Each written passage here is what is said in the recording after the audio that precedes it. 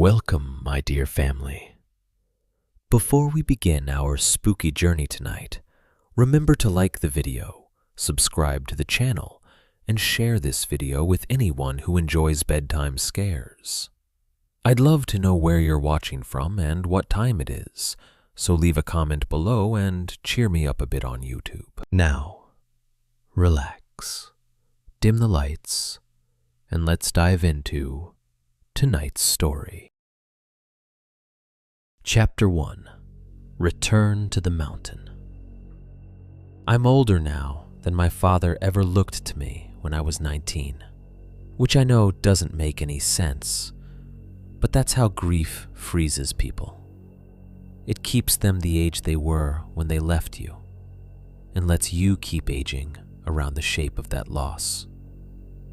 When I talk about my father now, most of the time I keep it simple. I say he died in late winter. I say it was sudden. I say there was the funeral, the casseroles, the folded flag, the paperwork, the silence afterward.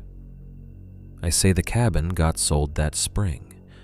What I usually do not say, what I almost never say straight, is that I went back up there alone before the sale went through, and that if I had known even a fraction of what was waiting for me on that mountain, I still might have gone. That's the part I've never been able to explain in a way that makes me sound sane.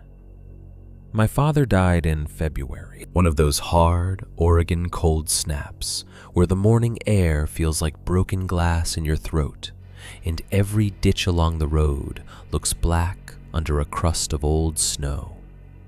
He wasn't sick. That was the worst part. There was no long warning, no slow goodbye, no chance to become the kind of son I probably should have been while there was still time. He just died. A heart attack in the middle of a weekday that had started like any other. By dinner, our lives had split cleanly into before and after. For my mother, the cabin was part of the after. She started talking about selling it almost immediately, not because she was heartless, but because she couldn't stand the thought of that place sitting there untouched, waiting for a man who was never coming back. The cabin had been my father's place in a way our house never was. He'd built half the shelving himself. He kept boots up there that never came home. There was always coffee in a dented tin, old hunting jackets on hooks, spare gloves drying by the stove. Even when he was in town, part of him stayed on that mountain. My mother knew it, and after he died, I think she hated the cabin for how much of him it still seemed to hold. She told me one evening at the kitchen table, in the tone people use when they're trying not to sound fragile, that a realtor had already been contacted. We need to let it go, Eli. I remember the sound the refrigerator made behind her more than I remember my own answer. That low compressor hum, the tick of the clock above the sink. Boone lying under the table, his muzzle on my boot. My mother looked exhausted in a way sleep couldn't fix. She was thinner than she should have been. There was a mug in front of her she wasn't drinking from. I just want one more trip, I told her, before strangers start walking through it. She closed her eyes for a second. I don't want you up there alone. I won't be alone. I'll take Boone. Even then, hearing myself say it, I knew how stupid that sounded. Boone was old. He'd been my father's hunting dog first, ours second, and age had gentled him into something that was more companion than protector. But my mother looked at Boone, then back at me, and something in her face softened. Not with agreement exactly, but surrender. 2 nights, she said. Maybe 3, if the road gets bad. I nodded too quickly, like she might change her mind. What I didn't say was that I wasn't going up there for closure. I didn't believe in closure. I was going because some stupid, hurt part of me believed that if I sat in his chair, drank from his coffee mug, smelled his old coats hanging by the door, maybe I could get close enough to the version of him I had already started losing long before they put him in the ground. A week later, before dawn had properly broken, I loaded his old Ford in our driveway under a sky the color of dirty steel. It was a 1998 F-150 with fading dark green paint, a crack in the dash, and a passenger side door that always needed a second shoulder check to latch. It smelled like old tobacco, even though my father quit smoking when I was 10, and underneath that, it smelled like wet canvas, dog hair, and the cold metallic tang that old trucks seem to keep forever. I put a case of cheap beer behind the seat, a grocery sack full of canned chili and soup on the floorboard, a bag of dog food in the bed, batteries, 2 flashlights, propane cylinders, a couple wool blankets, a toolbox, and the old deer rifle in its soft case. I threw in paper towels, jerky, bread, peanut butter, and 3 cans of coffee, even though there was probably already coffee up there. Grief makes you overpack for things. It convinces you that preparedness can keep something worse from happening. Boone watched all of this from the driveway, with the patient, worn-out expression of a dog who has seen enough human nonsense not to be impressed by any of it. He was black once, or close to it, but by then his muzzle had gone silver, and his joints had started showing in the way he climbed. When I finally opened the passenger door, he gathered himself, stepped up carefully, and settled in with a grunt like he was doing me a favor. "Yeah," I said to him, climbing behind the wheel. "Me too." The truck started rough, then steadied. The heater took forever to warm. I backed out while the house still looked asleep, even though I knew my mother was awake behind one of those windows, listening to me leave. The first stretch out of town was all familiar flat road and winter-burned fields, the kind of landscape you don't really see unless you grew up around it. Frozen ditches, wire fencing, skeletal cottonwoods, mailboxes leaning at angles like tired old men. I stopped for gas at a station off the highway, where the windshield squeegee water was half slush, and the woman behind the register called me honey, without looking up from her crossword. I bought a large coffee in a paper cup so thin it burned my hand, and 2 breakfast sandwiches wrapped in waxy paper. Boone got one of the sausage patties because my father always fed him pieces of his own breakfast, and some habits slide into you so early you don't realize they aren't yours.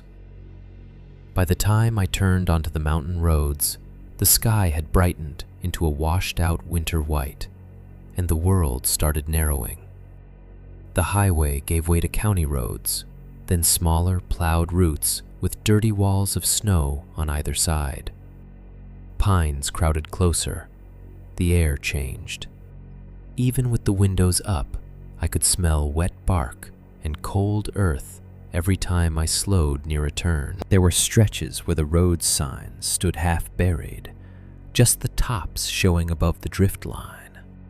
Curves ahead, chain-up area, scenic overlook, falling rock. The chains in the truck bed knocked softly every time I hit a patch of rough road. I knew those roads by memory as much as by sight. I had ridden them half asleep as a kid, with my forehead against the window, waking every now and then to see my father's hands steady on the wheel and the mountains opening ahead of us. I remembered one summer trip when he taught me how to gut a trout by the creek behind the cabin. I had been trying to act tougher than I was, pretending the slick warmth on my hands didn't bother me.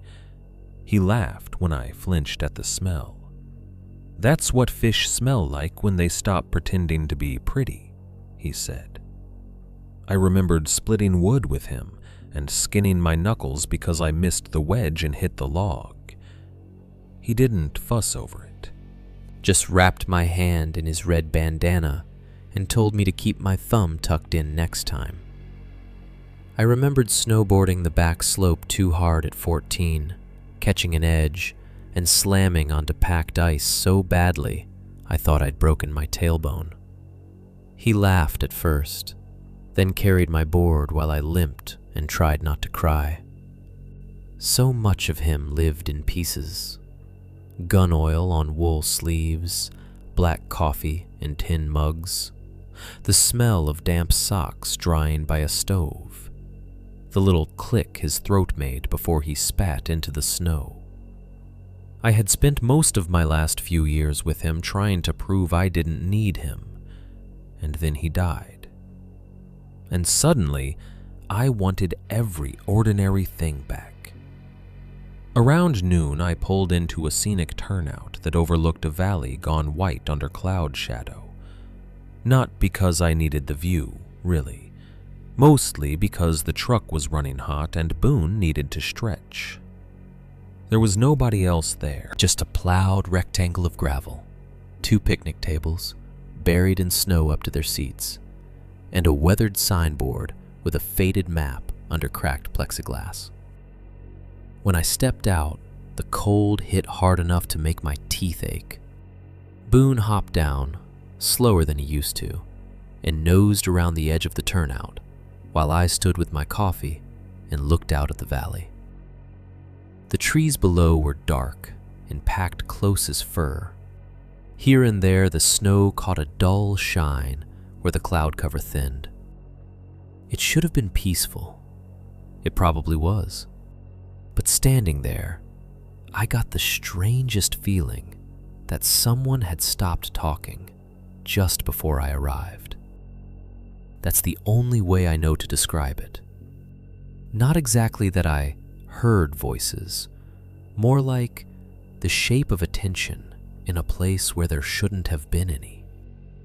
The skin at the back of my neck tightened. I turned once, slowly, scanning the tree line behind the signboard and the road curling empty in both directions. Nothing. Boone had gone still too, his head up, ears angled toward the woods. "You see a deer?" I asked him, and my own voice sounded thin. He didn't move. I stood there another few seconds, long enough to feel mildly stupid, then tossed the rest of the coffee into the gravel and climbed back into the truck. Boone got in after me, but not with his usual clumsy eagerness. He paused with his front paws on the floorboard first, looking out through the windshield as if trying to make up his mind. I told myself he was old. I told myself I was tired. I told myself grief had a way of making ordinary silences feel loaded. Then I drove on. The last miles took longer than they should have because the road narrowed and the snow got deeper in the shaded sections. The cabin road turned off from the county route with no sign but a post and half a reflector, and the plow had only come through once since the last storm. Branches bent low under snow on both sides, making the truck seem louder than it was. I had to downshift twice climbing the last grade. Boone stood up with his paws on the seat, peering ahead the way he always did when he recognized where we were going. And then the trees opened. The cabin came into view near dusk, and my first thought was not memory or relief.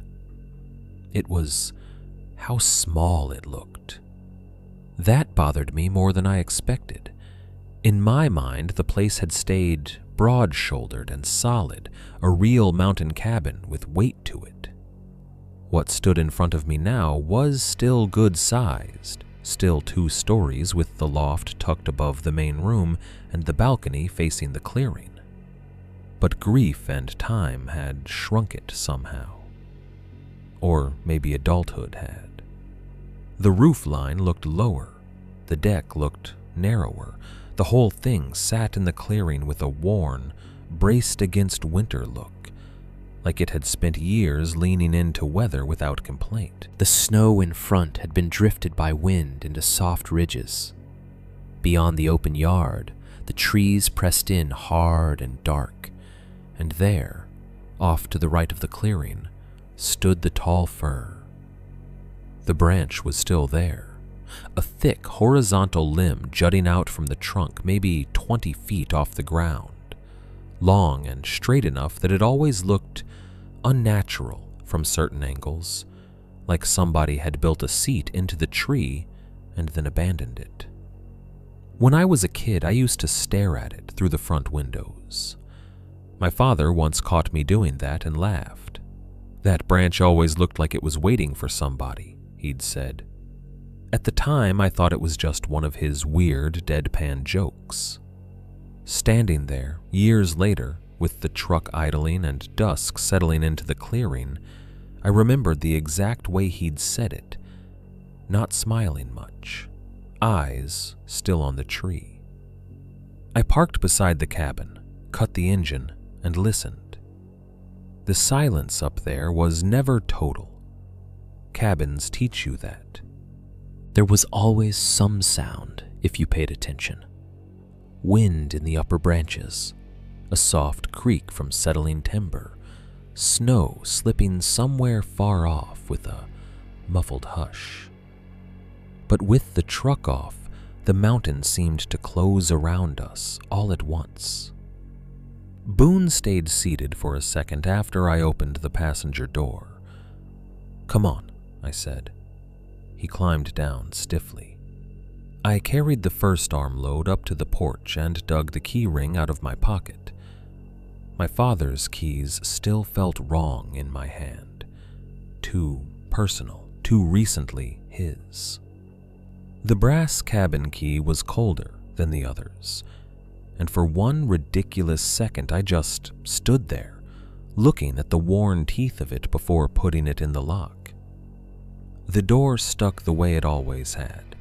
I had to shoulder it once and then again, harder, and when it finally opened inward, the smell came out all at once, trapped and preserved like the inside of a sealed box. Old wood smoke, wet boots, rodent dust in the walls, cold iron from the stove, damp wool that had long ago dried and then taken on the smell of the room around it. Underneath all of that was something faintly sour I couldn't place, not strong enough to be rot, not familiar enough to ignore. I stood there, breathing it in, hit by the sharp, stupid ache of recognition. Behind me, Boone came up the steps, reached the threshold, and stopped. He didn't bark, didn't growl. He just froze in the doorway, head low, staring into the dark cabin interior like he'd found something there before I had. For several long seconds, he would not come in. Chapter 1: Return to the Mountain. I had to nudge Boone with my knee before he finally crossed the threshold. Even then, he did it reluctantly, stepping over the doorframe one paw at a time, nose low, drawing in the air. His nails clicked once on the old plank floor. Then he stood just inside the entry, looking into the main room with the same uneasy stillness he'd had at the turnout.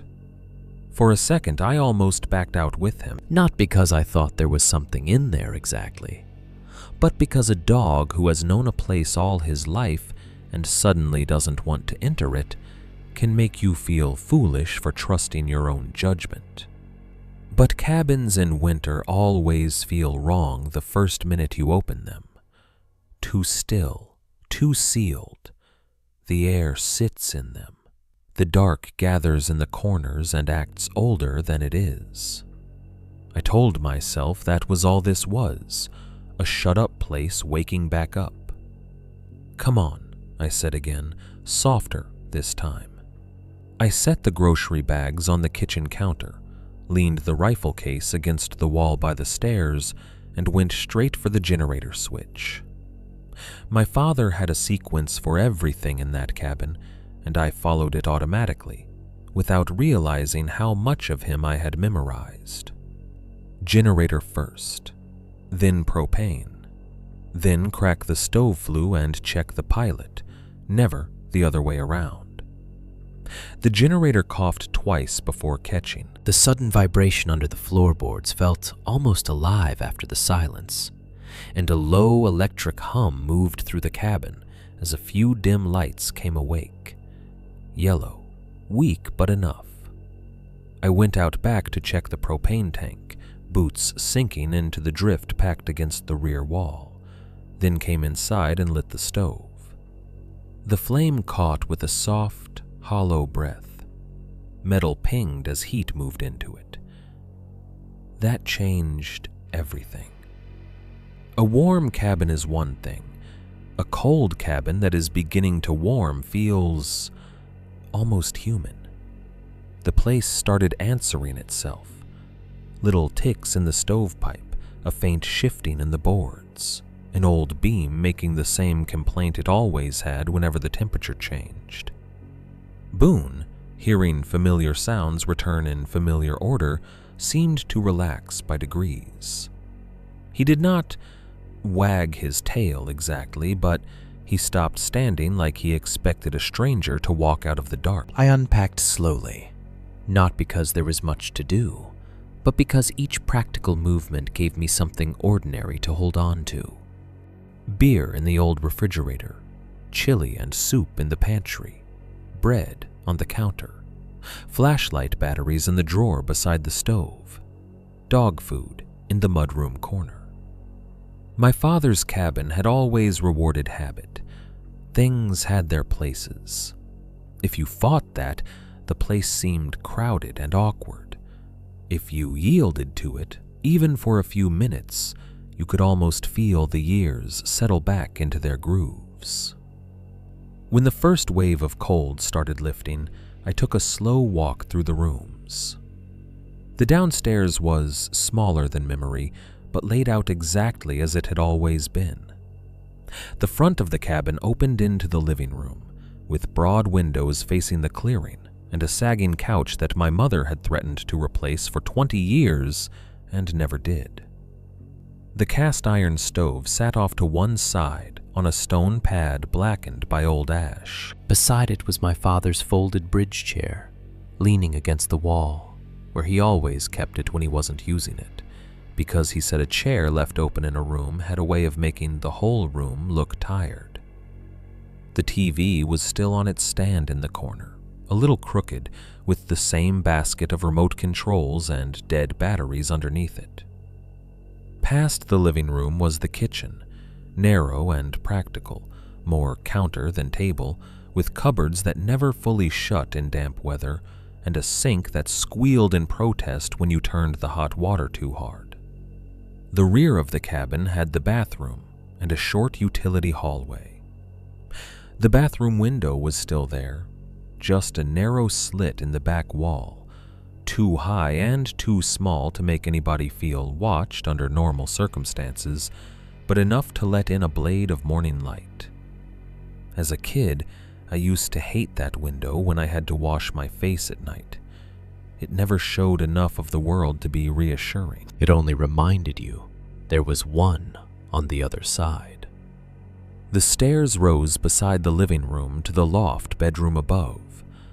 Up there, the ceiling came down low on the sides, and the bed faced the sliding glass door that opened to the balcony. My father had always liked that arrangement, because he could wake up and see the snow in the clearing before he even got out from under the blankets. My mother said it made her feel like she was sleeping in a watchtower. They'd said both things often enough that the room still seemed full of their voices when I stood there. I found the details I had expected, and some I hadn't realized I'd been expecting until I saw them. My father's cracked green mug was still on the shelf above the stove, handle repaired years earlier with adhesive that had yellowed around the break.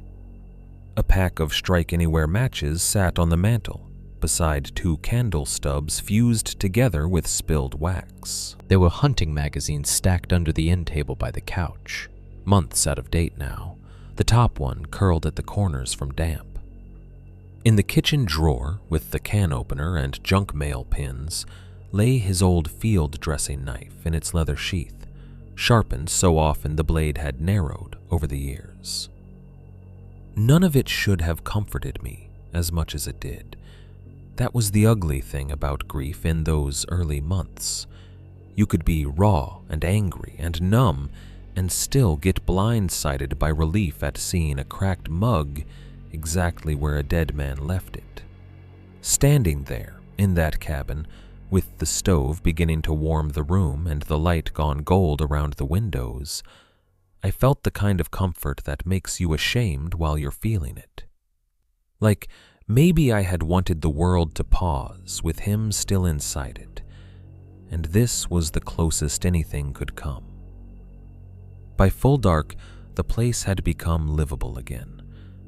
I fed Boone first. He ate more slowly than usual, but finished his bowl. Then I opened a beer, sat on the couch, and listened to the stove work. I had brought an old game console with me out of a kind of desperation I didn't fully admit to myself. My father and I used to waste weather-bound evenings up there that way when I was younger. Him pretending not to care much, while still talking trash every time he won. The TV took a few tries to recognize the input, and the controller stuck a little on the left trigger. But when the startup screen came on, and that familiar, thin electronic music filled the room, I laughed once, under my breath, before I could stop myself. Boone settled on the rug near the stove. I drank one beer, then another. Outside, the dark pressed against the windows in a way only mountain dark can, thick and depthless, without porch lights or passing headlights or neighboring houses to break it up. But inside it felt almost indecently normal. Warm light, mild dust smell, a game loading on the screen, the occasional hiss of beer when I tipped the bottle. I let myself believe, for a couple hours, that I had wanted exactly the right thing by coming back. When I finally went upstairs, I expected the first real wave of loneliness to hit hard. It did, but not the way I'd imagined. It wasn't dramatic. It was just the silence that comes after you turn off the TV and the room stops pretending to be full of other people. I brushed my teeth at the little sink, glanced without thinking at the narrow bathroom window, and saw only my own reflection smudged in the glass. Then climbed to the loft, with Boone behind me. I slept better that first night than I had slept at home in weeks. I don't mean deeply. I woke once to the cabin settling, and once because Boone shifted and bumped the bed frame. But I slept. Real sleep, the kind that pulls you under hard enough for dreams to go thin and unimportant. When morning came, pale and clean through the curtain edges, I felt groggy instead of wrecked, and that alone seemed like proof I'd done something right. The next day was almost peaceful, in a way that now feels cruel in hindsight. Morning in fresh snow has a brightness that can make even ugly things look honest. The clearing outside the cabin blazed white enough to hurt my eyes until clouds moved over and softened it. I made coffee that tasted vaguely of old metal because of the cabin pot. I heated canned soup for lunch and ate it standing at the counter, watching Boone nose around the drift line near the porch.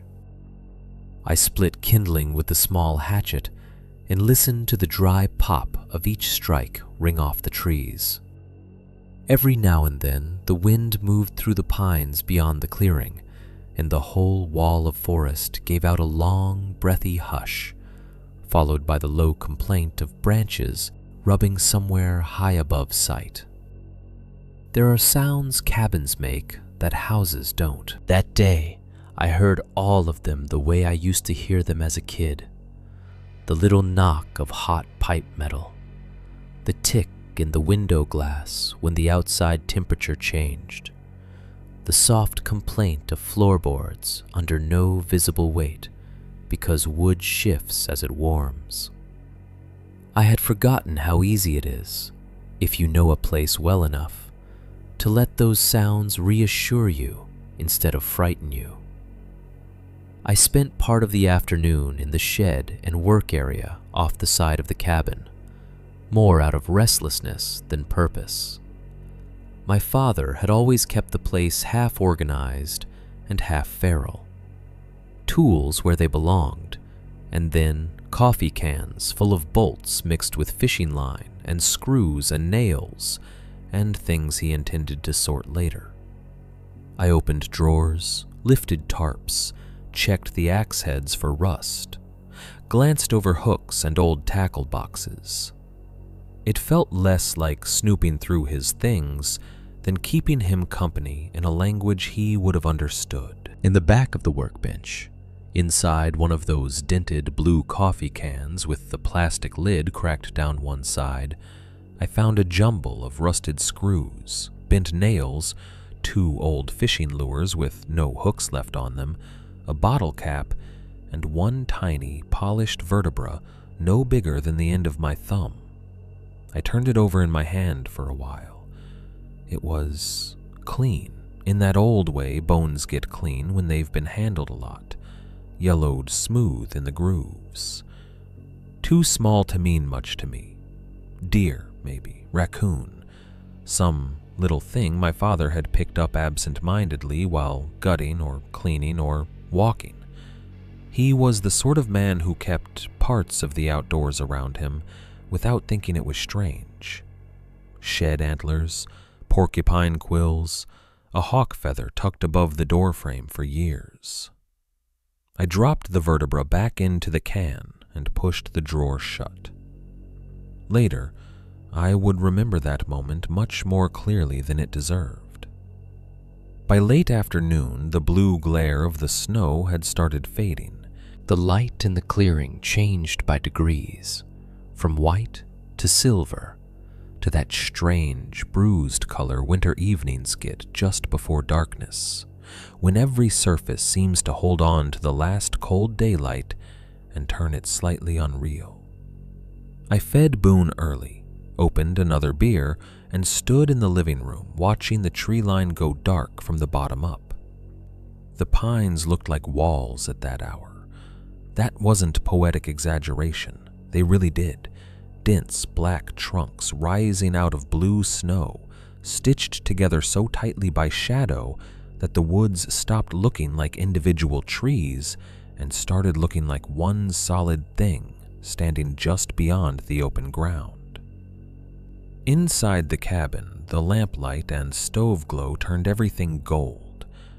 Outside, the clearing gave way to blackness with almost no middle ground at all. Yellow cabin light against black woods. A picture postcard if you were warm enough and stupid enough. Boone was lying by the front windows when he lifted his head. At first I thought he'd heard a branch crack, or caught scent of a deer crossing somewhere beyond sight. Then he stood, walked closer to the glass, and fixed his attention so fully on one point out in the clearing that I felt my own shoulders tighten before I even followed his gaze. He was looking toward the tall fir, toward the sitting limb. He didn't bark. That would have been easier. Instead, he gave a low, uncertain growl, the kind dogs make when they are not yet committing to fear, but have stopped trusting what they're seeing. It was a sound I had almost never heard from him. I stepped closer to the glass. What is it? The limb was just a limb, dark against the darkening sky, thick and horizontal and empty as far as I could tell. Maybe a squirrel, maybe a bird, maybe Boone smelled something that had been there minutes earlier and was gone now. I told myself all the obvious things because the obvious things were available. "Probably a deer," I said, though my throat had gone a little dry. Boone did not stop staring. After another few seconds, I reached over and pulled the curtain shut. The movement felt oddly abrupt, almost rude, like interrupting someone. Boone looked at me, then back toward the hidden window. But when I called his name, he came away from it and lay down again, though not fully relaxed. I finished my beer. I checked the lock on the front door for no real reason. Then I turned on the TV for background noise, but kept one eye straying toward the covered windows, annoyed at myself for it. By the time I went upstairs, the cabin had settled into that pocket of warmth and isolation that can feel either safe or cut off, depending on what kind of mind you bring to it. Mine, by then, was still mostly calm, tired, sad in the low-grade way that had become normal, a little embarrassed by how much the dog had gotten under my skin. In the loft bedroom, I undressed in the cold strip between the stove's fading warmth and the sliding balcony door. I left the curtain mostly closed, but not perfectly. There was a narrow sliver where the fabric didn't meet, just enough to show one angled slice of the clearing outside. I was halfway into bed when movement, or what I thought was movement, caught my eye.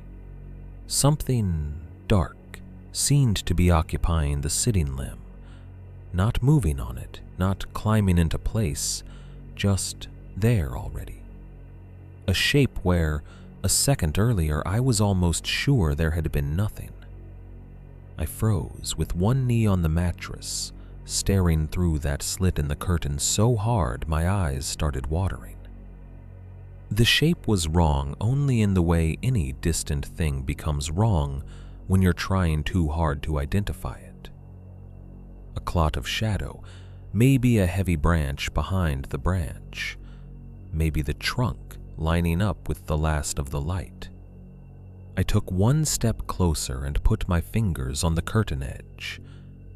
Then I pulled it back. The limb was empty. Nothing on it. Nothing beneath it. Just the tree, the fading blue snow, and the woods behind it, thick and black and uninterested. I stood there a few seconds longer than I needed to, then let the curtain fall closed again, and got into bed feeling faintly stupid.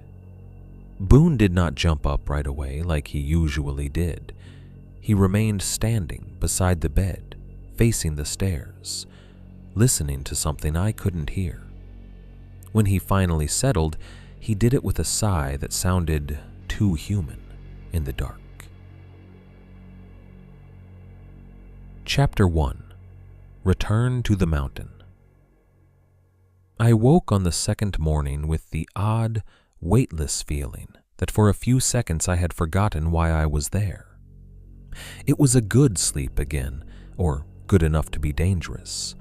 The kind that lets grief loosen its grip just long enough for you to open your eyes and think you're 15.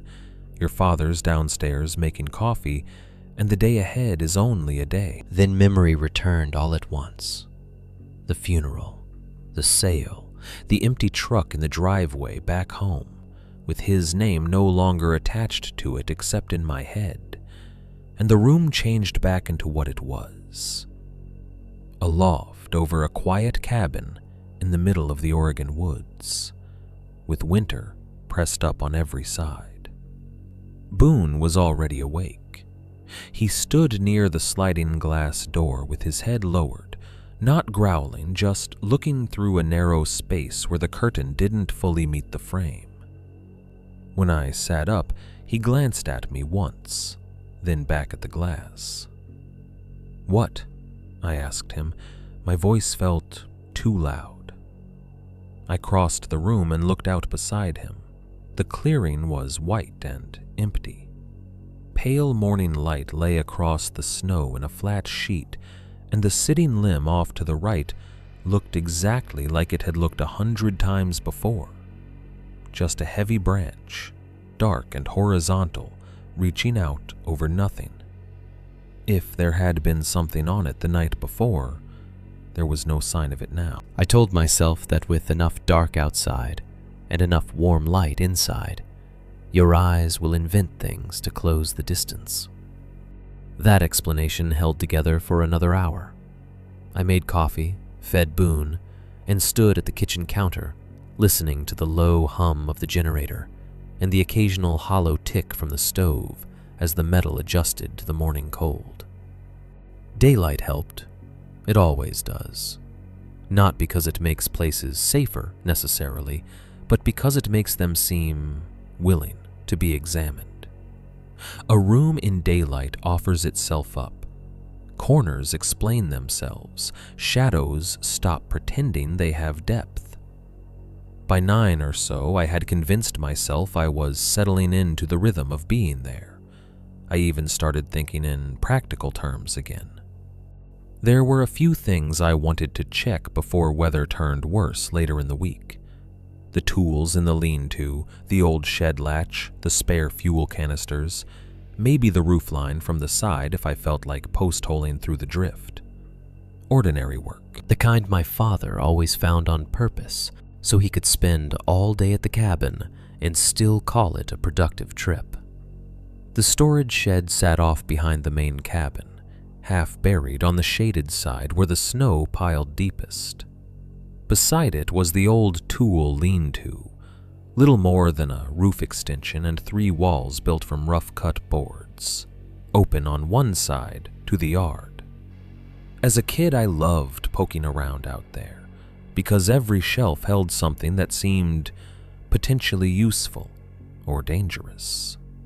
Hatchets, coffee cans of nails, rusted trap springs, old fishing tackle, propane lantern mantles in torn boxes, spare chains, antlers, animal feed, a broken vise, lengths of cable. It was the kind of clutter boys mistake for treasure because it suggests adults have private knowledge. Boone followed me halfway there, then veered off toward the edge of the clearing, nose down in the snow. The shed door stuck with frost, and I had to shoulder it open. The smell inside hit me almost as hard as the cabin had. Old plywood, mouse droppings, oil, mold, damp canvas, and something sweet rotten that turned out to be a bait bucket with a snapped lid tucked behind a stack of feed sacks. I swore, kicked it aside, and opened the shed wider to let in more light. The place was exactly the sort of mess I expected. Antlers hung from nails on the wall. There were mold-stiff tarps folded into shapes that no longer resembled tarps.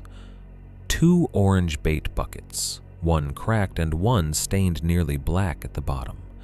Snow chains, a broken camp chair, a gas can with duct tape on the handle, a cardboard box of old shotgun shell boxes, empty except for loose brass and dust, a tackle case, a rusty come-along winch. My father had kept everything because in his mind every object remained one future use away from proving itself worth saving.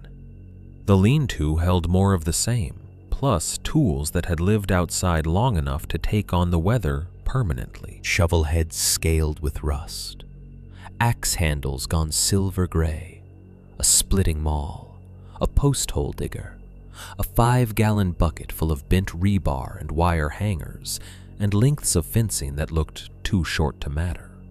I moved things around for a while, mostly because the movement felt familiar. That was when I found the trunk. It was shoved behind a stack of feed tubs under the deepest part of the lean-to roof, where wind-blown snow had drifted in but never fully settled on it. Old metal-bound footlocker, army green once maybe, though age and rust had made the color hard to trust. It had a padlock on it that looked newer than the trunk itself. That stopped me for a second. My father had cabinets in the cabin he never bothered locking, and drawers full of ammunition any idiot teenager could have gotten into if he'd wanted. He wasn't a man who believed much in securing things from his own family. So seeing a locked trunk tucked that far back among junk gave me a little pulse of curiosity strong enough that I forgot whatever mild intention I'd had of respecting his privacy. I dragged it out into better light, wiping grime from the top with my glove. The padlock had surface rust, but not enough to make me think it had been there for decades. I looked around for a key on some shelf or peg, and not finding one, went back into the shed for a hammer and flat pry bar. The lock gave way easier than I expected. I remember actually smiling when it snapped, because in that moment I still thought I was about to uncover something normal and almost sentimental. Old gear, maybe. My father's first scope. Hunting licenses. Stacks of maps. Some version of him preserved in objects I could sort through and understand. There were maps. That was the first thing I saw when I raised the lid. Folded topo maps and photocopied property plats. Some in clear sleeves, some loose and softened at the corners. Under them was a coil of thin wire, reddish in spots from age. Then, several bundles of faded red cloth strips cut to nearly the same length and tied with rubber bands gone brittle.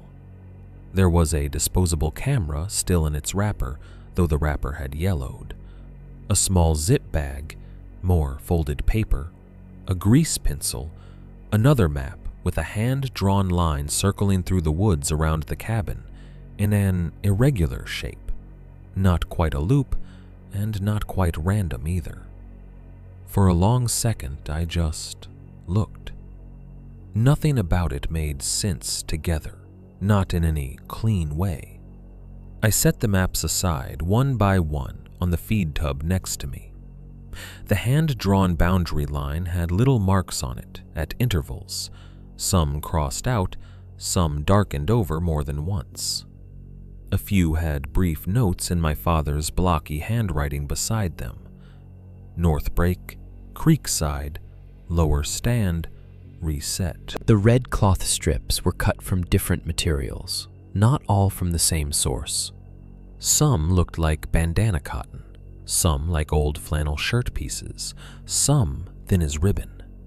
The coil of wire was the kind you could use for hanging trail markers, or snares if you were mean enough, or a dozen other practical purposes. The disposable camera bothered me for reasons I couldn't explain. It implied documentation, intention. Then I picked up the zip bag. Inside were 2 tiny bones and a folded, yellowing note. At first I thought the bones were animal phalanges, or maybe pieces from some small skeleton my father had found and pocketed for no reason. But when I slid the note out and unfolded it, I felt something in me tighten, without yet knowing why.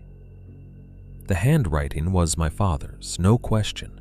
Thick pen pressure, cramped capitals, the way he wrote like he was annoyed paper existed at all. It said, "If any of these are down, put them back before dark." I read it twice, then a third time. That was it. No explanation, no list, no date, just that one instruction. I looked back at the bones in the bag. 2 small finger bones, or what I then thought might be finger bones. I had enough vague experience from hunting and cleaning animals to know they weren't vertebrae. Too long for that. Jointed wrong. Tiny, yellow-white, unsettlingly human-looking once the idea occurred to me. I told myself they probably weren't human. I told myself the note and the cloth and the map could still all be something practical. Property markers, trail tags, boundary warnings for hunters crossing land they shouldn't. Maybe my father tied red cloth in the woods where fence line or access line got hard to see under snow. Maybe these meant the markers. Maybe the bones in the bag had nothing to do with the note. Maybe he'd used the nearest bag to hold the paper because he was being my father and not organizing like a sane person. That explanation was flimsy, but it was available, and I took it. I sat back on my heels in the snow and looked again at the hand-drawn loop around the cabin. There was a logic to it, if you squinted. The line followed the ridge on one side, dipped toward the creek cut on another, widened around the front clearing, narrowed behind the cabin where the trees crowded closest. Property management, I thought. Old mountain habit, a way of keeping track of a perimeter. Men like my father loved making systems in the woods, especially if those systems let them feel in charge of a place that was never really theirs. I was still telling myself that when Boone started barking. Not the occasional sharp alert bark he used for squirrels or deer. This was frantic, full-throated, repetitive. The sound of a dog who has found something wrong and cannot make it right by himself. I dropped the note. Boone! He barked again, closer now, from the front side of the cabin. I shoved the map back into the trunk without folding it properly, left the rest of the contents exposed, and ran around the cabin through snow deep enough to grab at my boots. Boone was in the clearing, 30 or 40 feet out from the porch, hackles up, barking toward the ground and then toward the tree line and then back toward the house, as if all three places mattered at once. What is it? I followed his line of sight and saw the tracks. They cut across the front clearing in a long, shallow arc, emerging from the woods to the left of the cabin where there was no road, no path, no reason for anyone to come through. Fresh, crisp-edged, no snow drifted into them yet. They did not head toward the porch or driveway. Instead, they crossed the open space in a curve that seemed to avoid the cabin while still acknowledging it, then passed around the side toward the rear. I moved closer without thinking. The tracks were wrong. That is the clearest and most useless description I can give you. They were just footprints, and yet the shape of them rejected every label I tried to put on them. Too long to be an ordinary barefoot print in proportion to their width. Too narrow through the midfoot. The front impressions spread into distinct toe-like marks, but not in a way that made me think clearly of shoes or boots or even human feet. There was a splayed quality to them, as if whatever made them distributed weight differently than I expected. And they were deep, deep enough to suggest something heavy, but not heavy in the blunt, boot-packed way a large man would leave. Boone stopped barking long enough to whine. I glanced back toward the woods they had come from. The tree line there looked unchanged, dark, packed, still. If somebody had walked out of it moments earlier and crossed the clearing, they should have been visible, unless they were behind the cabin now. The cold on my face suddenly felt sharper. I followed the tracks. Not because I was brave, mostly because there is a brief window in fear where you think movement will keep panic from settling. Action feels protective. I moved alongside the prints rather than stepping in them, skirting the edge of the cabin, my heartbeat loud enough that I could feel it in my gums. Boone came with me at first, then hesitated near the corner and let me go a few steps ahead. The tracks continued around the side wall, still not approaching the structure directly. They kept a distance of maybe 10 or 12 feet in most places, as if whatever made them had been circling with deliberate room to spare. I passed the kitchen window the rear utility wall, the narrow bathroom slit window set high in the back wall above me. Then halfway around the back, I stopped. There was a place where the snow had been compressed and partially melted. Not from heat exactly, but from repeated pressure or long contact. The shape there was not a neat footprint. It was a standing place, a patch where something had remained long enough to change the snow beneath it. The edges had softened and refrozen. The center had gone slightly gray, where underlying debris had mixed through. I looked up. From that exact spot, there was a direct line of sight to the upstairs bedroom. Not to the whole cabin, not just to the roofline, specifically to the loft window and the sliding glass door beyond it. I felt a strange, immediate reluctance to turn my back on that patch of snow, as if by identifying it, I had also stepped into whatever attention had once occupied it. Boone had stopped behind me. He was not barking now. He stood stiff-legged, staring first at the depression in the snow, then up toward the loft, then toward the woods beyond the rear slope. I crouched and held my glove near the softened patch without touching it. The cold air there smelled like snow and bark and the faint mineral dampness of shaded ground. Nothing else. Nothing useful. Still, I straightened too fast, suddenly sure I had spent too long with my head lowered. The rest of the tracks continued around toward the front, but I didn't follow them any farther. I already knew enough to feel my stomach hollowing out. Back under the lean-to roof, the trunk sat open where I had left it. The red strips of cloth looked different now that I had seen the tracks. Less like homemade trail markers, more like something private. Repeated. Maintained. The note in my father's handwriting had not changed, but reading it after seeing those prints in the clearing made the words feel narrower and more urgent than they had a few minutes earlier.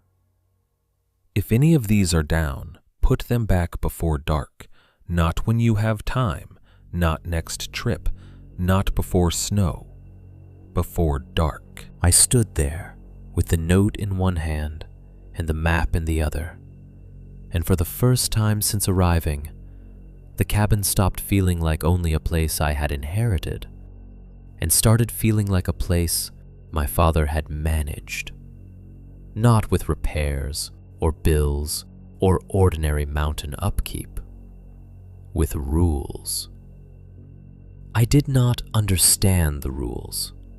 I still had enough denial left in me to think there was probably some explanation buried under all this that would make me feel embarrassed later.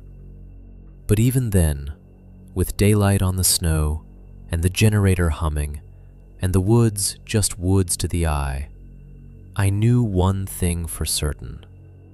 My father had hidden this trunk for a reason. And whatever reason he had never mentioned a word of it to me.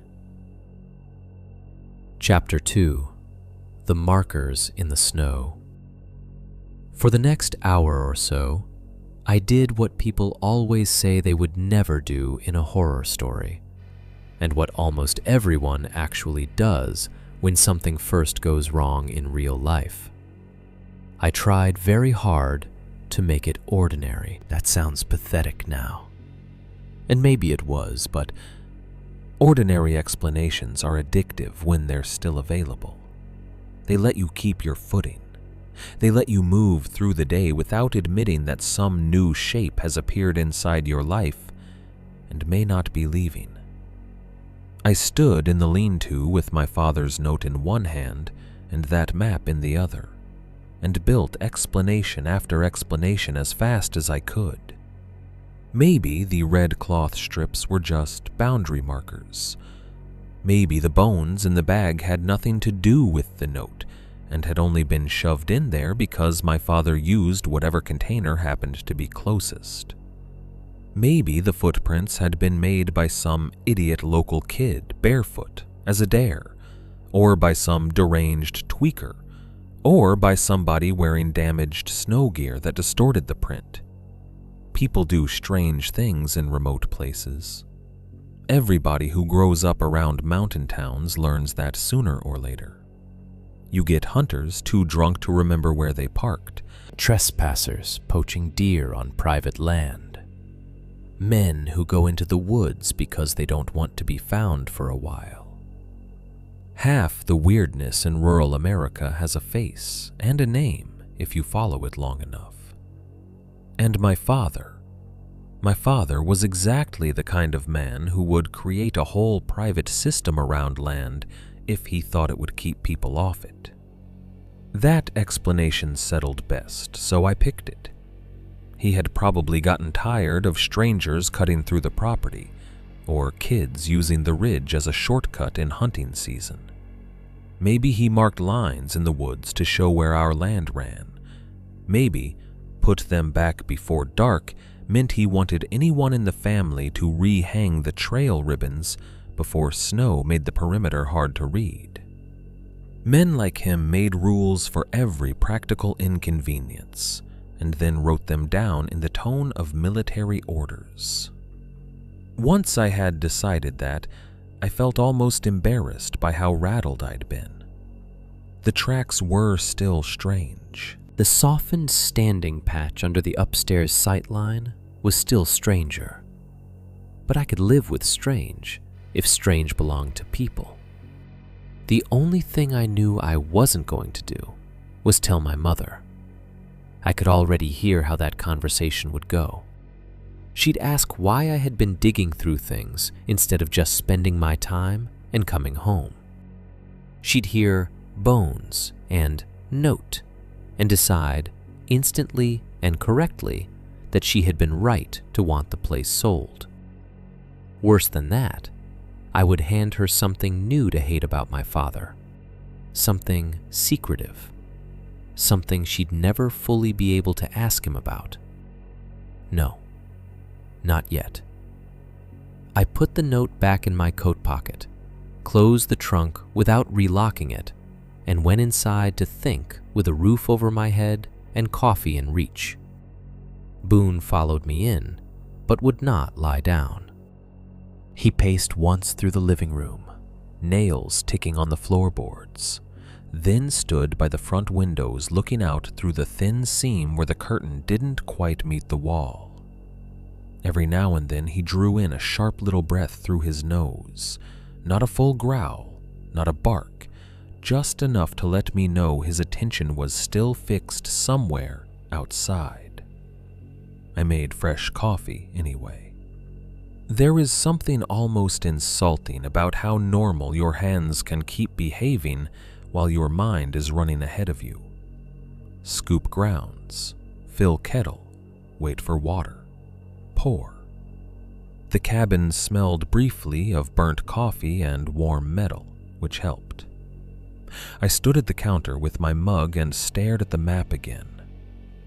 The boundary line my father had drawn did not match the property line exactly.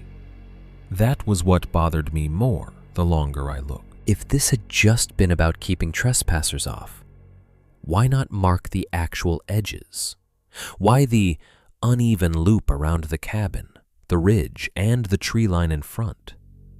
Why the notes? Why hide all of it in a locked trunk under junk? I folded the map back up before I could keep asking questions I wasn't ready for. Then I made a decision that felt practical enough to hide its real purpose from me.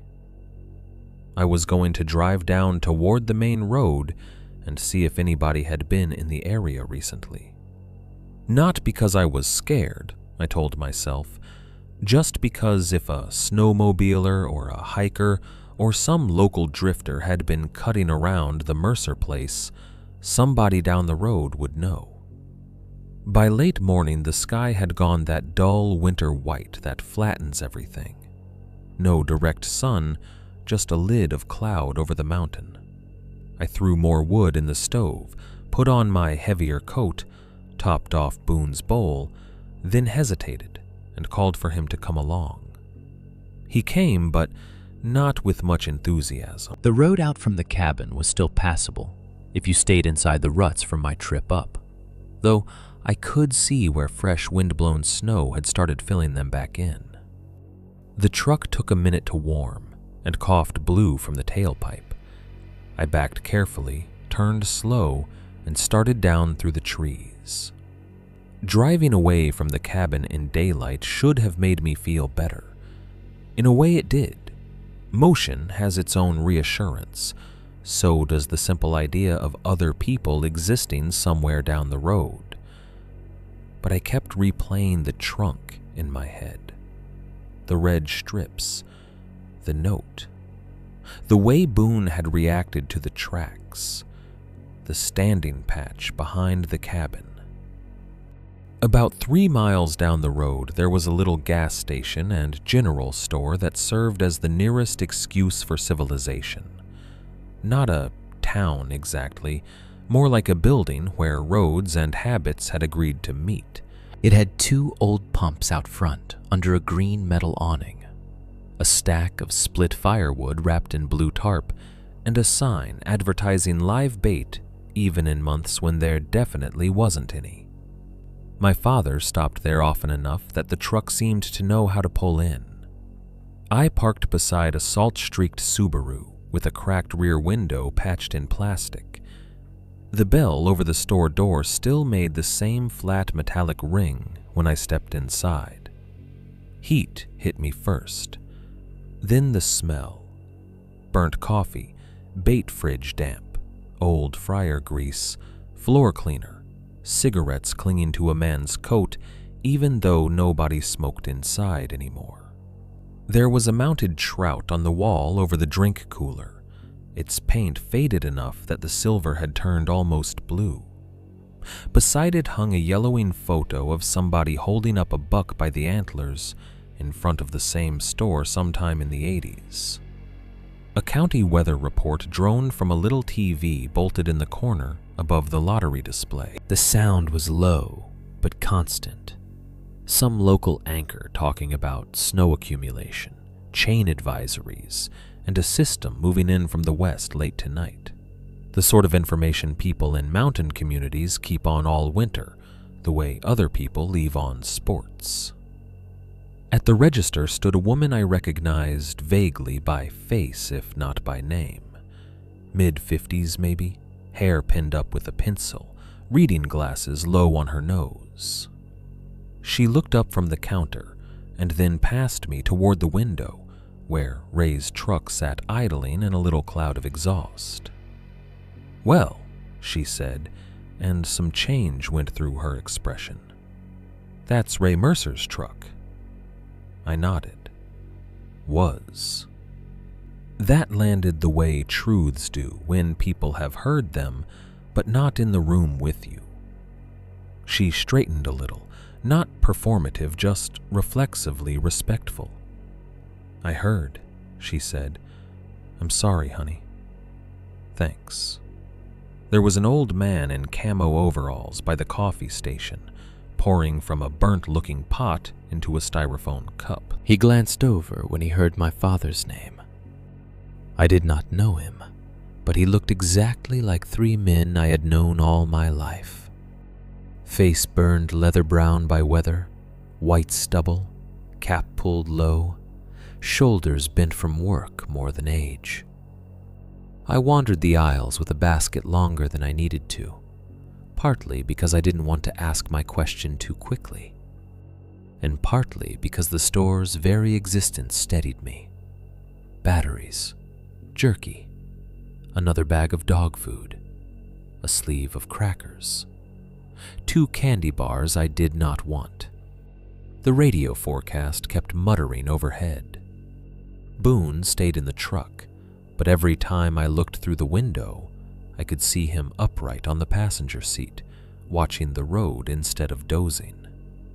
When I finally brought my things to the counter, I tried to ask casually, "You seen anybody up around the Mercer place lately?" I said. "Any snowshoers, maybe?" Kids messing around? The woman had been reaching for the batteries. Her hand stopped on the cardboard pack. That was the first thing I noticed. Not fear, not even surprise, just stillness. "What kind of kids?" she asked. I shrugged. I found some tracks crossing the clearing. Weird ones. Behind me, the old man set his coffee down with a soft tap. The clerk looked toward him once, then back at me. "Road behind your place doesn't stay empty after dark."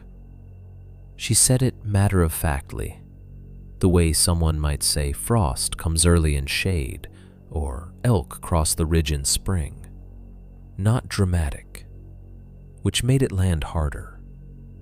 I gave a short laugh because that was the only available response if I wanted to keep the room normal. "That sounds ominous." She didn't smile. "Just saying folks don't usually stop up there after sundown unless they've got a reason." "Hunters?" "Not this time of year." I thought about asking what she meant by that, but the old man in the camo overalls turned toward me fully before I could. "Did your father leave the ribbons up?"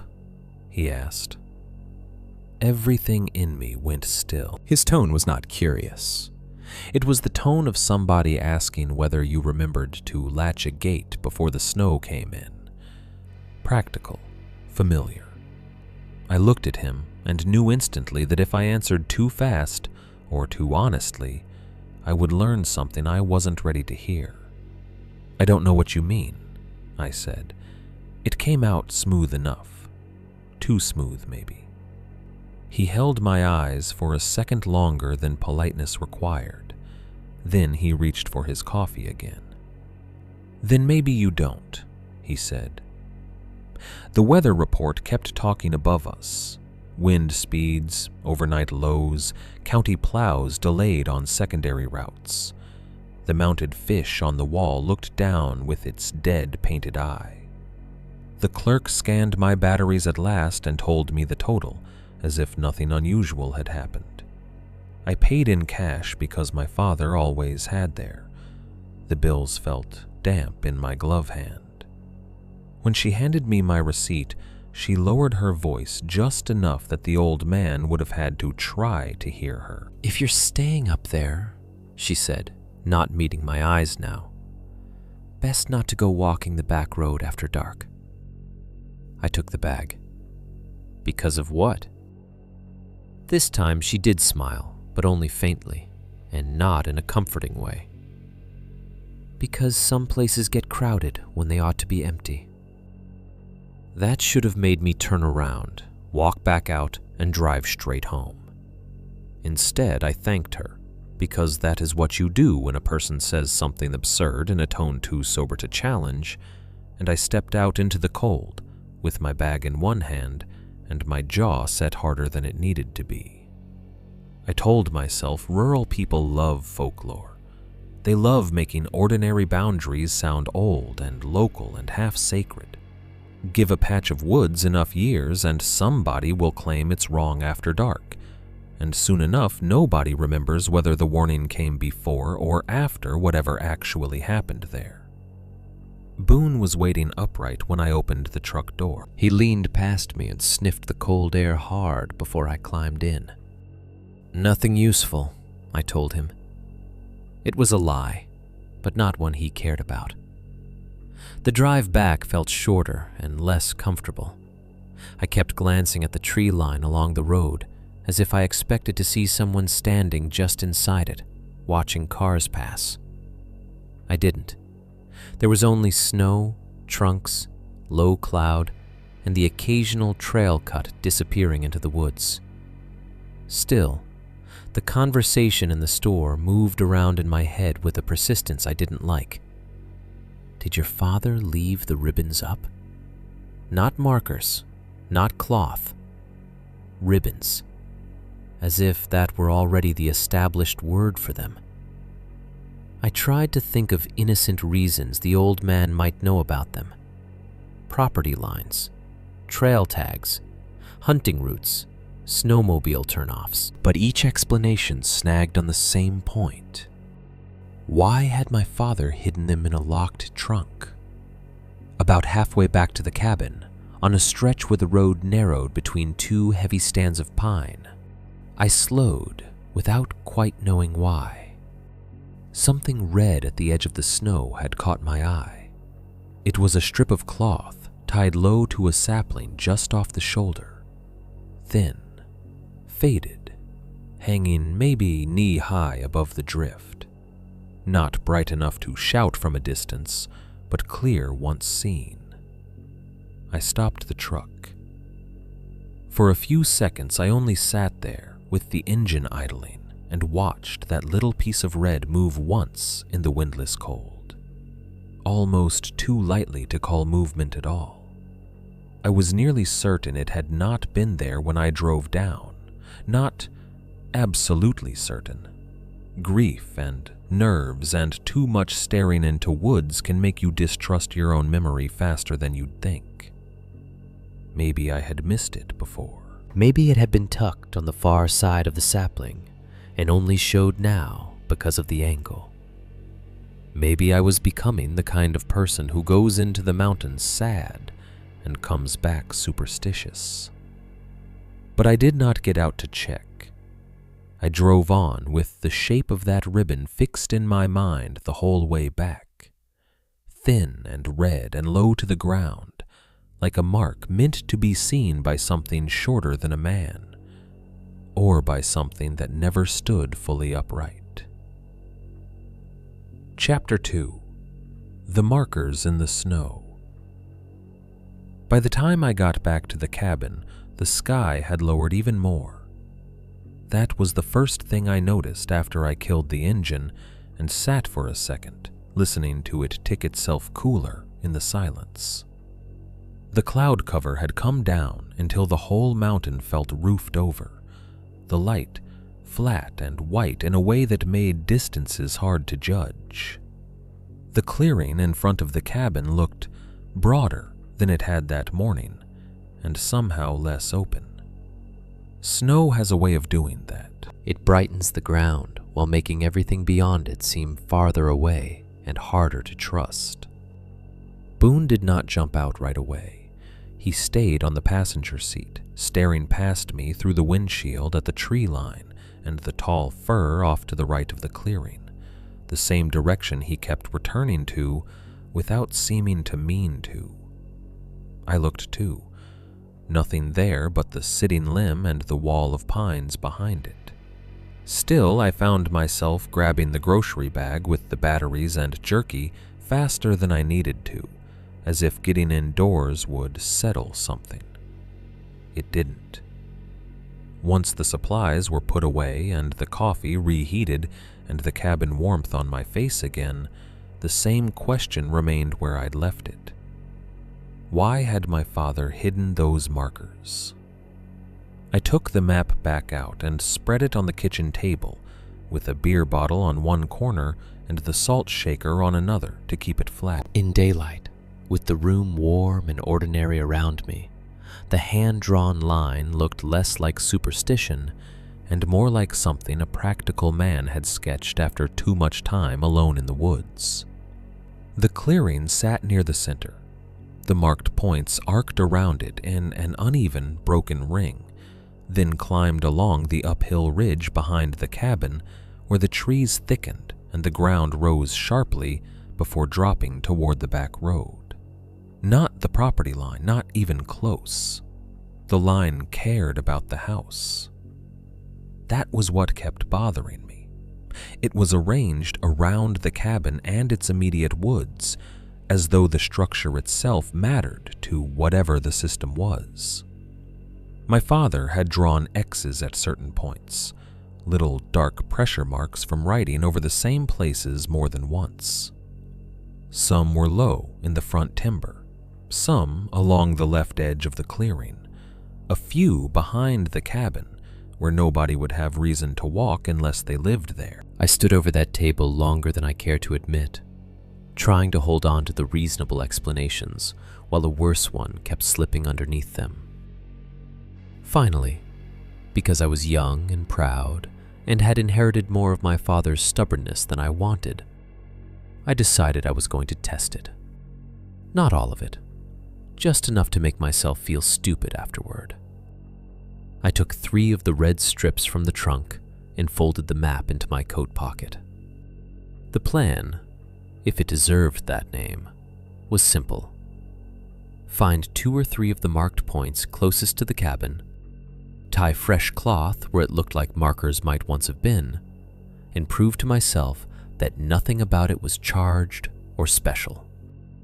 A private system only stays eerie as long as you leave it untouched. Once you participate in it, and nothing happens, it becomes rope and fabric and old man habit again.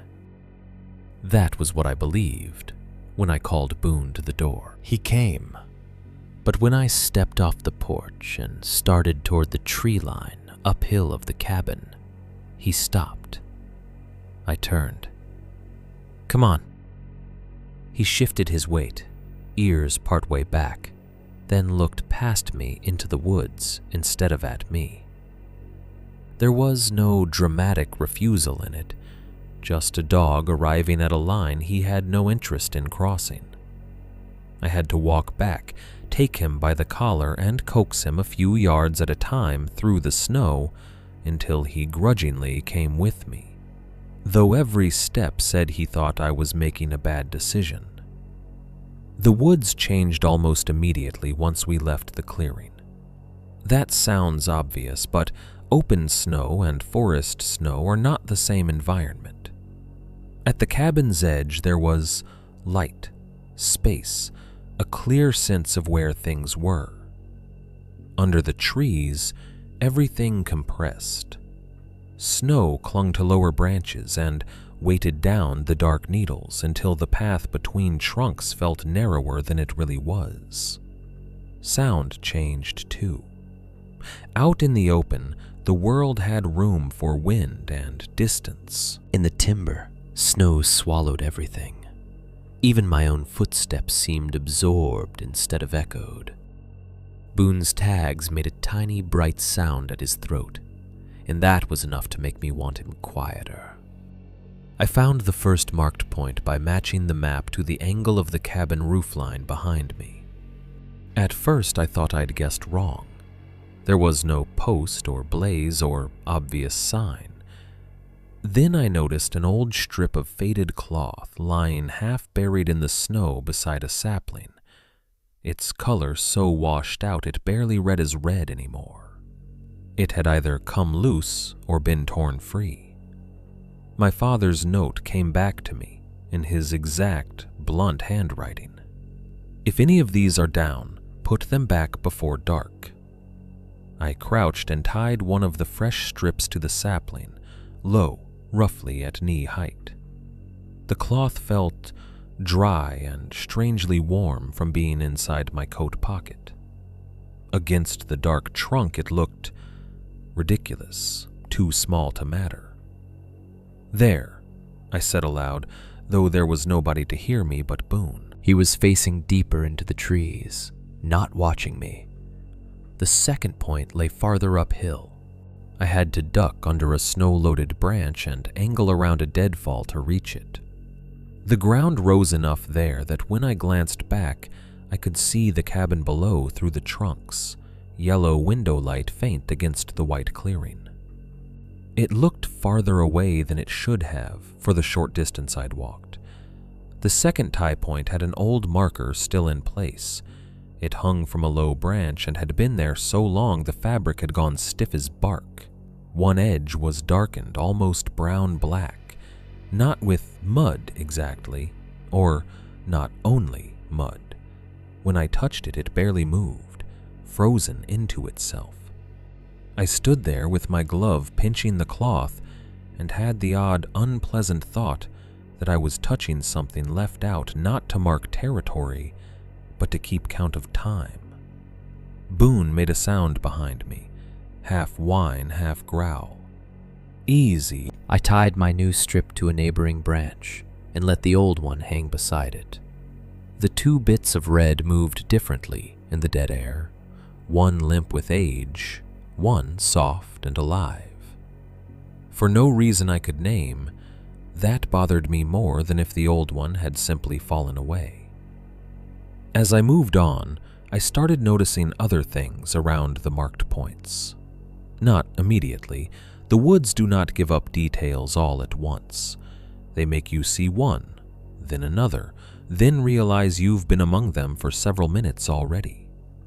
Near the third tie point, half hidden under the edge of a log, lay a rabbit jaw, clean and small and almost delicate except for the teeth.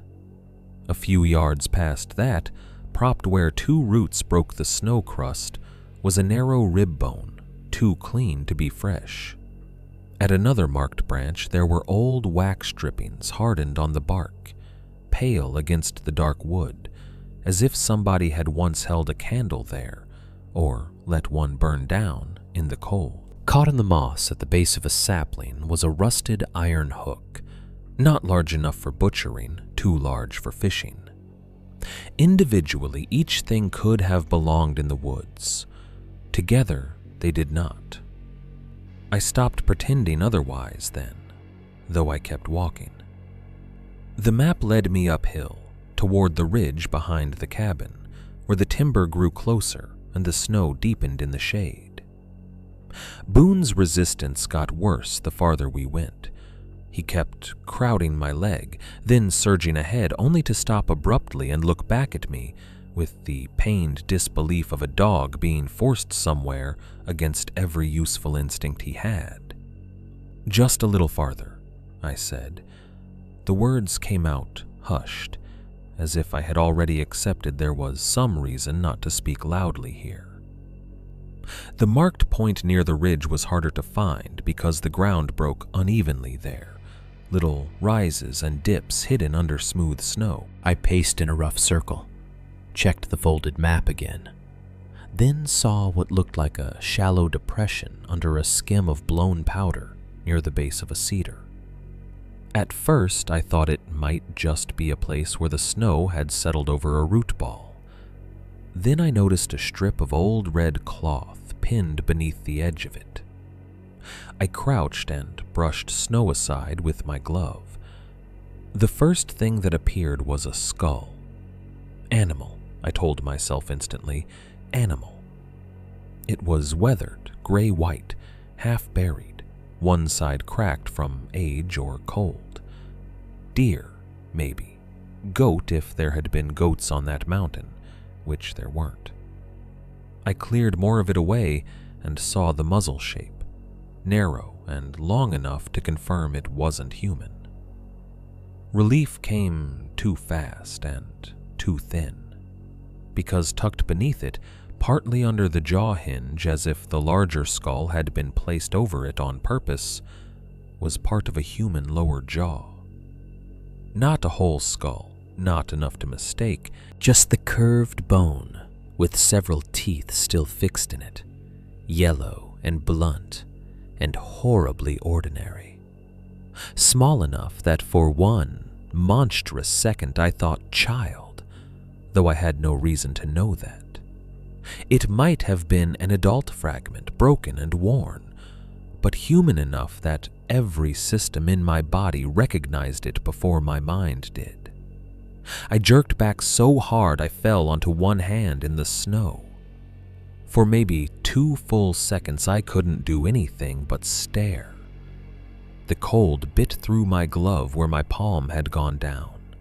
Boone was barking now, sharp and frantic, but from a distance that seemed wrong. I had the insane feeling that sound itself had stepped back from me. Then came the tapping. 3 slow knocks on a tree behind me. Not branch against branch, not something falling through the canopy. 3 distinct taps, evenly spaced, wood on wood, close enough that I felt them in my shoulders before I turned. I spun so fast I nearly slipped. Nothing. just trunks, snow-draped understory, the gray suggestion of the ridge through tightly packed timber. No movement, no person, no animal, no place for anything large to have hidden in the half-second since the sound. I listened until my ears rang with the effort. Nothing again. Then Boone yelped, not barked. Yelp gasped, the sound a dog makes when something has startled him at the level of his nerves instead of his courage. I looked in time to see him bolt downslope between the trees toward the cabin, legs punching wildly through the snow as if distance were the only idea left in him. Boone! I grabbed for the map in my pocket, forgot it, left the red cloth strip in the snow, and ran after him. Running in deep snow through timber is less like sprinting and more like falling forward repeatedly with purpose. Branches slapped at my shoulders, hidden dips took my footing. I could hear Boone crashing ahead of me, the desperate sound of him enough to keep me moving. Behind and to my left, something else began moving too. I did not see it. What I heard was pace. That is the only word that fits. Not random movement in the woods, not the separate noises of some animal startled into flight. Pace. Something matching my route through the trees at roughly my speed, staying offset behind me as though we were on opposite sides of a wall I could not see. There would be 3 or 4 impacts in the snow and brush, then silence while I stumbled and gasped, then movement again exactly when I regained stride. Once it sounded close enough that I flinched sideways, expecting breath at my shoulder. I still did not look directly toward it. Fear does strange arithmetic. Some part of me must have known that if I turned and saw a man, I would have to do something. If I turned and saw an animal, I would have to understand it. But as long as whatever kept pace with me remained just out of sight, I could continue moving toward the cabin with the excuse that I was not yet certain. The trees thinned all at once. I burst from the timber into the clearing so fast I overshot the porch path and nearly went to one knee. Boone had already reached the front steps and wheeled there, barking at the woods with his body low and forward. The cabin windows burned yellow behind him in the late afternoon gloom, and I have never in my life loved the sight of a building more. I turned then. At first I saw only the tree line and my own harsh breath clouding in front of me. Dusk had thickened while I'd been in the woods. The snow glare had begun going blue, that dead, cold color it takes in the last usable light. The pines stood black and vertical, close packed as prison bars. For one heartbeat I thought maybe I had outrun nothing. Maybe terror had simply dressed the forest in meaning and sent me crashing back to shelter like a fool. Then my eyes went to the tall fir, to the sitting limb. There was something on it, high above the ground, stretched or crouched along that horizontal branch, was a shape, too still to identify cleanly before the failing light swallowed its edges. Not obviously human, not clearly anything else, just a density where empty space should have been, occupying the limb with the ease of something that had known it longer than I had. I stared. Before I could decide whether I was truly seeing it, dusk pulled one more shade over the clearing, and the thing on the limb became only darkness among darkness. When I blinked, it was either gone or hidden so perfectly I could no longer separate it from the tree. Chapter 2. The Markers in the Snow. I did not run back into the woods to check the branch.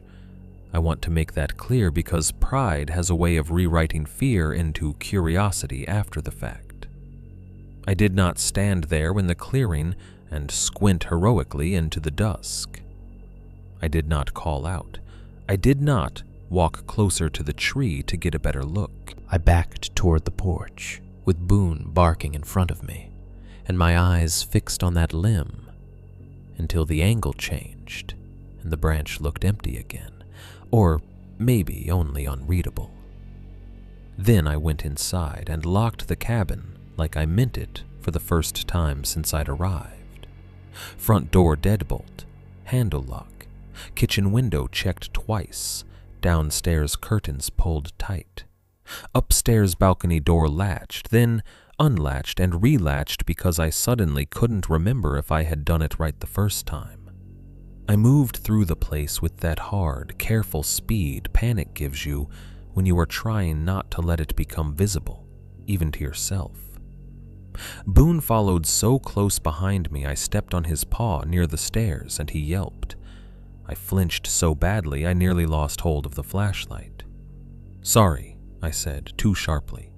He did not leave my side after that. I brought the deer rifle upstairs and leaned it within arm's reach of the bed. Until then, it had mostly been cargo, just another cabin object in a place full of them.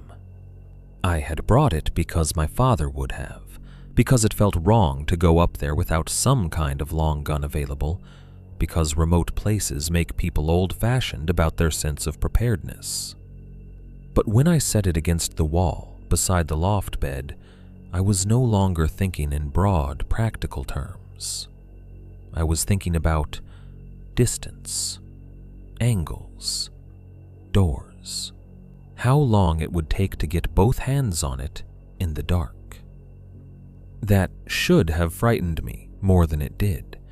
Instead, it calmed me for a few minutes.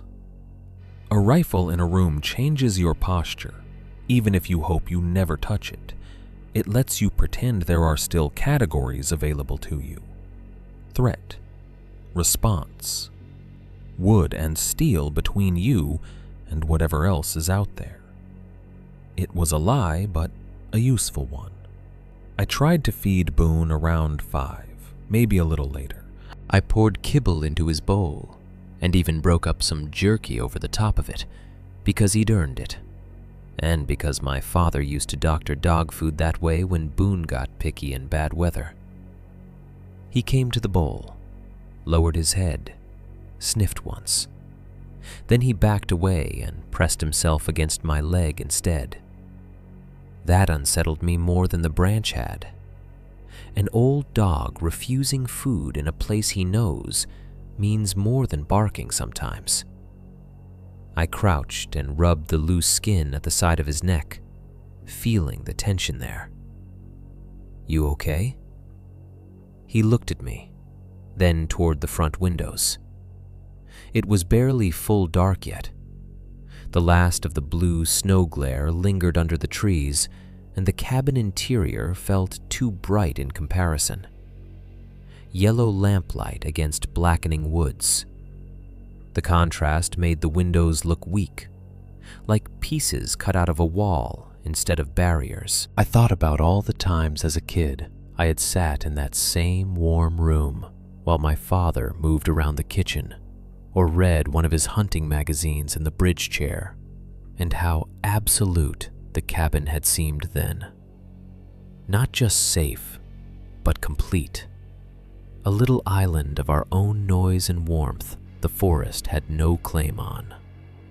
That memory hurt more sharply than I expected. I sat on the edge of the bed upstairs after Boone refused his food and took my phone out, mostly by reflex. No signal, of course. There hadn't been any since halfway up the mountain.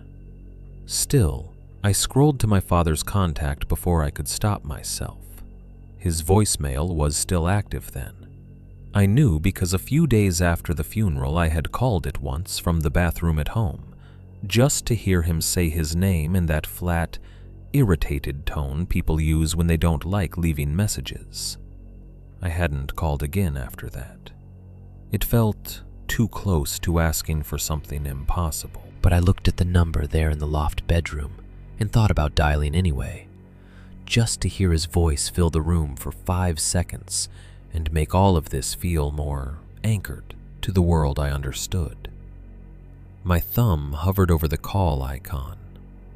Then Boone made a low sound in his throat, and I locked the screen instead. Outside, night came down fast. Mountain dark in winter does not arrive gradually once the sun is gone. It closes. 1 minute the clearing still has shape and depth. The next, the tree line has become a single black mass, and everything beyond the windows looks like distance without content. The wind picked up, somewhere high in the pines, enough to send a long, dry hush over the roof. The cabin answered in its familiar ways, a beam ticking, the stove settling, the occasional soft complaint of old glass. I told myself to listen to those sounds for what they were and not to load them with meaning. For a while, that worked. I kept the downstairs lights on, and the loft lamp too. I sat on the bed with the rifle across my knees, not pointed at anything yet, just held the way you hold an object to justify having brought it close. Boone lay on the floor beside me, rather than getting up on the bed like he normally did. His body stayed tense, even when his eyes half closed. Every so often, his ears twitched independently towards some sound below. I do not know exactly what time the first step came. There is a point in fear where minutes stop behaving like units and become weather instead. It had been dark long enough that the windows showed only my own dim reflection. I had almost convinced myself that whatever I'd seen or imagined on the branch would stay in the category of maybe forever. Then Boone lifted his head. Not all at once, just a slow, deliberate rise. Chin coming off the floor, ears forward. I held still. A second later I heard it. One step on the roof. I did not understand it at first, because my brain tried so hard to turn it into something else. Branch shift, snow slide, ice settling. But no branch grows out over that part of the roof, and snow doesn't land with rhythm. This was a single impact, above and slightly behind me, directly overhead in the loft, solid enough to vibrate faintly through the timber. Then another. Then 4 more. 6 slow, deliberate steps crossing the roofline above the bed. Heavier than branches, lighter than a man in boots on dry wood. But bipedal in the way rhythm tells the truth before thought can interfere. 2-beat spacing, weight transfer, intentional pace.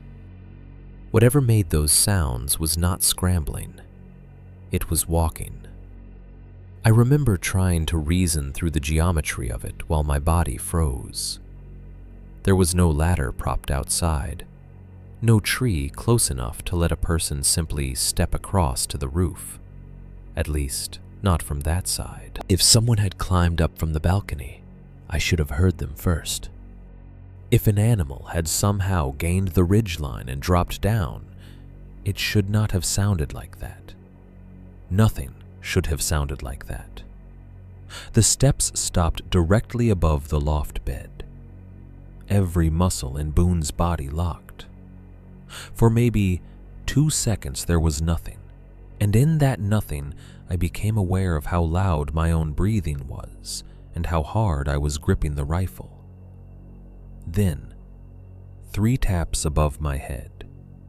Not heavy enough to be pounding, not random enough to be settling. 3 distinct knocks spaced evenly from the roof immediately overhead. Boone began to whine. It wasn't loud, but it was the most frightened sound I had heard from him in years. He pressed against the side of the bed, eyes up, as if he could track the thing through the ceiling by sound alone. I stood too quickly, shouldered the rifle, grabbed the flashlight, and forced myself down the stairs one careful step at a time. The house looked different when I reached the main floor. Same furniture, same stove glow, same drawn curtains. But the shape of the rooms had changed, because now the ceiling was not part of the structure. It was the underside of wherever something was. I swept the flashlight first toward the front windows, then the kitchen, then the hallway to the rear bathroom. Nothing. No broken glass, no movement inside. Boone crowded the stair landing behind me so tightly I could feel his breath against my calf. The narrow bathroom window at the back of the cabin drew me next, though I can't say why. Maybe because it was the weakest looking opening in the whole place. Maybe because from there, anything standing close would be near enough to hear me breathe. The beam of the flashlight found the window and held. For a second, I saw only dark glass and the faint reflection of the hall behind me. Then I noticed the moisture. There was fogging on the inside of the pane, not across all of it, just one elongated patch near the middle, beaded and beginning to run in thin lines, as if something warm had recently pressed close enough to change the cold surface. I knew what the cabin temperature was. I knew that glass. I knew that kind of condensation did not appear there on its own in that shape. Before I could do anything with that thought, a tap sounded from the front of the house. Sharp, small, glass. I turned so fast the flashlight beam skipped wildly across the hallway and kitchen wall. Another tap came, this time from the front door window. Not a bang, not knuckles hammering, just one neat contact, like a fingernail or a bone or the end of something hard touching the pane. Then silence. I stood there, waiting for the next one from the same place, because that is how doors work. That is how visitors work. But the next tap came from the right side wall of the cabin instead, farther down, dry against wood. Then from the kitchen window, then from the rear wall near the bathroom. The sound began moving. At first it was spaced out enough that I thought maybe there were two sources, wind and nerves, an animal and my fear, some combination. But within less than a minute, the pattern became unmistakable. Tap at the front, pause. Tap on the side wall, pause. Tap at the rear, pause. Another at the opposite side. The thing outside was circling the cabin. It was not trying windows to see which were weak. It was not throwing itself against the door. It was not desperate, clumsy, or hidden. It was showing me the perimeter. That realization slid into place so coldly and so completely that I actually lowered the flashlight for a moment and just listened. Once I understood it, the whole behavior changed shape. The pauses were too measured, the route too complete. It moved all the way around, then began again. Front, right wall, rear, left side, front. A circuit. Boone would turn his head each time before the sound came, tracking it around us. Sometimes he gave a low moan. Sometimes he just stared. I backed into the living room and took position where I could see the stairs and most of the main floor at once, then sat in my father's bridge chair because it put the rifle at the right height and because some old frightened child part of me thought sitting where he always sat might make me harder to reach. The tapping continued. I do not know how many circuits it made that night. a dozen at least, maybe more. Once or twice it paused long enough that I thought it had left, and the silence that followed was somehow worse because I understood by then that I would hear it again. Fear gets changed by repetition. The first shock gives way to something heavier and more humiliating. You begin waiting in advance. Your body learns the pattern before your mind wants it to.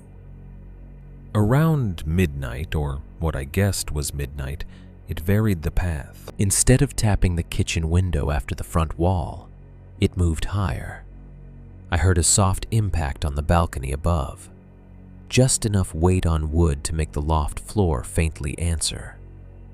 Then, one tap on the upstairs glass. I stared up at the dark ceiling, not moving. The next tap came from the rear wall downstairs again, as if it had only gone up there to remind me the second floor existed.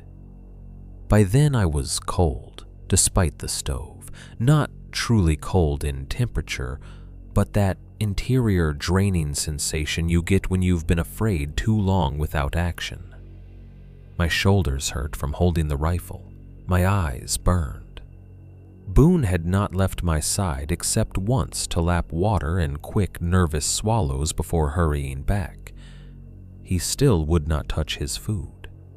There were stretches when the wind rose and the cabin's own sounds almost covered the circuit, and during those moments I could pretend for 5 or 10 seconds that I had imagined the whole thing. Then the tapping would return from a new angle with the precise patience of a hand on glass, and the fantasy would die again.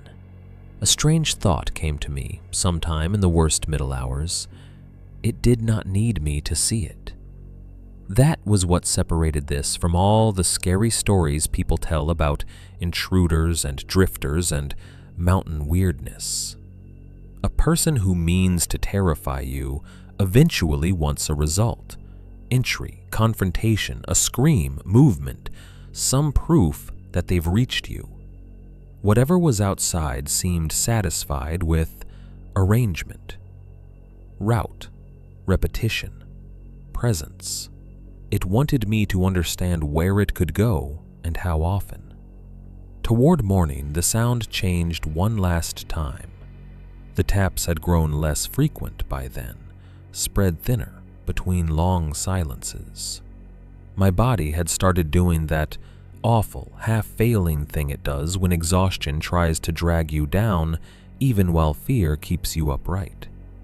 I had not fallen asleep, but the edges of the room had gone dull and dreamlike. Then from upstairs, directly beside the loft bed, came a slow, dragging sound across the balcony door.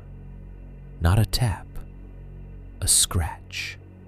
Light, deliberate, like fingernails being drawn over glass, just hard enough to be heard, not hard enough to mark.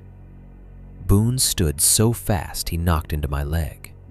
The scratching went from one side of the door to the other in a single, unhurried pass, then stopped.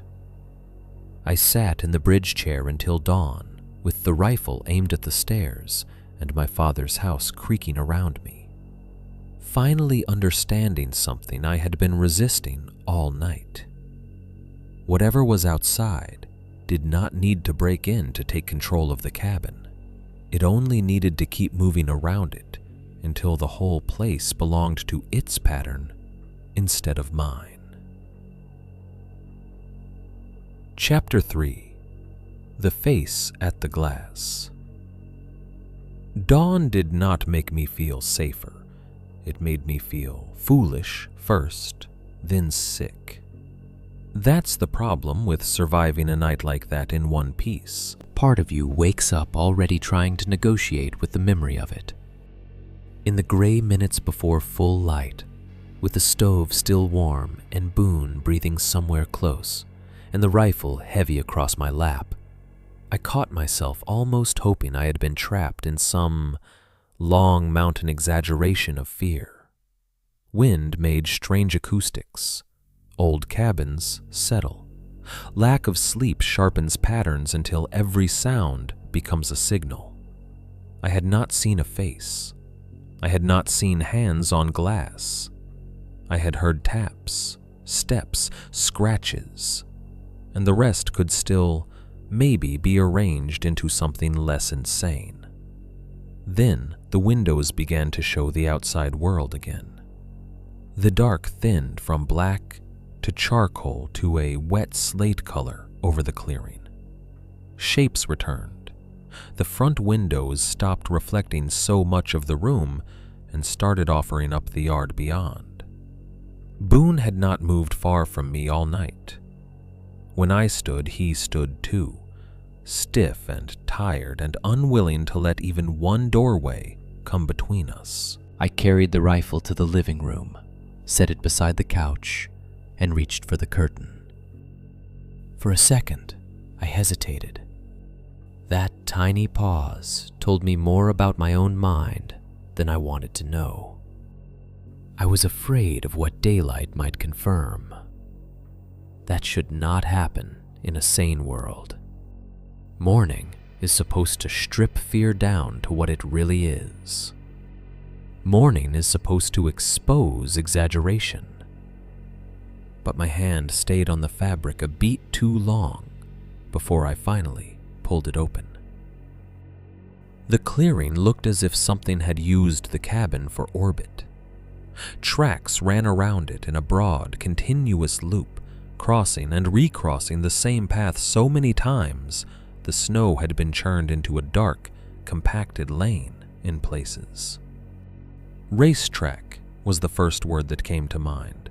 Stupid and childish and exactly right. The prints were most visible where they passed closest to the front porch. Long, narrow impressions with those same wrong toe-like marks at the front. But even where the individual shapes blurred together, the route they formed was unmistakable. A wide circle around the house. Then another. Then another. Not random wandering, not an approach and retreat. Pattern. I stood with the curtain still in one hand and followed the line of the tracks with my eyes, until my stomach turned cold all over again. There were marks on the balcony too. From the angle of the front room, I could see the drift built up below the upstairs railing and the dark weathered boards beyond it. Snow had blown onto the balcony in thin patches during the night, and those patches had been disturbed, dragged through, compacted, broken by weight. At one corner there was a clear print pressed into the snow crust near the railing.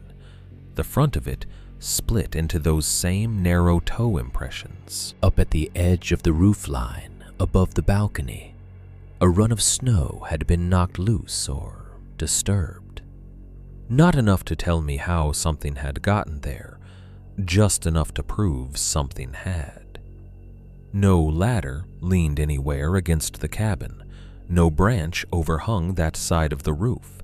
No sane human route presented itself. Boone brushed past me and went straight to the front door before I could stop him. I opened it with the rifle slung awkwardly in one hand, and the cold hit me so fast my eyes watered. The air smelled different from the day before, sharper, as if the temperature had dropped overnight and held there. Boone descended the steps, head low, moving along the edge of the packed track with the care of a dog reading bad news. I followed more slowly. Seeing the prints up close in daylight did not help. If anything, it made them worse.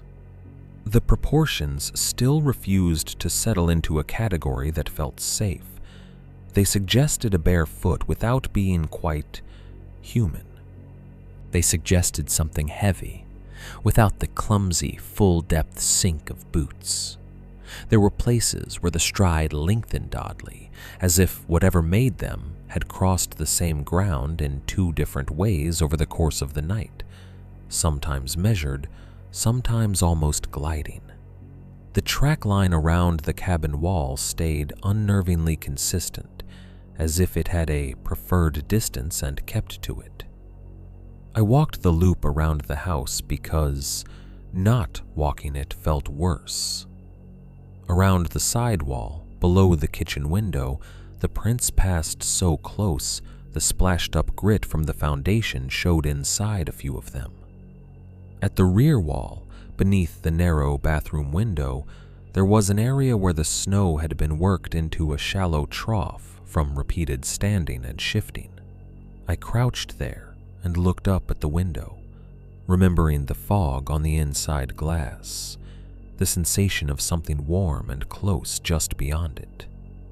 My hand tightened around the flashlight without my permission. Then Boone made a choked, ugly sound farther down the wall.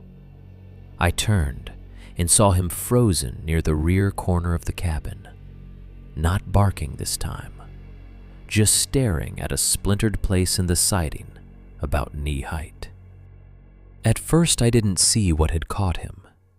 Then I took 2 steps closer and wished I hadn't. Something dark had clotted into the torn wood where a splinter stuck outward. Blood, almost black in the cold, dried thick around the edges and still a little tacky looking at the center where it had gathered in a small lump. Tangled in it were a few coarse black hairs, or strands of fur, too dark to be Boone's and too stiff-looking to belong to any clean domestic thing. The smear ran downward in a line that had frozen as it fell. I stared at it longer than I should have, trying to fit even this into something survivable. If it bled, I thought, if it left hair, then this was physical. The thought did not comfort me the way it should have. Physical only matters if the thing doing the bleeding belongs to rules you understand. I took out my phone and started photographing everything. The prints, the balcony, the roof edge, the clotted blood and hair on the splinter, the rear standing patch below the bathroom window, the packed lane around the front. It felt absurd because there was still no signal and no one to send them to, but it was the first useful behavior my body had offered me since the previous evening. Documentation, evidence, the ordinary modern impulse to trap an impossible thing inside rectangles and timestamps. A few of the photos came out sharp. Others blurred strangely despite my hands being steady enough by then. In one shot of the rear wall, the blood looked almost brown instead of black. In another, the print nearest the siding seemed shallower than it had looked to my eye. I told myself that was angle and morning glare and a mediocre phone camera. But I took extra shots anyway. Inside again, I went to the kitchen and tried the old wall phone my father kept for cabin emergencies. The line had always been unreliable in storms, but there had been years when it still worked often enough for local calls. I picked up the receiver and heard nothing. Not static, not hiss, just a dead, blank absence that somehow felt more unnatural than noise would have. I jiggled the cradle, checked the cord, tried again, then carried the dead receiver in my hand for several seconds before setting it down harder than necessary. I looked at the front windows, looked at Boone, looked at the truck through the curtain slit. Leave now, some part of me said. The road was still there. The truck still started. The thing had not broken into the cabin, had not blocked the drive, had not done anything that physically prevented me from loading Boone and getting off that mountain while daylight held. I should have left right then. I know that in the flat, clean way you know mistakes only after living past them. But fear and panic do not automatically produce action. Sometimes they do the opposite. They flood you with so many ugly possibilities at once that standing still feels like strategy.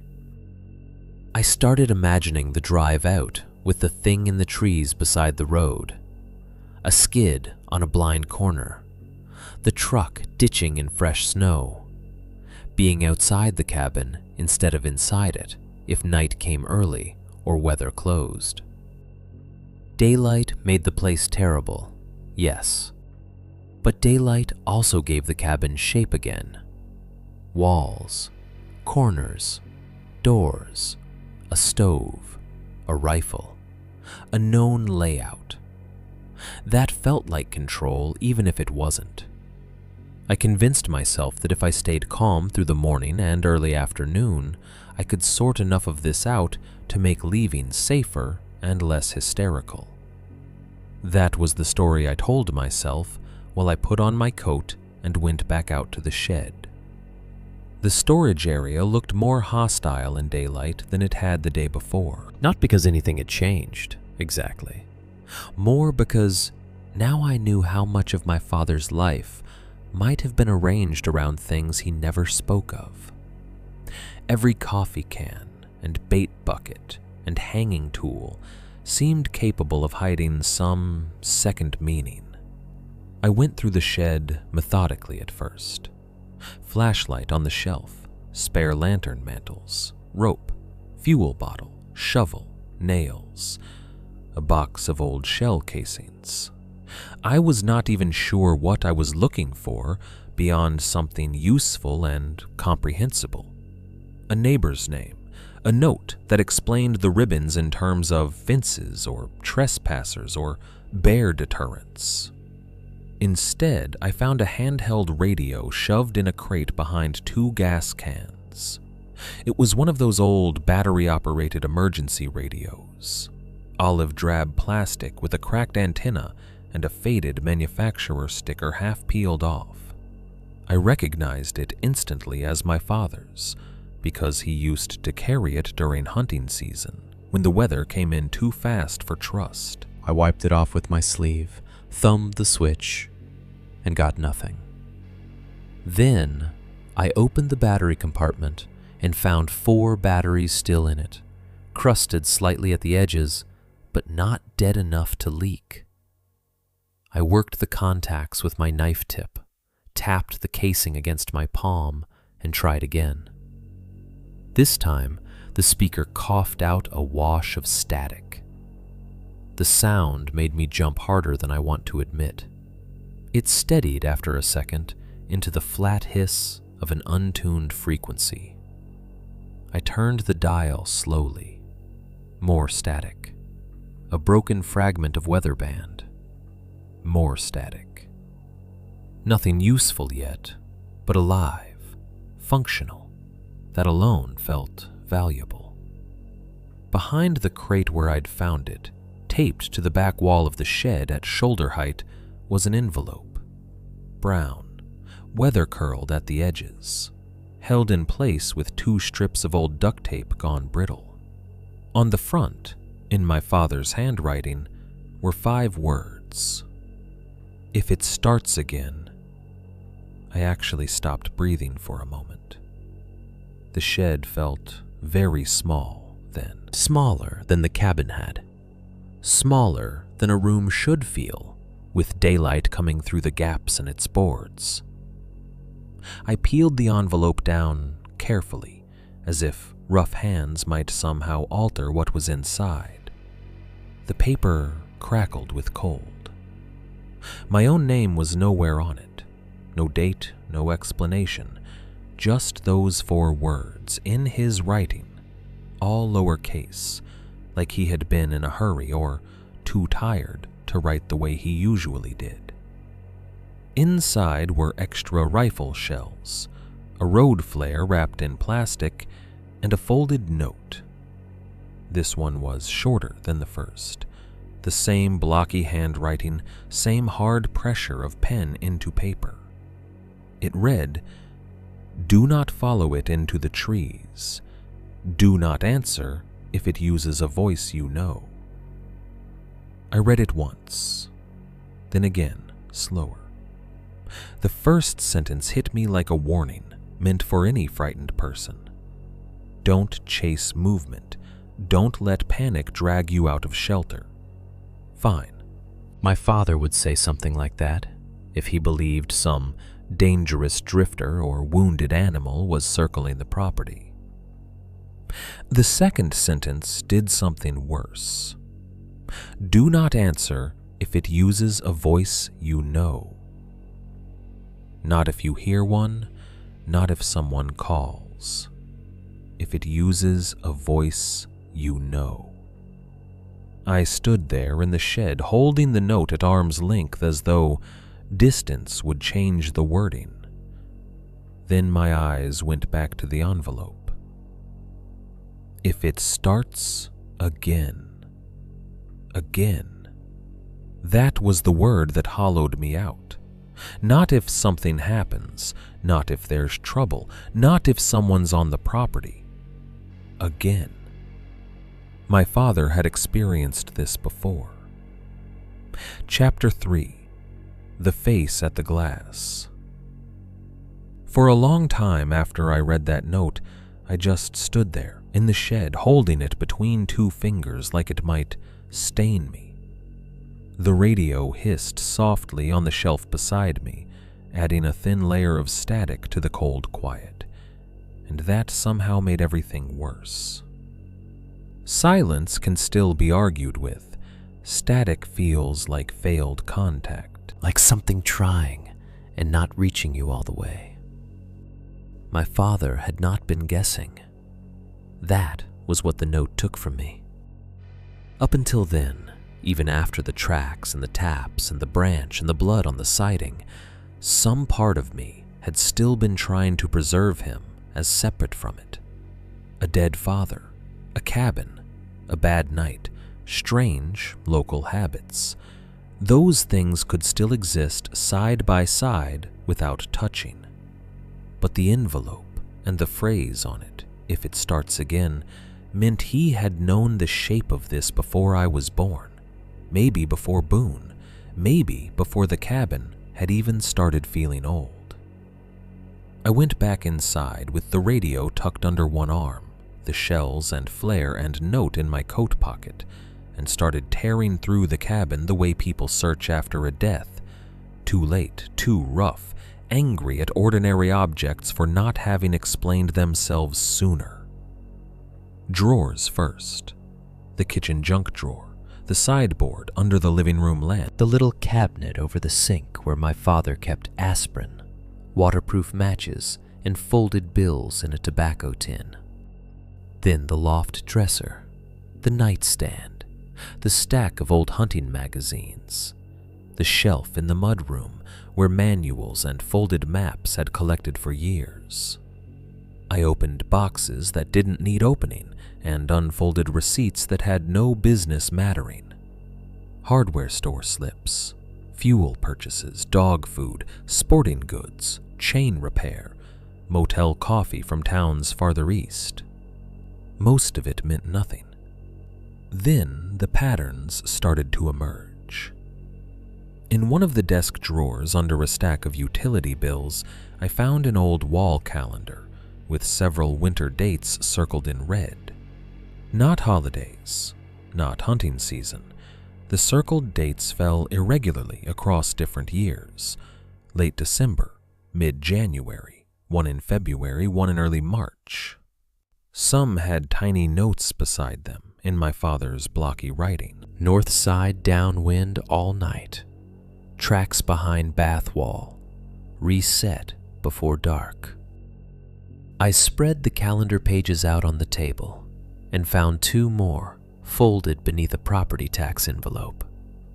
Same circles, same winters, same kinds of notes. A private record, but not one made for storytelling. Too sparse, too repetitive. Men don't lie to themselves in handwriting like that. Not over years.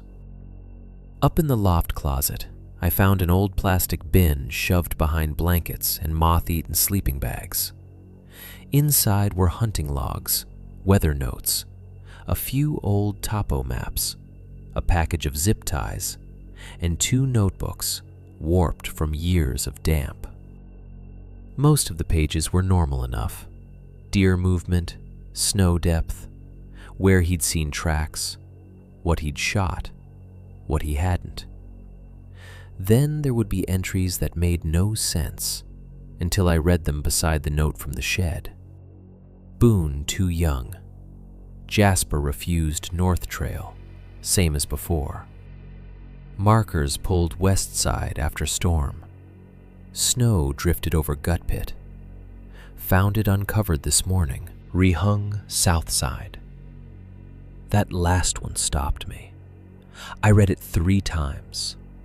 Found the gut pit uncovered. Rehung south side. Not covered the gut pit. Not filled it. Rehung south side. As if whatever the problem was had less to do with remains in the pit than with something suspended or marked around it. As if the pit itself was already a known feature in a larger arrangement.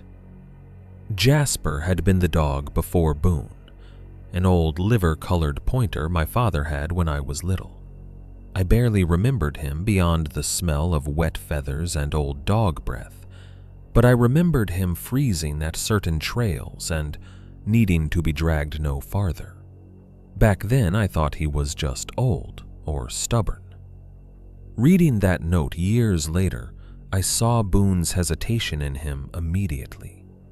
A line of dogs refusing the same direction through the same woods over years. I sat at the kitchen table with papers spread in front of me and felt rage start rising under the fear. Not panic, not even grief at first. Anger. Because hearing that my father had hidden things was one kind of wound. Discovering he had built a system around them and said nothing to anyone he loved was another. If he knew there was something in those woods that came close to the house, that moved on the roof, that cared whether those red markers were up or down, then what exactly had he imagined he was protecting us from by staying silent? And what had he exposed us to every year we came up there for Christmas or storms or stupid happy family weekends while he made coffee and acted like the mountain belonged to him? I hated him a little in that moment. Not the whole of him, not fairly, but enough to feel ashamed even while the anger fed me. I kept searching. In a plastic grocery sack tucked into the back of the same closet bin, I found a microcassette recorder and 4 labeled tapes held together with a rubber band gone soft with age. The recorder was one of those cheap little dictation models people used to carry for notes. Black plastic, tiny speaker grill, 2 AA batteries inside, both dead. My hands shook putting fresh ones in. The first tape I tried held nothing but weather notes, snowfall amounts, one rambling description of a washout on the lower road, a grocery reminder in my father's voice that hurt me more than it should have because he sounded alive and mildly irritated about forgetting lamp oil. The second tape started with 2 long clicks and static. Then his voice came through, soft. Too soft. Not the way he spoke at dinner or on the phone or even while hunting. This was the voice of a man trying not to carry. North side again, he said. Wind took 2 or something took 2. Hard to tell when the snow drifts over and then opens up. A pause. Static hiss. Then movement on the roof around 1:30. Stayed over the loft longer this time. I stopped breathing. There it was. Plain as hardware. No drama in it. No attempt to make himself sound brave or frightened. Just record keeping in a voice pitched low because somebody nearby might hear. I pressed the recorder closer to my ear. It comes closer when the markers are taken down, he said after another gap. closer and earlier, doesn't always mean the same night, but it notices. A scrape of fabric, maybe his sleeve against the recorder, maybe him looking over his shoulder. He spoke again, lower. House noises don't fool me anymore. Roof's different, walls different. It knows the house better every year. I shut the recorder off so abruptly the click sounded violent in the kitchen. The room sat around me exactly as before. Stove heat, curtained windows, Boone pacing once through the living room and back, but everything had changed. My father had known the difference between the cabin's own sounds and something moving with intention around it. He had known it tracked the markers. He had known it was learning the place, and he never told us. I put the recorder down and stood up so fast the chair legs screeched against the floor. Boone jumped. "What the hell were you doing?" I said out loud, to the room, to the dead, to the man whose coffee mug was still on the shelf and whose handwriting was all over the table in front of me. My voice sounded cracked and stupid in the cabin. I thought of my mother insisting the cabin be sold immediately. I thought of how flat she'd gone every time its name came up after the funeral, like the subject had edges she didn't want to touch. I had taken that for grief and avoidance. Maybe it was, but now another possibility opened under it. Maybe she knew something was wrong there. Not all of it, not enough to explain, but enough to want the place out of our lives as quickly as possible. Maybe Ray had not hidden this only from me.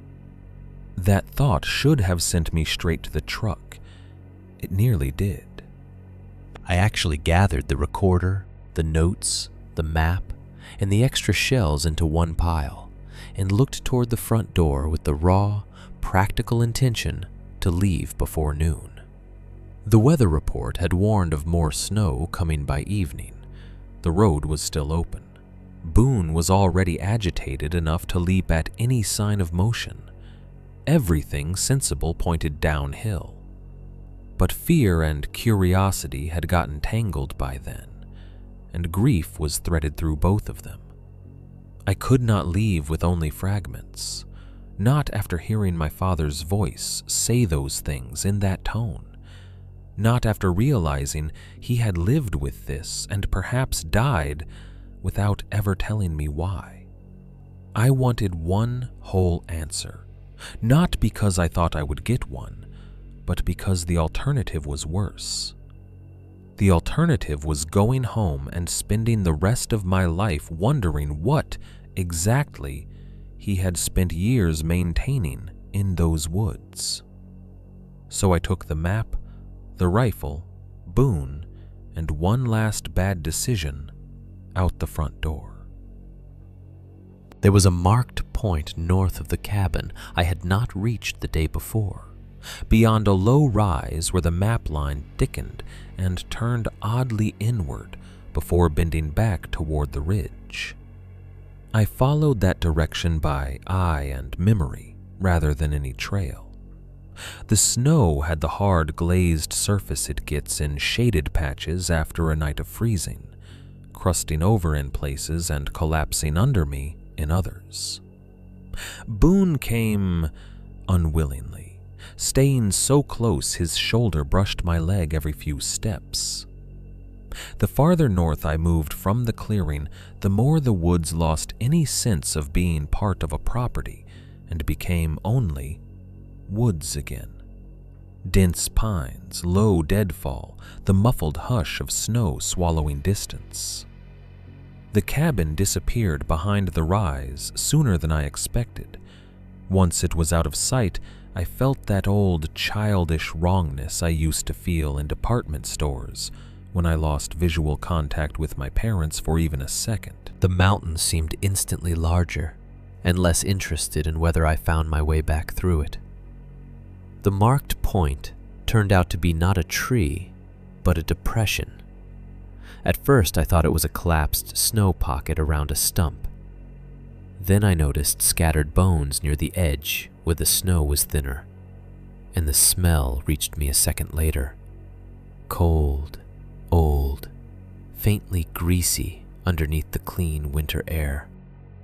Not fresh rot, not enough for that. Something long weathered, but not entirely emptied of itself. I stopped. Boone crouched so suddenly beside me that the leashless movement looked like somebody had kicked his legs out from under him. He did not bark. He stared. I brushed snow off the near edge with my boot and found the pit. Shallow, maybe 3 feet across, a little longer than it was wide, lined not with stones, but with old refuse and remains.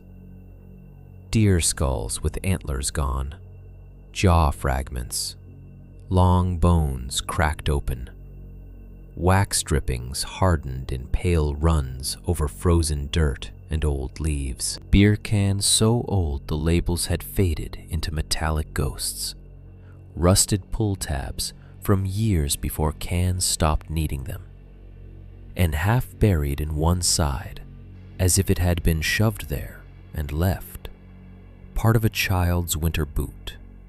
Blue nylon, stiff with age, one torn Velcro strap still clinging to the side. It looked like a dump, an altar, and a bait site all at once. That is still the truest description I have. Nothing about it belonged to one clean category. Hunters leave parts behind. Drunks throw cans in the woods. Teenagers play at rituals where nobody is meant to come back and check the props. But this had been used over time, maintained, added to. The deer skulls were in different states of age, some nearly white, some still dark in the hollows. The wax sat in layers. The boot was old enough to suggest years. The whole thing had the ugly patience of a place that had been returned to. I took one step back. That was when I heard the knock. Just once, close enough to the right that I felt it more than localized it. A single hard rap against a nearby trunk. I turned toward the sound and saw only trees. No movement, no person, no animal launching away through brush. The silence afterward had that packed quality snow gives sound, as if the forest had leaned in and was waiting to see what I would do next. I did the smartest thing I'd done in hours. I backed away. Not fast, not yet. Just one step, then another, keeping my eyes moving and the rifle held wrong and too tight across my chest. Boone was already retreating in a crouch, every line of his body angled toward the direction of the cabin.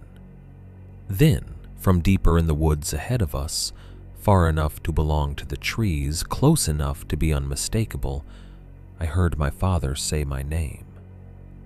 Eli. Same cadence, same flatness on the first syllable. Same weight he used when he wanted my attention but not the whole neighborhood's. For one traitorous half-second, my body responded before my mind did. My head lifted, my mouth almost opened. Boone saved me. He dropped lower, teeth bared, and let out a snarling sound I had never heard from him in all the years I'd known him. Not fear now, recognition and refusal. It snapped whatever had begun to happen inside me. No grief hallucination and no trick of wind can make a dog answer like that to your dead father's voice. I turned and ran. I did not look behind me, not once.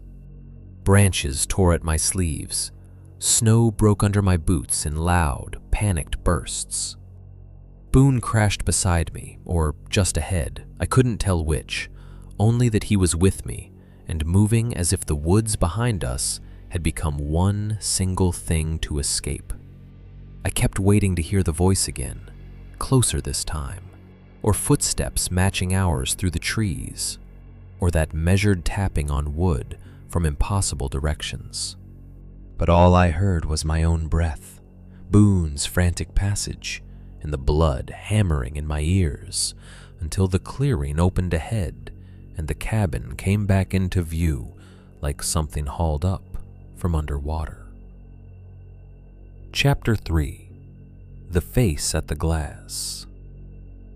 I should have left the moment I got back inside. That is the clean version, the sensible version, the version a person with the right instincts tells afterward, usually from somewhere warm and well lit, when the road is no longer a factor and fear has had enough time to organize itself into advice. But the actual sequence was uglier than that. I came through the front door with Boone nearly tangling in my legs, slammed it shut, threw the deadbolt, and stood there with my chest burning from the run and my hands shaking so badly I could hear the rifle stock tapping lightly against the wall. Outside, the clearing had already begun to dim into that late afternoon gray that passes for evening in winter before you're ready for it. I crossed to the front window, pulled the curtain aside with 2 fingers, and looked out. Nothing in the clearing, nothing on the sitting limb, nothing moving between the pines.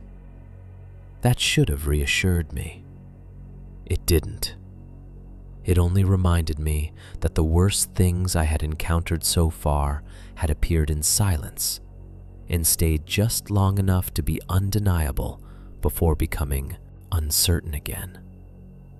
I started packing almost immediately. Not thoroughly, not sanely. I moved through the cabin in short, rough bursts, throwing things into the duffel I'd brought without any real system.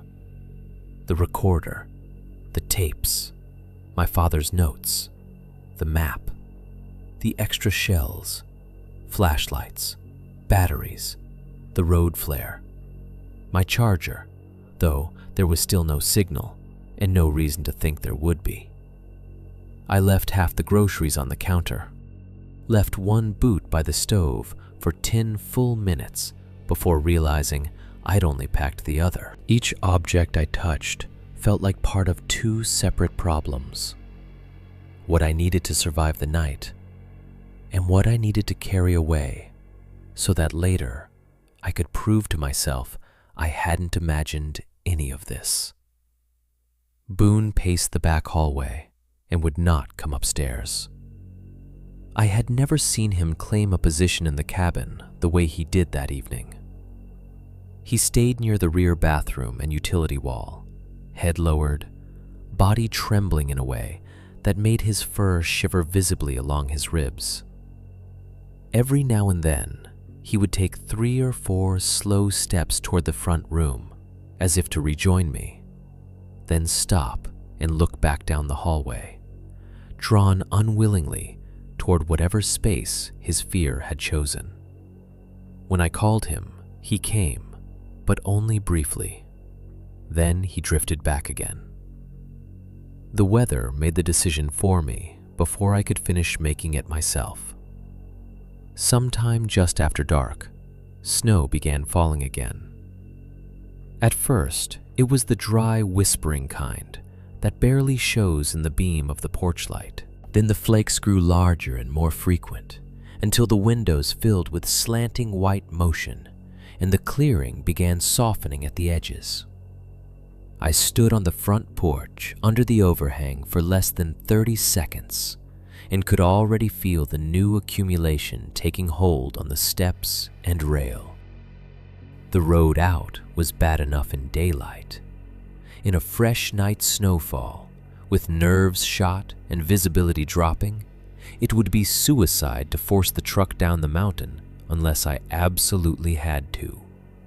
That realization settled into me with the dead heaviness of a trap spring closing. I wasn't leaving before morning, not unless the cabin itself became worse than the road. So I did the only thing left to do.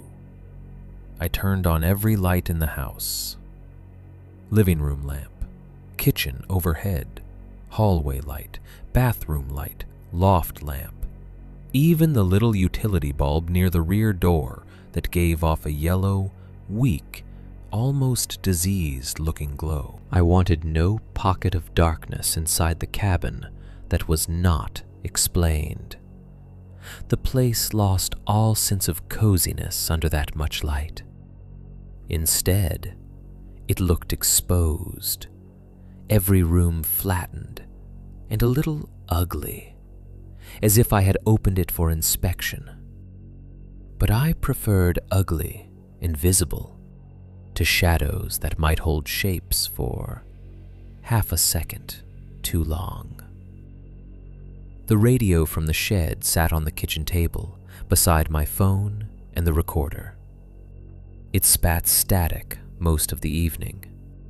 Sometimes the hiss would settle into weather band fragments, road conditions, overnight accumulations, temperatures dropping below normal after midnight, before dissolving again into crackle and breathy emptiness.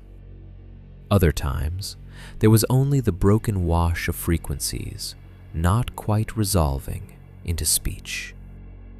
I kept it on, because silence felt worse, and because some primitive, hopeful part of me wanted a human voice in the room, even if it was only a county forecast and not help. Around 9, maybe a little later, I made myself eat 2 spoonfuls of canned chili standing at the counter and then gave up. Boone still refused food. He came once to the bowl, sniffed it, and backed away so abruptly the metal scraped across the floor. After that, he settled near the back hallway again, not lying down, just standing with his weight shifting subtly from paw to paw, eyes fixed on the darkness beyond the bathroom doorframe, though the light was on in there and there was nowhere for darkness to gather. Every so often I caught myself looking at the recorder tapes and feeling a bitter, stupid urge to put one of them in and force my father to explain himself from beyond the grave. But there were no explanations on those tapes, only evidence that he had known, evidence that he had measured and adapted and hidden. Every time I looked at his handwriting, the anger came back, sharp enough to almost drown the fear for a minute. That was when the radio whispered. I say whispered, because that is how it reached me. Not through clear audio, not as a clean phrase, but as a piece of voice rising through static in a tone so close to speech at your shoulder that I turned before I understood what I'd heard. Don't let it stand there. I froze with one hand on the counter. The radio hissed, cracked, popped once, then nothing but static again. My mouth had gone dry so fast I could feel the back of my tongue sticking. I stepped closer to the table and turned the volume up a notch, then down, then changed the frequency slightly, and got only the same C noise of broken signal. But I had heard it. I was sure of that. Not a random syllable combination shaped by panic. A phrase. In my father's voice. Not the voicemail voice, not the soft recorder voice.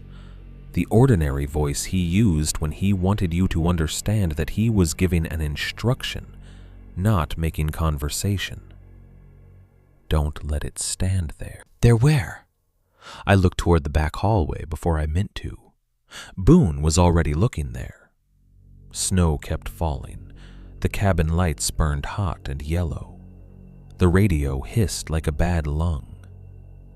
I sat at the kitchen table with the rifle laid across it and stared at nothing for what might have been 10 minutes or an hour.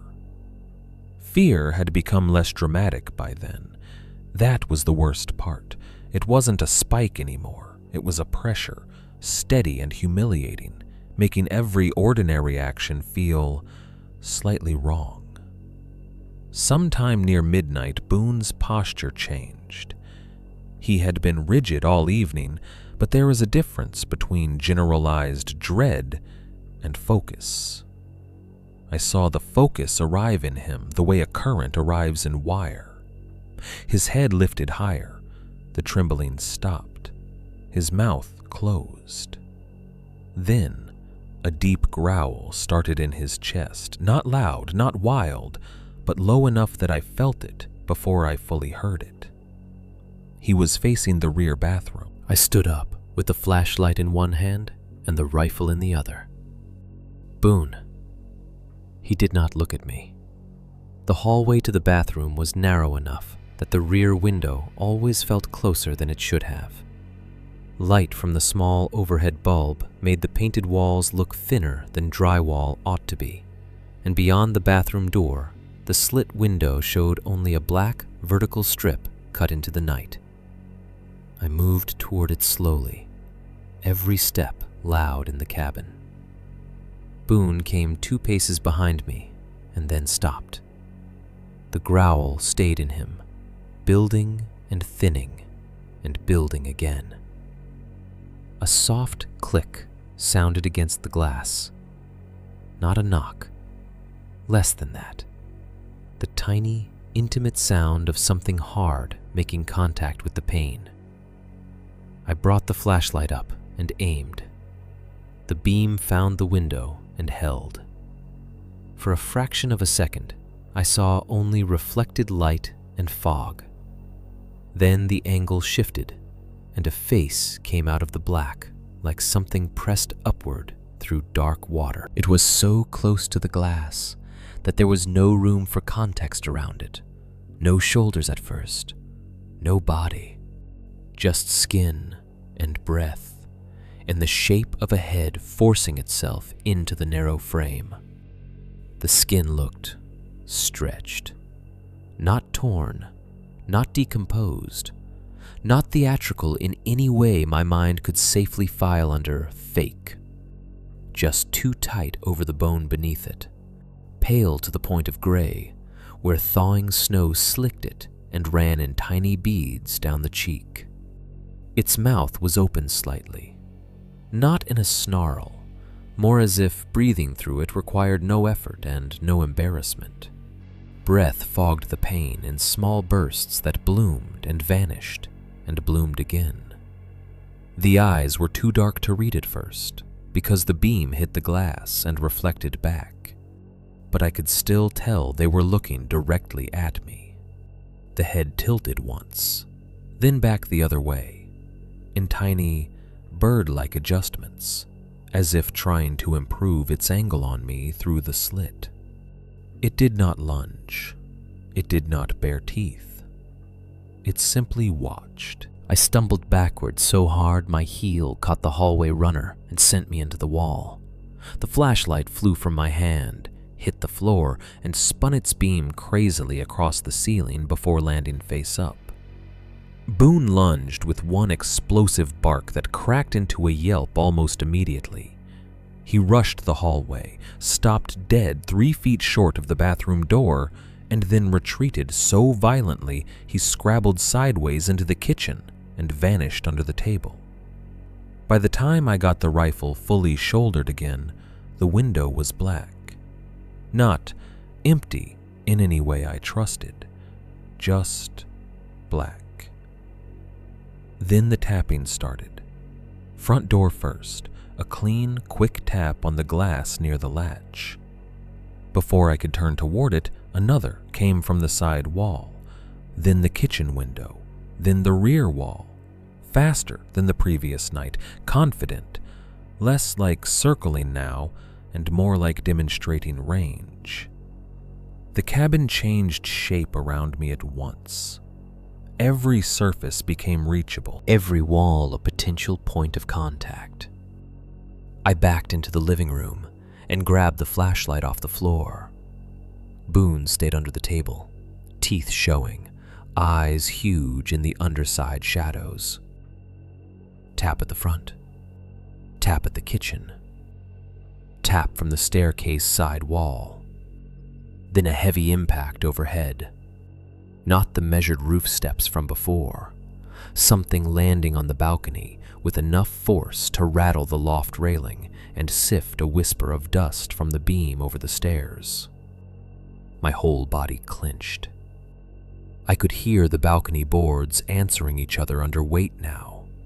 One groan, then another, close together.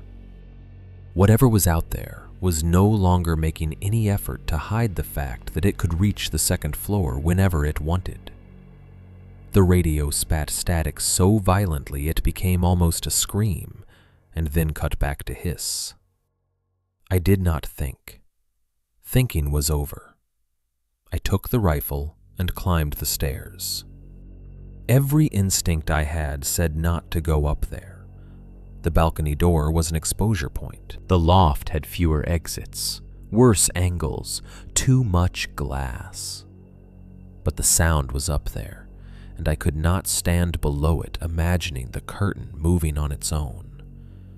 Better to see the place it meant to use, even if I could not yet see through it.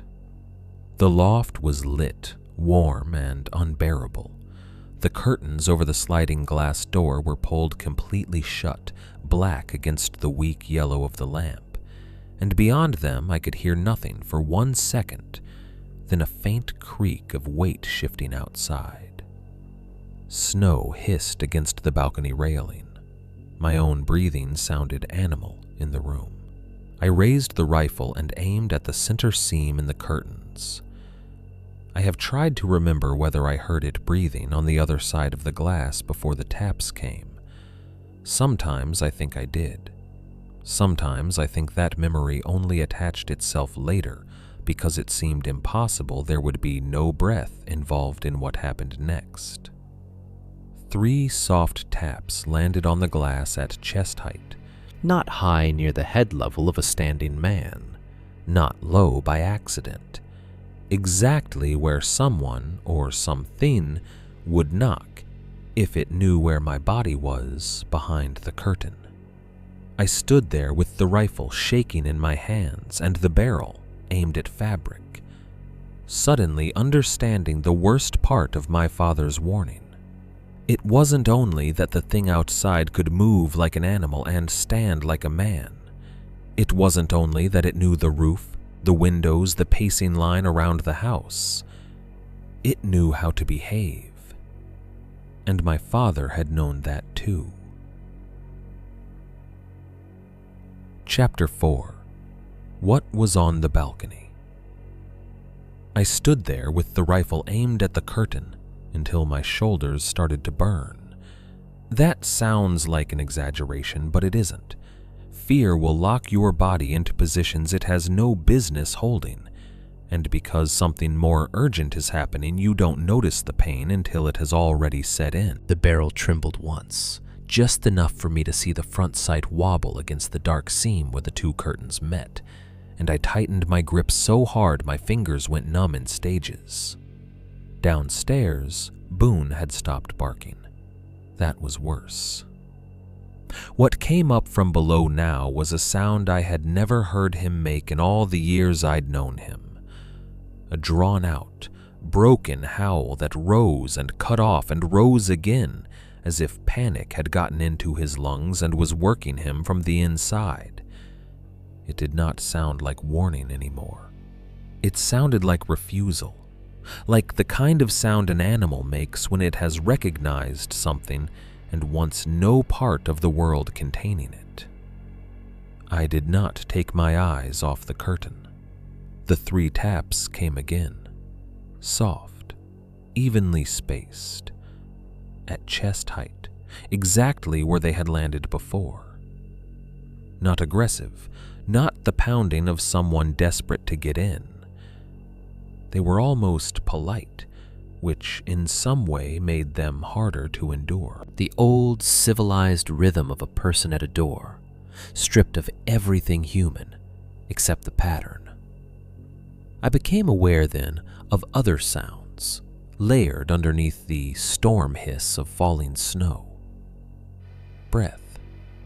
Not loud, not fogging pained theatrics. Just the presence of respiration on the other side of the glass. too close to ignore once I heard it. A damp, measured intake, then the faintest wet scrape across the pane, as if something had shifted its mouth or cheek against the cold surface. My throat closed. Every light in the loft was on. Every room below us was lit too. The whole cabin glowed like a lantern in the trees. And still that curtain felt thinner than paper. A piece of fabric separating me from a thing that had now spent enough time around the house to know where I stood behind it. I should have fired through the glass right then. People say that when they hear stories like this, they say it almost with relief, because the presence of a weapon lets them imagine there was still a decision point where force might have turned the whole thing into a simpler kind of nightmare. Intruder, shot fired, blood trail, sheriff, explanation. But the truth is the thing outside that curtain had already made the rules feel old and useless. And there was something else stopping me, a memory. It arrived without warning, entire and sharp as a blade slid from a sheath. I was maybe 11, maybe 12, up in that same loft room on a winter trip. My mother had gone to bed early with a headache. My father was downstairs stoking the stove. I remember standing at the sliding glass door in my socks, looking out at the clearing because snow had started, and I wanted to see if it was sticking. I had been holding the curtain open with one hand and trying to rub a circle in the fogged glass with the other when my father came up the stairs much faster than usual. He did not ask what I was doing. He grabbed me by the shoulder and yanked me back from the door so hard I almost fell. Then he shut the curtain in one violent motion and stood there with his hands still on the fabric, breathing harder than the effort required. When I asked him what the hell was wrong, he said only, "Don't stand there after dark," in a voice so rough and immediate that I didn't argue. A minute later, he acted as though nothing had happened.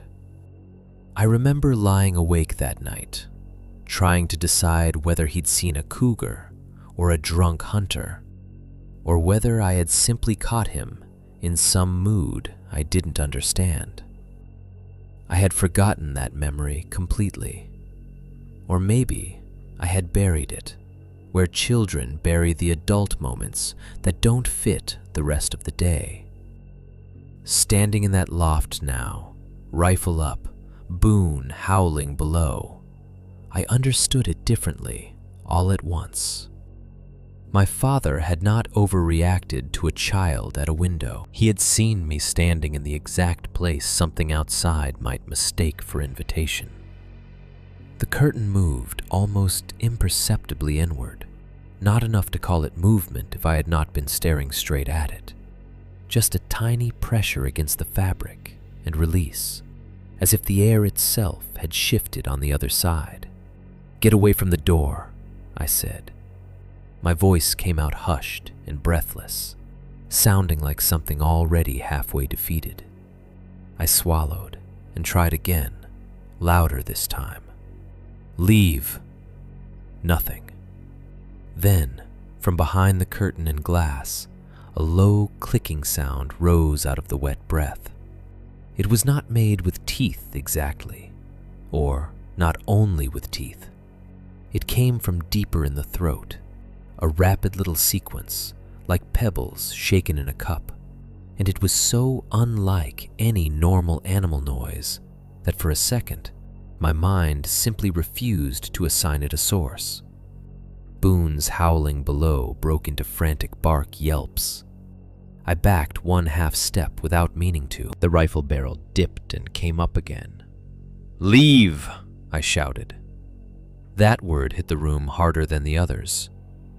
Maybe because it finally sounded like anger instead of terror.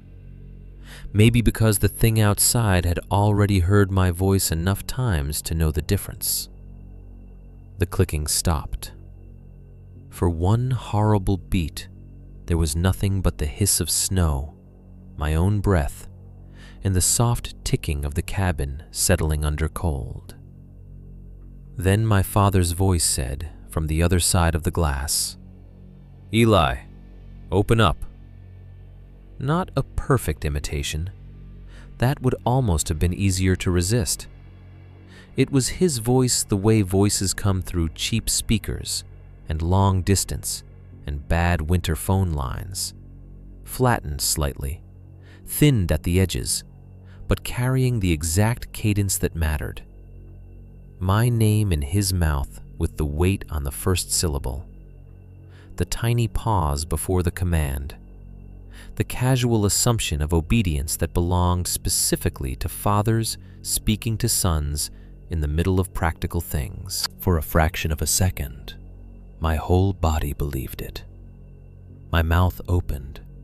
I actually shifted my left hand off the rifle stock, and if the latch had been nearer, I think some stupid automatic part of me might have reached for it before the rest of me caught up. Then the note from the shed came back in my head with such force it felt spoken aloud. Do not answer if it uses a voice you know. I locked in place so hard it hurt. The balcony boards creaked once beneath the weight outside, not from approach or retreat, but from a small shift of balance, a patient adjustment. As if whatever stood there had learned enough of us to understand exactly how long to wait after saying a name. I don't know what finally tipped me from paralysis into motion. Rage, maybe. Rage at the voice. Rage at my father for writing warnings instead of explanations. Rage at myself for nearly answering. Fear can hold you still, but humiliation sometimes breaks the spell. With a sound I did not recognize as my own, I lunged forward and ripped the curtain aside. The thing on the balcony was already facing me. I say thing because every other word failed in a different direction. Man suggested a structure too stable. Animal suggested motives too simple. Creature sounded like campfire language. Whatever was outside that glass belonged most fully to the category of something that should not have been there, and yet was. It was too tall in a way that became clear only by reference. The balcony railing came to my father's waist, and this thing bent over it while still seeming to exceed the space comfortably available to a human body. Its shoulders were narrow but set wrong, sloping and hunched as though the joints could settle in more than one arrangement and had chosen the least trustworthy one. Its torso looked almost starved under the clotted dark mess stuck to it. But the arms were long, too long, by just enough to make the proportions fail at a glance. Those forearms were braced along the top rail, not gripping it the way a person would, but resting there with an unsettling ease, elbows angled outward, wrists loose. Mud clung to it in patches, black and wet against pale stretches of skin, or hide. I still do not know which word is truer. There was blood on it too, not fresh enough to shine, but dark enough to stain the ribs of whatever texture covered its chest. Tangled here and there along one shoulder and down one side were strips of sloughed fur or hair, caught in the mess as though it had pushed through brush and carrion and weather without caring what remained attached. Around its neck hung a strand of small bones, not decorative in any sane, intentional sense, more like a loop assembled from whatever hand had found easiest to tie. Phalanges, maybe. Bird bones. Little cleaned joints, wired or threaded together on something dark. They lay against its chest and shifted almost soundlessly when it moved. Its mouth was the worst part, not because it was open, Lots of things opened their mouths. It was the width of it, the split of it, the way the corners extended too far into the face, giving the impression not of lips drawn back in a snarl, but of a mouth made for an expression humans are not built to wear. The skin around it looked tight and damp, the lower half of the face working very slightly as it breathed. Teeth showed, but not clearly enough for counting, only a pale, irregular shine behind the wet dark. And the head. The head was held at an angle that did not read as animal alertness or human curiosity. It read as imitation, as if it had watched people long enough to understand that head tilt means attention, and was now offering me a version of that behavior, stripped of everything natural that once made it make sense. For 1 second, neither of us moved. The snow behind it fell through the narrow slice of visible dark beyond the balcony, like ash in reverse. The lamplight from the loft hit the glass hard enough to reflect a faint ghost of my own face over its chest. I could smell gun oil from the rifle, hot dust from the lamp, old wood smoke in the curtains, and under all of it, something else leaking through the cracks around the doorframe and shattered weather stripping. Wet soil, old blood, fur left too long in weather, the underside of winter, where clean snow fails to cover what is beneath. I remember noticing absurd details because the larger truth was too much to take in whole. One of the bones on the strand had a tiny metal hook caught in it. There was a dark clot of hair plastered to one forearm. One knee bent inward slightly when it shifted weight, like a long-healed injury, or a body built with no respect for bilateral symmetry. The left side of its chest moved differently than the right when it breathed. Then it lifted one hand from the railing. Hand is the nearest word, though even now I dislike it.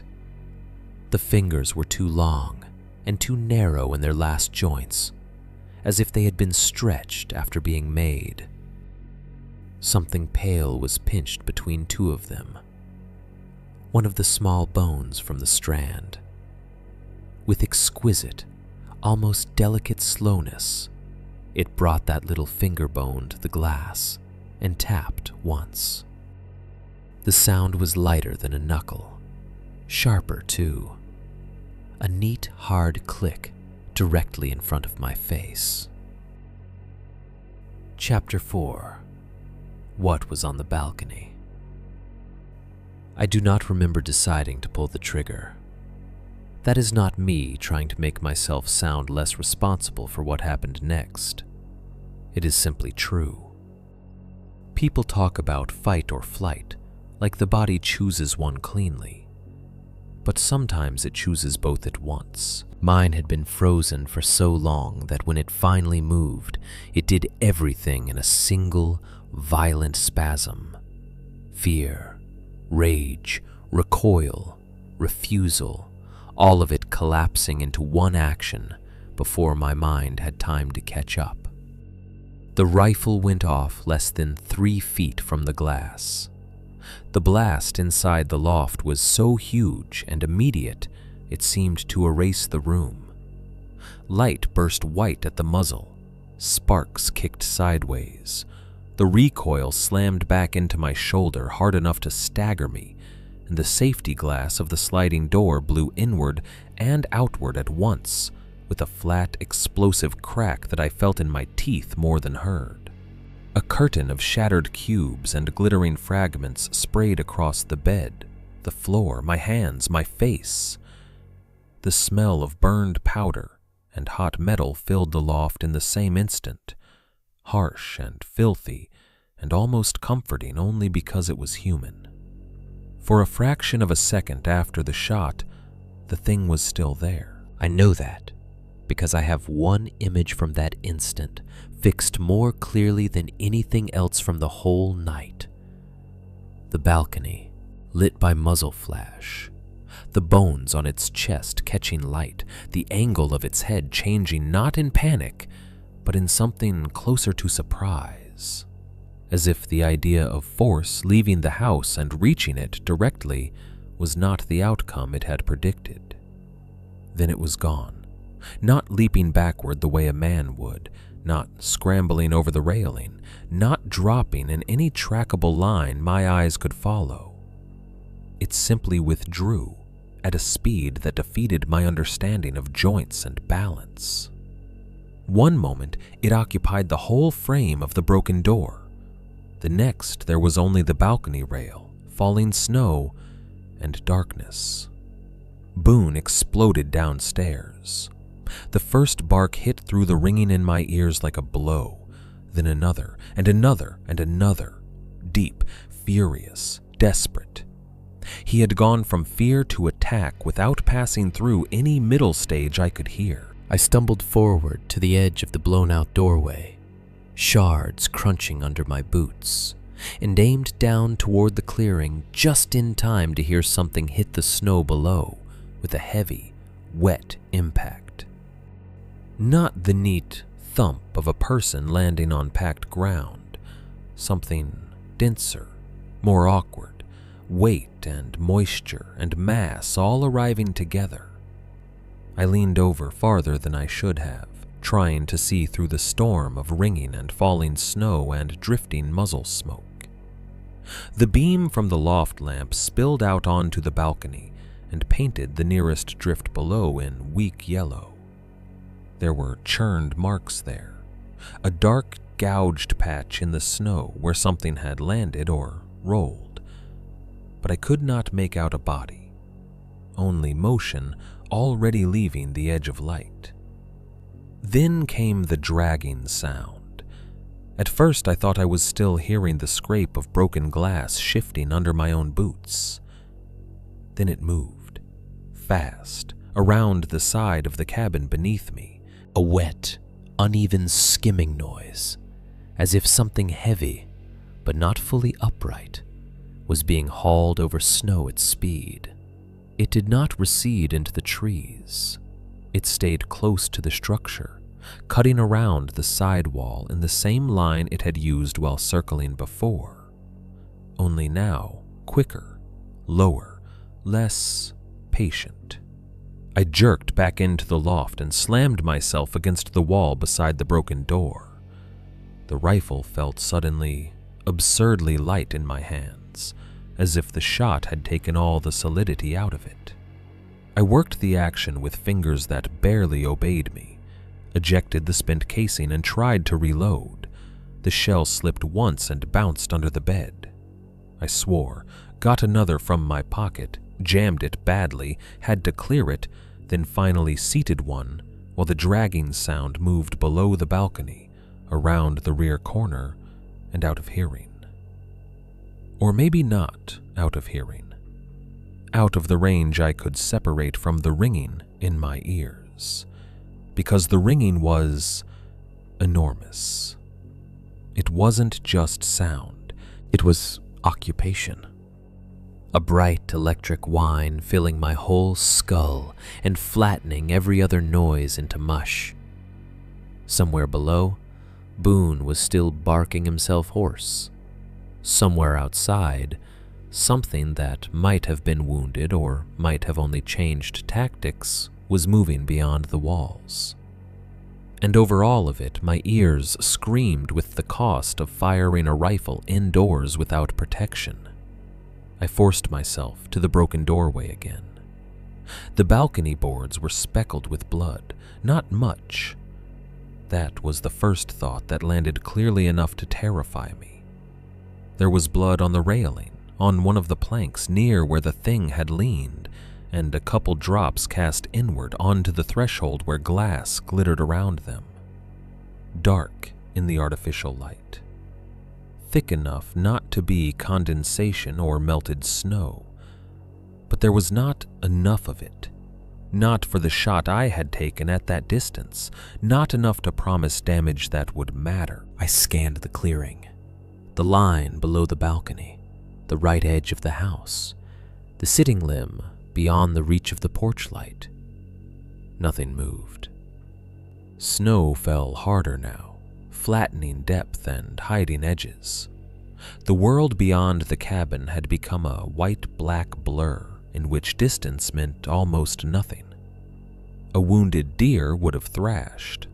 A man shot through a sliding door would have cried out, or collapsed, or left a line a child could follow.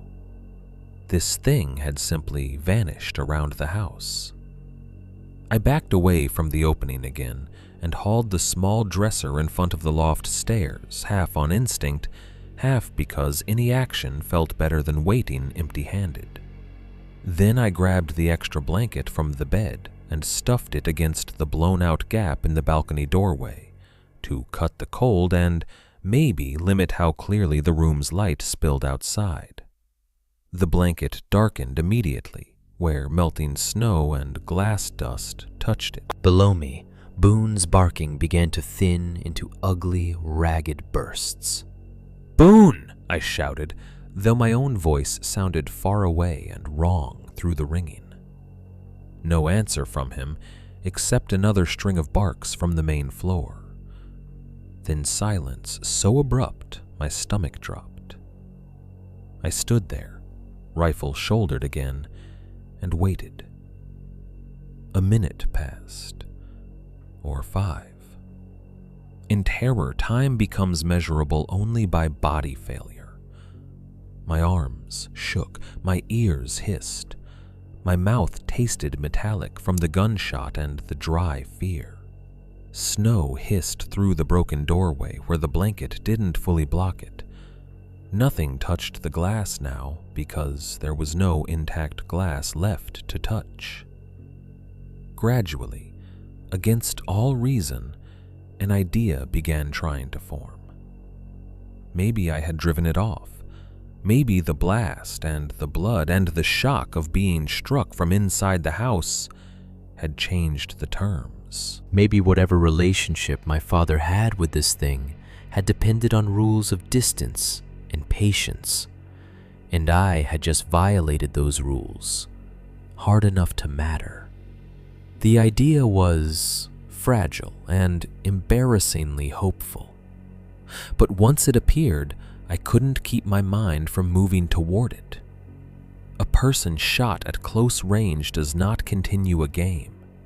An animal, hit badly enough, often retreats.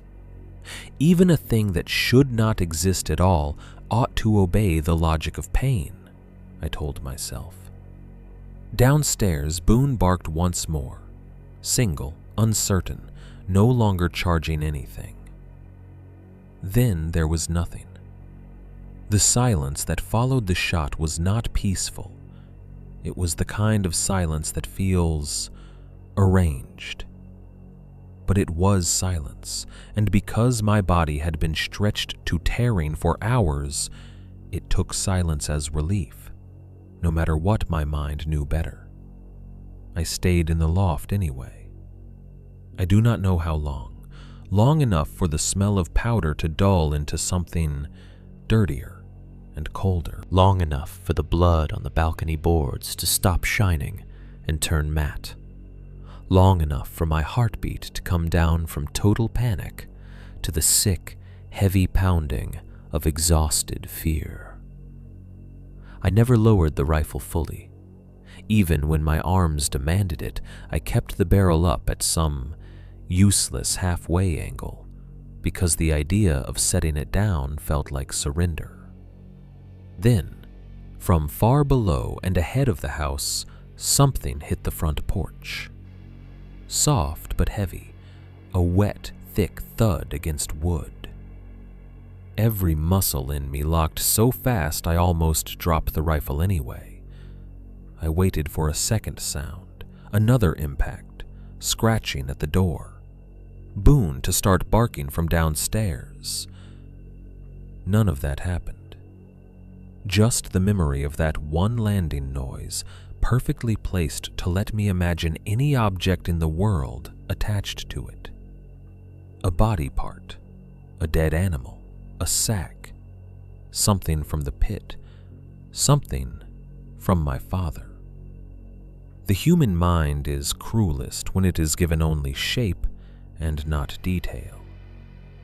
I did not go downstairs. I know I should probably be ashamed of that, but fear has long since burned whatever vanity I had about bravery out of this story. I was not going to look. Not in that dark, not while the snow still hid edges and the house was open at the loft and whatever was outside had already proven it understood how to use waiting.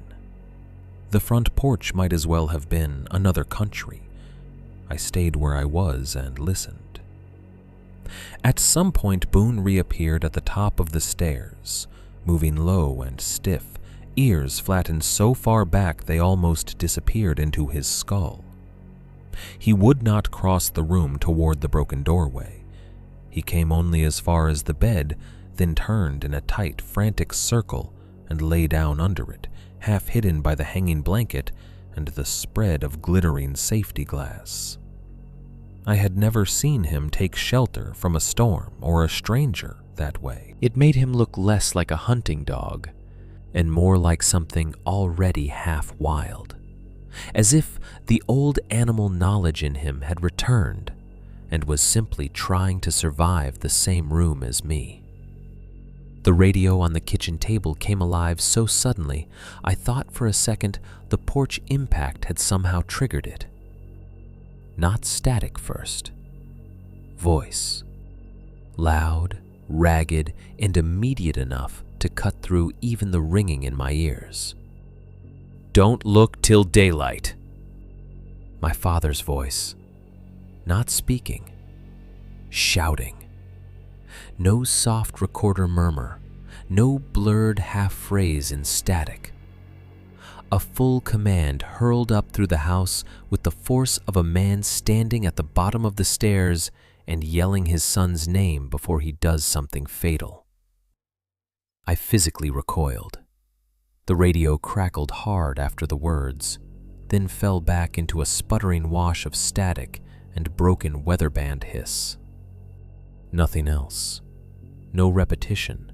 No explanation. Just that one shouted warning, raw enough that I could hear fear in it, or the imitation of fear, which may be worse. Boone made a low, choking sound under the bed and pressed deeper into the shadows. I did not move. There are states beyond panic. People who have not had them imagine that fear always culminates in screaming or flight. But that is only true while the body still has fuel for drama. After enough hours, after enough proof, after the shot and the face and the porch impact and the voice from the radio, something in me simply shut down around the fear and made a hard shell for it to live inside. I sat on the loft floor with my back against the wall, rifle across my lap, boots in broken glass, and waited for morning, like a man waiting out a flood in an attic. The cabin kept making noises around me. Some were innocent, heat shifting through the stovepipe, wind pushing new snow against the walls, meltwater dripping from the blanket I had jammed in the blown-out doorway. Some were not so easy to sort. A faint sound once from the porch below, too light to be footsteps and too deliberate to be wind. Another from somewhere along the side wall that might have been snow sloughing off the roof or something brushing the boards as it moved past. I no longer investigated. Investigation belonged to earlier versions of the night, to the person I had been before the face in the bathroom window and the thing on the balcony spoke in my father's voice. Now there was only endurance. I did not sleep. I drifted in and out of a kind of waking paralysis where minutes vanished and came back wrong. Sometimes I found my eyes fixed on the black seam where the blanket did not fully cover the broken glass. Sometimes on the loft stairs, expecting movement there from inside the house instead of outside it. Several times I realized my finger had crept inside the rifle's trigger guard without my consent and forced myself to move it away. Below us, the radio muttered static until the batteries or the signal gave out. Then, even that stopped. By the last stretch before dawn, I was so emptied out that I could no longer tell whether the worst thing about the night had been the violence or the restraint. It had not broken down the door. It had not rushed me after the shot. It had left something on the porch and then withdrawn into distance just enough to let my own mind finish the work. That was the real consequence of firing through the glass. Not that I had hurt it badly, not even that I had changed the pattern. It was that after I used force, the thing outside had answered by proving it did not need any. Chapter 4. What Was on the Balcony. By the time dawn began to show through the curtains, I felt less like someone who had survived a night and more like someone who had simply remained conscious inside it. That was the best I could do for morning. I had not slept. I had barely moved. My whole body hurt in the shallow, detached way it does after fear has held every muscle half-clenched for hours. The ringing in my ears had faded to a thinner, high whine, enough that other sounds could reach me again, though all of them seemed to come from too far away. Boone was still under the bed when the first gray light found its way through the cracks around the blanket I had stuffed in the broken balcony door. He had shifted some time before dawn, but he had not come out. I sat there a while longer after the room began to lighten, not because I was waiting for courage, because daylight has a cruel habit of making you feel foolish just long enough to tempt you into motion. The porch impact, the radio voice, the thing on the balcony. Under morning light, all of it should have started flattening into facts. Facts I could inspect, facts I could point at, evidence, finally, instead of sound and pattern and whatever shape fear gives the unknown. I reached under the bed and touched Boone's shoulder. He came out slowly, stiff in every joint, his muzzle powder gray with dust and glass grit. When he stood, he shook once from nose to tail, then looked at the broken doorway and away again so fast it felt deliberate. "Come on," I said, though my voice still sounded like it belonged to someone else. I gathered everything I thought I might need just to make it down one flight of stairs and out one door.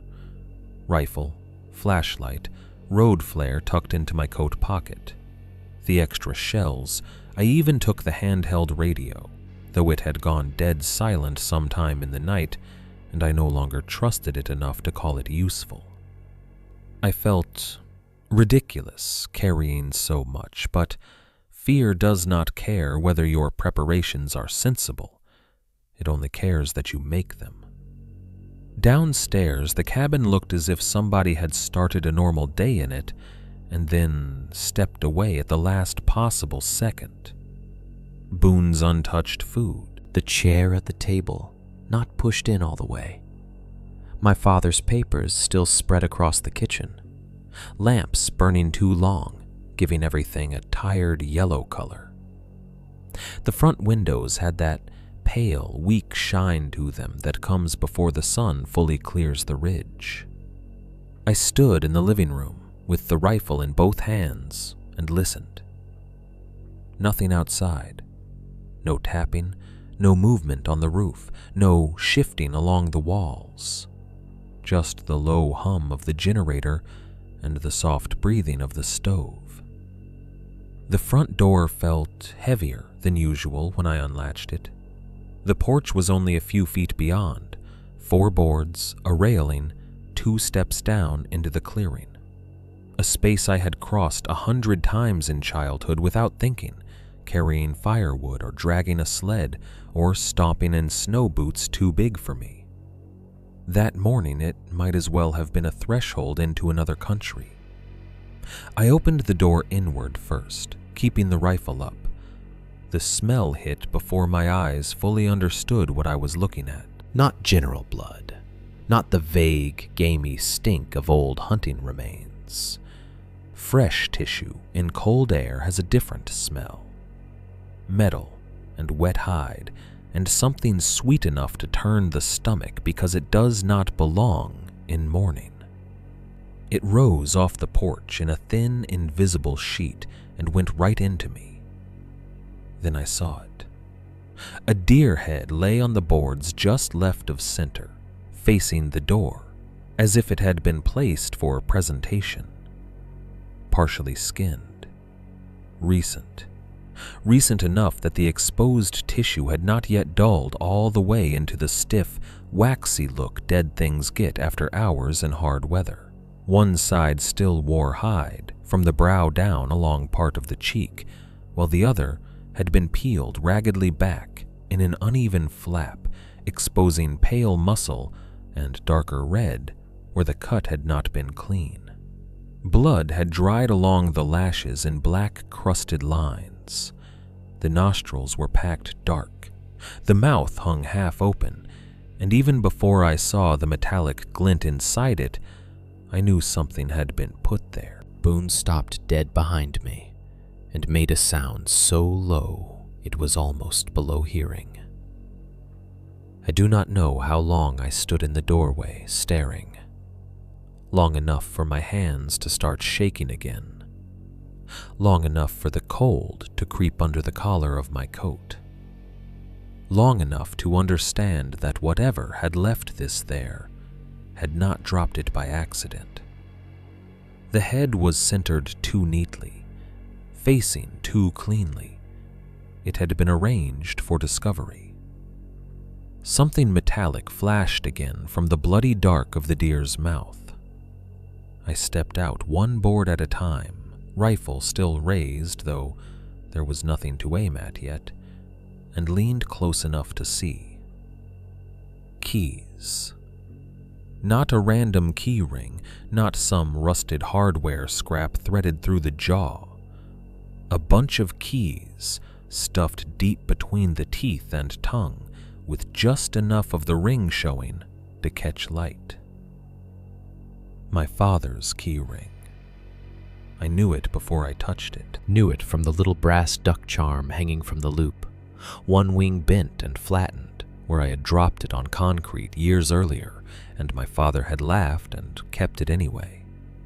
I had taken those keys after the funeral, when we emptied his pockets and sorted what would go in drawers, what would go in boxes, what would go nowhere because there was no person left to receive it.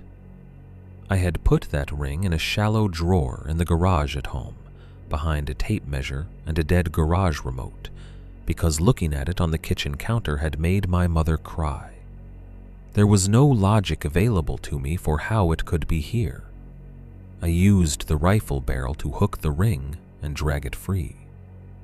The deer's jaw shifted with a soft, wet sound that made Boone flinch backward down the hall inside the cabin. The keys came loose one at a time, clinking against each other with the stupid, familiar music of ordinary objects in a place where nothing was ordinary anymore. When they lay on the porch boards, I recognized every one of them. House key, padlock key, the old truck key with the worn plastic head, the duck charm. I stared at them until the porch boards blurred. Grief is strange under terror. You would think fear would crowd everything else out, but sometimes it does the opposite. Sometimes it slices you open enough that all the older pain starts bleeding too. Looking at those keys there beside that butchered deer head, I did not only feel afraid. I felt violated in a more private way, as if Something had reached into the sealed drawer of our life after his death and handled one of the last small things that still belonged only to us. Boone began pulling at the air with his nose. He moved past me onto the porch, careful to avoid the deer head entirely, and went to the steps. His posture changed the way it had the day before when he found the blood on the siding. Not frantic, not barking, but intent in a way that said smell had become information. He descended into the clearing, angled right around the side of the cabin, then stopped and looked back once as if checking whether I was following. I was.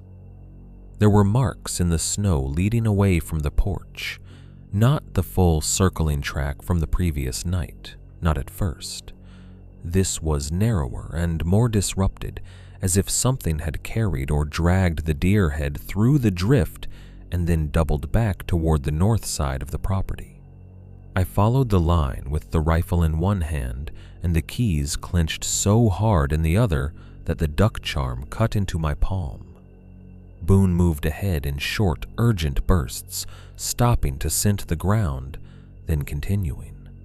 The trail led toward the north hillside beyond the rise where I had already found the pit with the boot and the candle wax. It did not go all the way to that same place.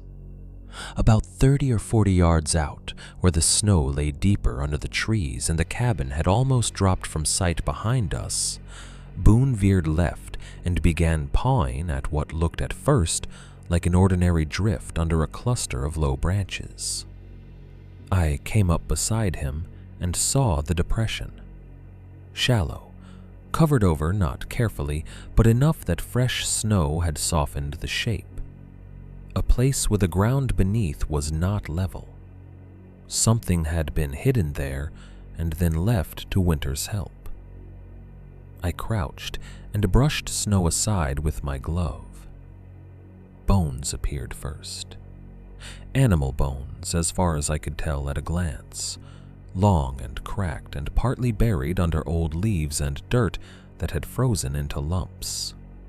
There were beer cans down there too, some rusted through, some only flattened and weather-softened, dating from different years by the logos and the old pop-tab shapes. Mixed among them were things that did not belong in any hunting discard pile. A snapped lighter, a rusted pocket knife missing one scale, a child's mitten stiff with age, a spoon blackened by fire, 3 old bottle caps, and what looked like the corroded badge from a cheap keychain motel fob. Hidden souvenirs. That was the phrase that came to me, and I hated it, because it suggested collection, return, memory. I cleared more snow, then stopped so abruptly I almost lost my balance. Near the center of the shallow pit lay a cracked skull that at first glance looked like a deer's, antlers long gone and bone weathered by years. Then I saw the front of it, where the break had opened wrong. Human wrong. Not a whole human skull fused to an animal one like some campfire monstrosity built by a prankster, but a ruin of mixed remains arranged so closely and decayed so completely together that the eye could not separate them cleanly at first.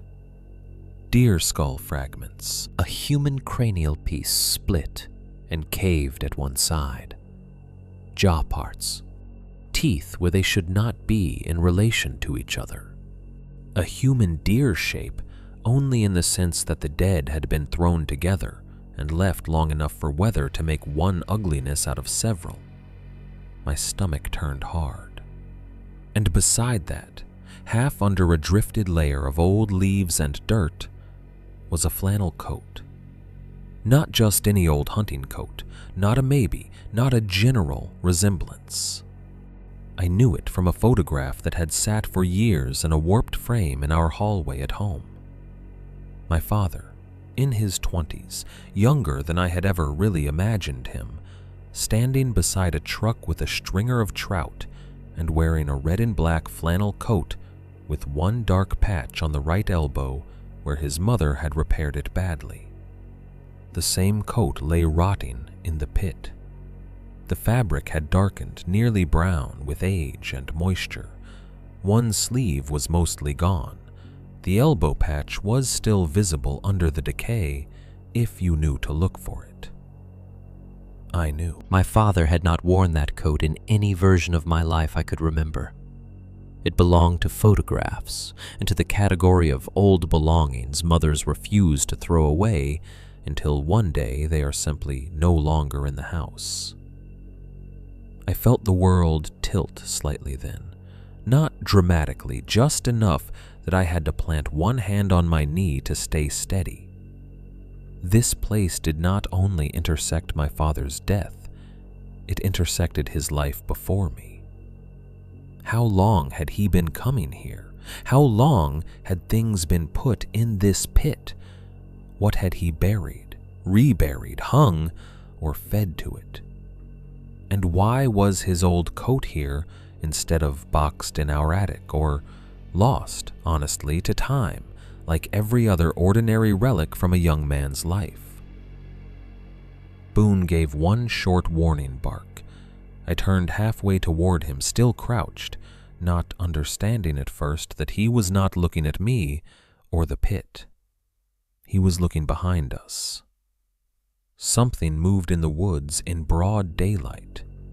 Not enough for shape, not enough for identity. Just a shift at the edge of the trees uphill from us, where snow slid from one branch, and a darker form seemed to interrupt the trunks for less than a second before being gone.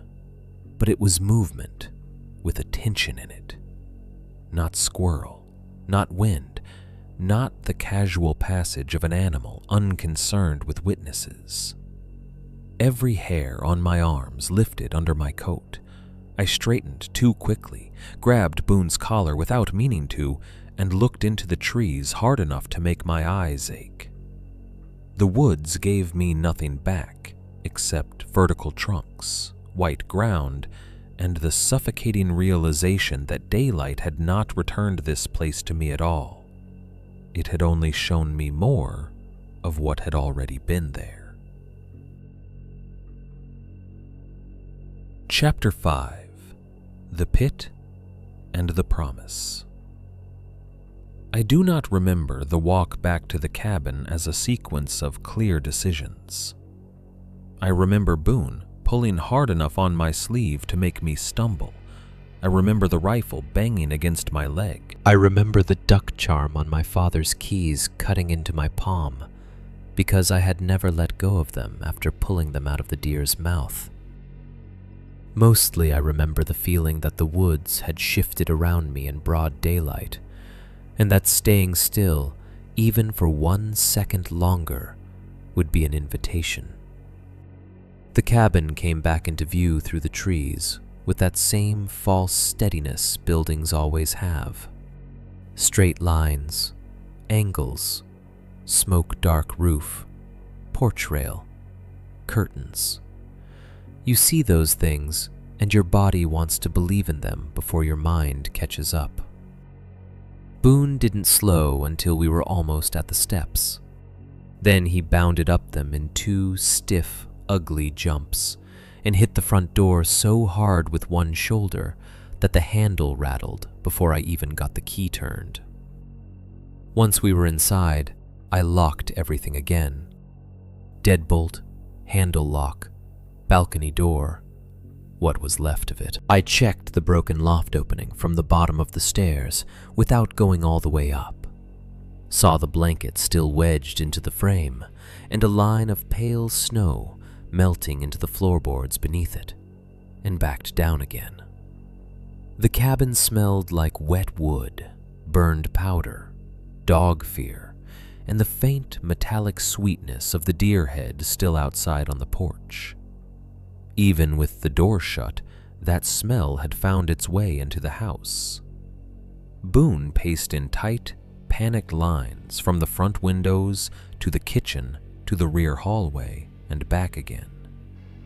He was beyond watchful now. He was trying to solve something with movement and failing every time. I went straight to the phone on the kitchen wall, even though I already knew the line was dead. Still nothing. No dial tone, no static, no mechanical life at all, just blankness. I let the receiver hang for a second and then slammed it back onto the cradle so hard the plastic cracked at one corner. I told myself then that the truck was still an option, that I could force the road if I had to. But every time that thought rose, it collided with the same image, sliding on the descent with Boone in the passenger seat, and something keeping pace in the timber just beyond the ditch line, not needing to catch me, only needing me stranded. The mountain had already shown me it understood timing better than I did. I could not tell whether leaving now was escape or simply changing the shape of the trap. So I waited for the weather to break long enough to try the cell phone again. Around late morning, maybe closer to noon, the snowfall thinned for a while. The gray outside lifted just enough that the clearing developed edges again, instead of being one shifting white sheet. I took the phone to the front room window, stood near the glass where I hated standing, and held it up like somebody praying to a machine. One bar flickered on, vanished, then came back. I hit the first county emergency number I could find through numb fingers. The call connected badly. Half rings, then a clipped burst of static, then a woman's voice so faint and broken it sounded like it was coming from the bottom of a bucket. "County Dispatch, what is your emergency?" I started talking too fast at once, then heard how I sounded and tried to slow down, which only made the whole thing feel less believable. I gave my name, the cabin location, my father's name, the road turnoff, the weather. I said there had been someone on the property. I said there were animal remains on the porch and human-looking bones in the woods, and something had been circling the house at night. I did not say creature. I did not say face at the window. I did not say my dead father's voice on the radio. Even in panic, some part of me knew the difference between an impossible story and one that merely sounded unstable. The dispatcher kept losing pieces of me to static. "Say again? Human remains? Are you injured? Can you leave the location?" "I don't know," I said. "The road's bad, and something is still out there. There's blood on the siding, a deer head on the porch. I have photographs." There was a long wash of dead sound. Then a different voice came on, male, older, tired in a way that made him sound real. "This is Deputy Hall. You said Mercer cabin?" "Yes." Static swallowed a few seconds. Then, "Road conditions are bad up there. We've got secondary routes half closed." "There's something on the property," I said. "Not just tracks. I stopped myself before saying a pit with a child's boot and my father's old coat in it. "I found evidence somebody's been using the woods behind the house. For years, maybe." "Somebody threatening you directly?" I looked toward the porch without meaning to, toward the deer head just beyond the door, toward the rail where nothing yet hung except snow.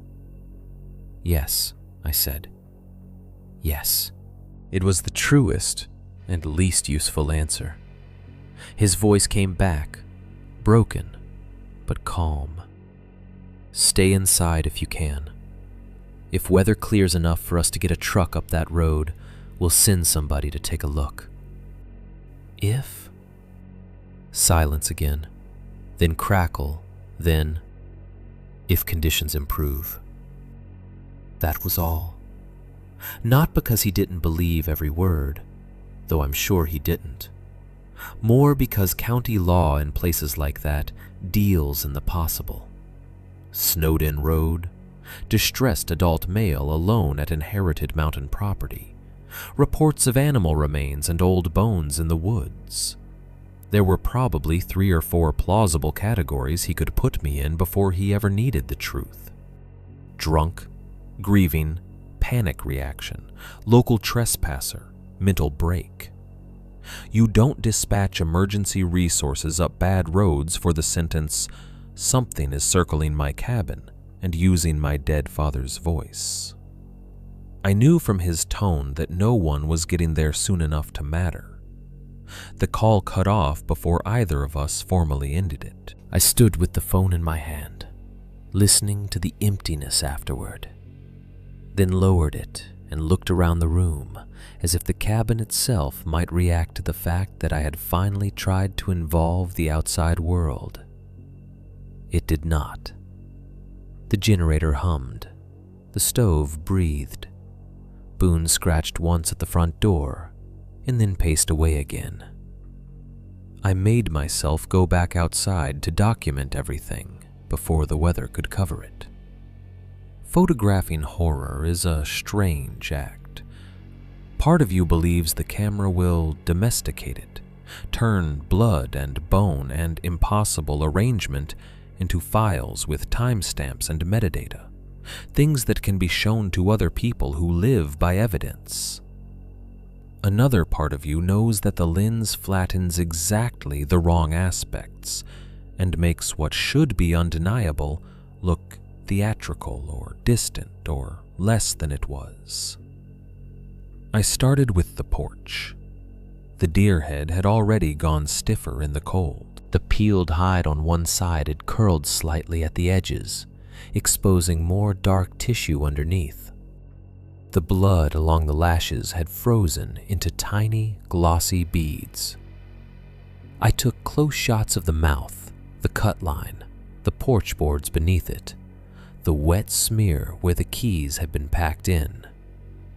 Then I photographed the blood on the balcony, the line of disturbed snow below, the trail toward the north hillside, the pit where Boone had led me. I even photographed the old coat, though seeing it through the screen made it look less like evidence and more like something staged too deliberately for a cheap documentary. Several of the images came out wrong. Not all. Enough were usable that I could not dismiss the others as simple operator error. But there were shots that blurred in strange, narrow bands even when my hands were steady and the subject still. One of the deer head looked sharp everywhere, except the empty air over the porch rail, which smeared into a vertical, dark distortion for no visible reason. A picture of the pit showed the coat clearly, but rendered the mixed skull fragments as a pale, overexposed patch with almost no detail. In another, the trail in the snow seemed to kink midway through, in a way I had not seen with my eyes.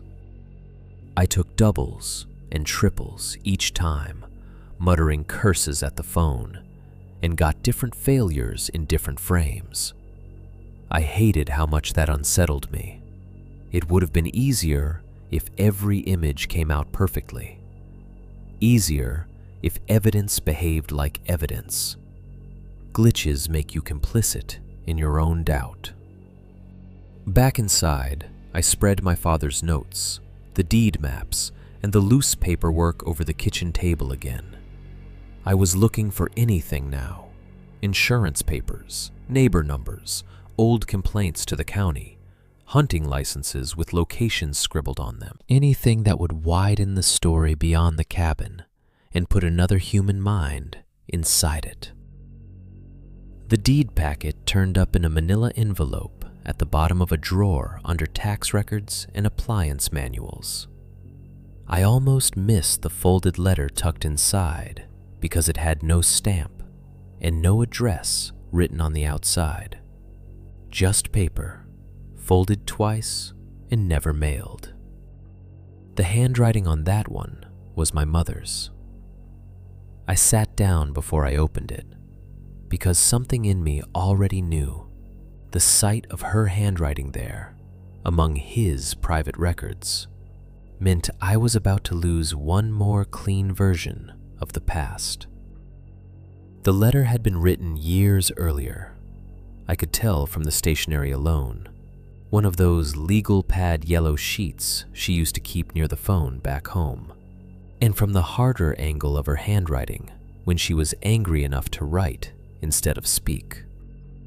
Ray, I am not taking Eli back up there after that winter with the dogs. You told me you had it handled, and I tried to believe that because I wanted to. I wanted to believe there was a normal explanation for what happened and for what I found in the shed.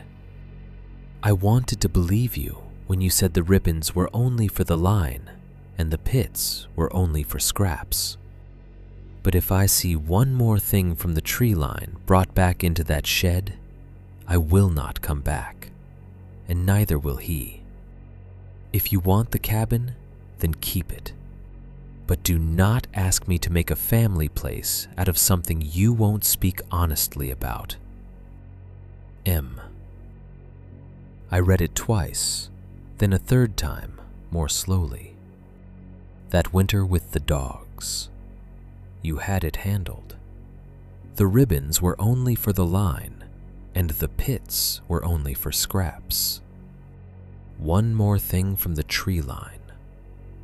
My mother knew. Not everything. If she had known everything, I don't think she would ever have let me go back.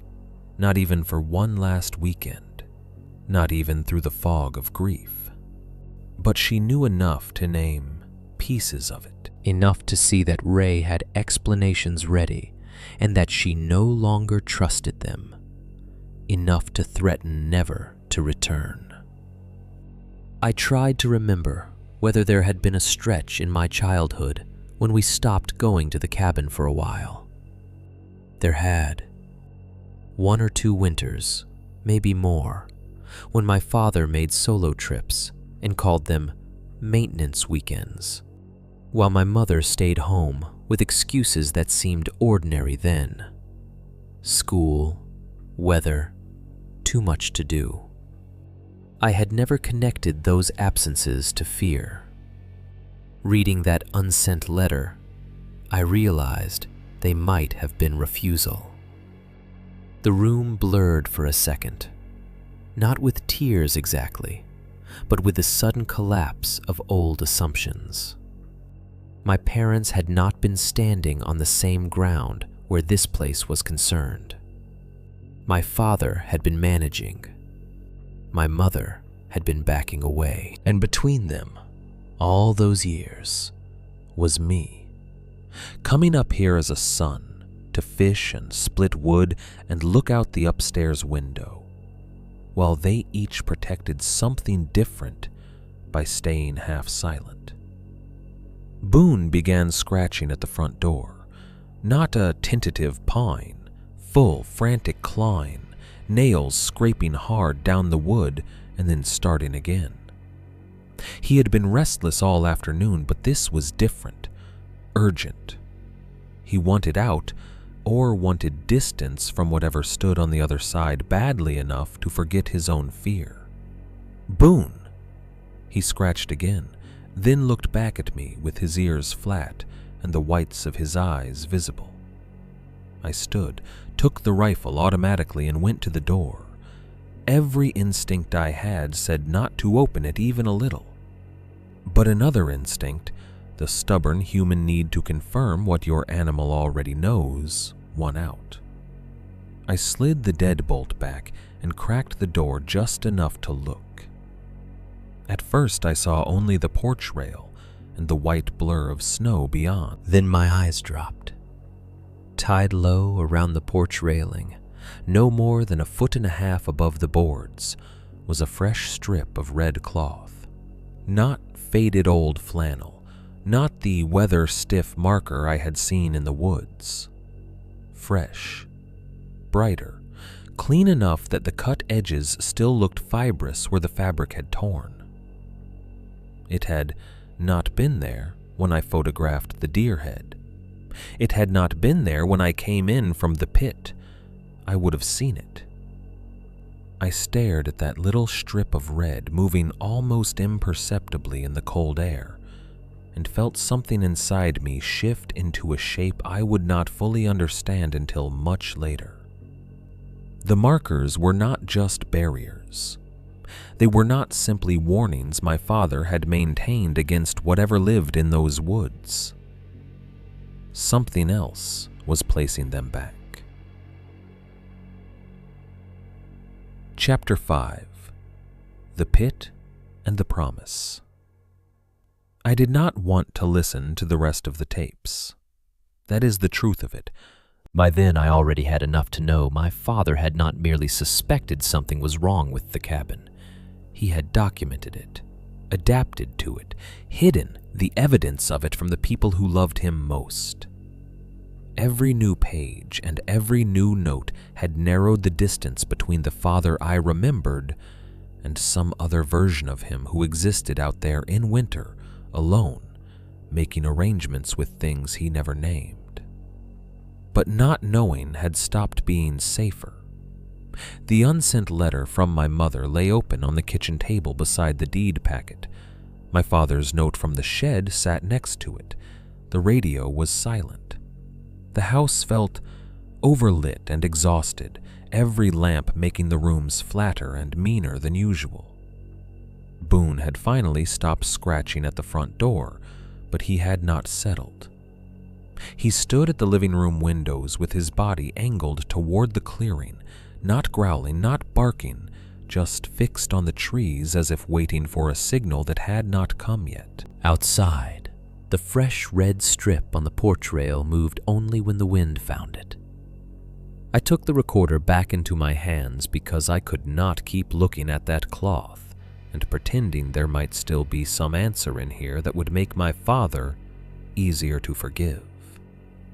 The third tape clicked, hissed, and then my father's voice came through. This one had been recorded over more than once. There were little ghosts of earlier speech underneath in places, half syllables and breath and what might once have been weather notes. But the main recording was clear enough. He sounded older on this tape than in the earlier one, more tired, not frightened exactly, worn down into caution. "February," he said. "Third week, I think. Wind moved the drifts. Found the north line down in 2 places. Boone wasn't born yet. This was Jasper and the McAllen dogs." A pause. Then the scrape of something being set down. 3 of them. Found one near the lower stand, and 2 closer to the boundary by the old cut. Skinned in places, not clean, like something started and stopped. He stopped speaking for a few seconds after that, and the silence on the tape said almost as much as the words. I could hear him breathing through his nose. "At first I thought cougar," he went on. "Then I thought maybe somebody sick in the head, a person. Had to be a person. Cats don't leave them arranged." My skin prickled at that word. Arranged. He continued in the same low, practical tone, as if recording these things carefully might prevent them from becoming superstition. "Heard roof movement 2 nights after. Saw eye shine in the trees first, then not eye shine. Height wrong. Stayed on the sit limb till near dawn. Markers on the west side were down by morning." The sit limb. Not a branch that looked like a seat, not the tree by the clearing. The sit limb. A term already established in his mind, known, used. My mouth had gone dry. I listened harder. Reset what I could. Buried the dogs. Should have left it there. Did not. Started feeding the outer pit after that. Deer scraps, mostly. Gut piles. Offal. Anything from butchering that would carry smell and keep it farther from the house. He said those last words without shame in his voice, and that somehow made them worse. He had not solved the problem. He had not gone to the sheriff, sold the land, burned the place down, warned my mother, or told his son never to stand at the upstairs window after dark, because something in the woods understood invitation. He had started feeding the outer pit, negotiating. That was the word that rose in my mind and would not leave. Not hunting it, not trapping it, not surviving it in some helpless, noble way. Negotiating with it, maintaining distance, offering substitution, turning family property into a managed edge condition, and then letting the rest of us keep calling it a cabin. I shut the recorder off and sat there with my hand clenched so hard around it the plastic creaked. For a few seconds, I could not identify what I was feeling because it was too mixed to separate cleanly. Grief was there, yes, but grief had become the floor under everything by then, not the whole room. On top of it came fury, shame, disgust, and the childish ache of betrayal that never fully goes away when a parent turns out to have been smaller or stranger than your love for them required. I had come up that mountain because I wanted one last closeness to my father. What I was getting instead was evidence that some part of his life had been conducted in a private, stunted covenant with fear, and that he had trusted his own management of it more than he had trusted us with the truth. I stood up so abruptly the chair legs scraped the floor. "What the hell did you think you were doing?" I said to the empty room. Boone turned at the sound, but only briefly. Then his attention pulled back toward the front windows.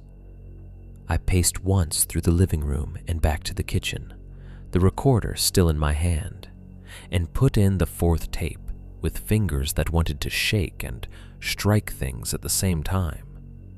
This one began mid-thought. Doesn't always come to the porch. Sometimes just circles. Sometimes just roof. Worse when the weather breaks warm after a hard freeze. A long exhale. Jasper wouldn't take the North Trail after the dogs. Neither would Buck. Boone's sire wouldn't either. They know the line before I do. I thought of Boone stopping at the tree line, resisting me with every pound of his old body while I dragged him into the woods to rehang those ribbons. I thought of Jasper, a dog from my childhood whose refusal I had once laughed at, now recast as one more witness my father had ignored because he preferred systems to confession. Then my father said, quieter than before, "The one that sits is the one that waits closest." I stopped moving. The one that sits. He did not say the thing or it that time. He gave it a role, almost a title. The one that sits. As if there might be others, or other patterns, or at least other ways of understanding the same presence. As if the sitting itself mattered enough to name. The tape crackled, and he went on. Not always on the same branch, but mostly there. Knows the loft, knows the back slit, likes the upper sight line. Won't rush if it doesn't need to. Better to keep the inside light low. My father had known the sitting limb as a place of observation, not a weird family joke, not a branch that happened to look occupied if the light hit wrong. A known post, a chosen vantage. He had watched it there often enough to make rules around lighting and windows. I turned then and looked at the loft stairs. A hot wave of memory came over me all at once. Not just the time he yanked me from the upstairs curtain when I was a kid, but smaller moments I had filed under ordinary parental irritation because I hadn't known where else to put them. The way he always insisted the loft curtains be closed fully before bed. the way he once made me move from the upstairs window while I was using binoculars to look for deer at dusk. The one winter when he had gone outside just before dark with a coil of something red in his pocket and come back without it, face blank, saying only that the wind had loosened some old property tags. None of those moments had seemed like fear then. Now they assembled themselves into a pattern with a precision that made me feel sick. The tape ended in static. I did not put it back in its case. I let it sit beside the recorder on the table while the kitchen clock clicked and the stove exhaled, and Boone remained at the window like a dog awaiting a command from a master who had long since stopped deserving one. That hurt me too, in a way I was not prepared for.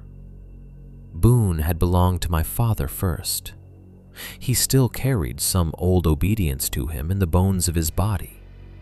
Watching him stand there now, facing the clearing as though waiting for the world to announce its terms, I had the ugly thought that maybe this had been how my father looked after enough winters up here. Less man than mechanism, orienting himself toward a recurring threat until the orientation itself became habit. I went to the front windows at last. Outside, the afternoon had flattened into one of those cold, dim winter lights that seems less like daylight than a temporary reprieve from dark. The clearing was pale and still. Snow hung in the branches without falling. The porch rail held its fresh red strip low and bright. Beyond that, the tall firs stood where it always had, just right of center from the living room windows, its heavy horizontal branch extending out toward the house like a limb frozen in the act of reaching. For several seconds I saw nothing there. Then my eyes adjusted. Something lay draped across the sitting limb, not upright this time, not crouched in a way my mind could still almost argue into some other shape. Draped. Long and dark against the branch, with a hanging suggestion of length where no length should have been if this were a man using a tree as a lookout. It looked less like a body at rest than a thing arranged where it wanted to be. One forelimb or arm hanging down below the line of the branch, and the head, or what I took for the head, angled toward the cabin. It was daylight. That fact mattered more than the shape itself for the first second or two. Night leaves room for excuses. Distance and dark collaborate, but daylight strips at least some of that away. You may not see clearly. You may still fail to identify, but you lose the right to believe you invented the whole category. Boone gave a low sound in his chest and did not move. Neither did the thing on the limb. It simply remained there, occupying the branch with a patience so complete it felt less like ambush than ownership. Watching the cabin without hurry, without concealment, without any need now to make me wonder whether my father had really meant that branch when he spoke about the one that sits. He had.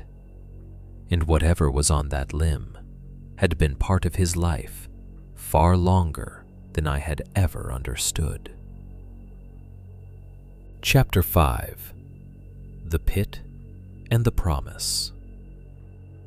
After I saw it on the sitting limb in daylight, I stopped pretending the cabin still held any version of my childhood that could be recovered. That should have been the end of sentiment. It should have burned the last of the nostalgia out of me. But grief does not surrender in one clean motion. Even after the tapes, the pits, the deer head, and the thing itself laid out in plain gray afternoon like a fact nobody else would ever believe, part of me still kept reaching backward, toward the family I thought I had come here to find. Maybe because I needed to know when the lie had started. Maybe because if I could locate the first crack, I could convince myself there had once been a whole thing before it broke.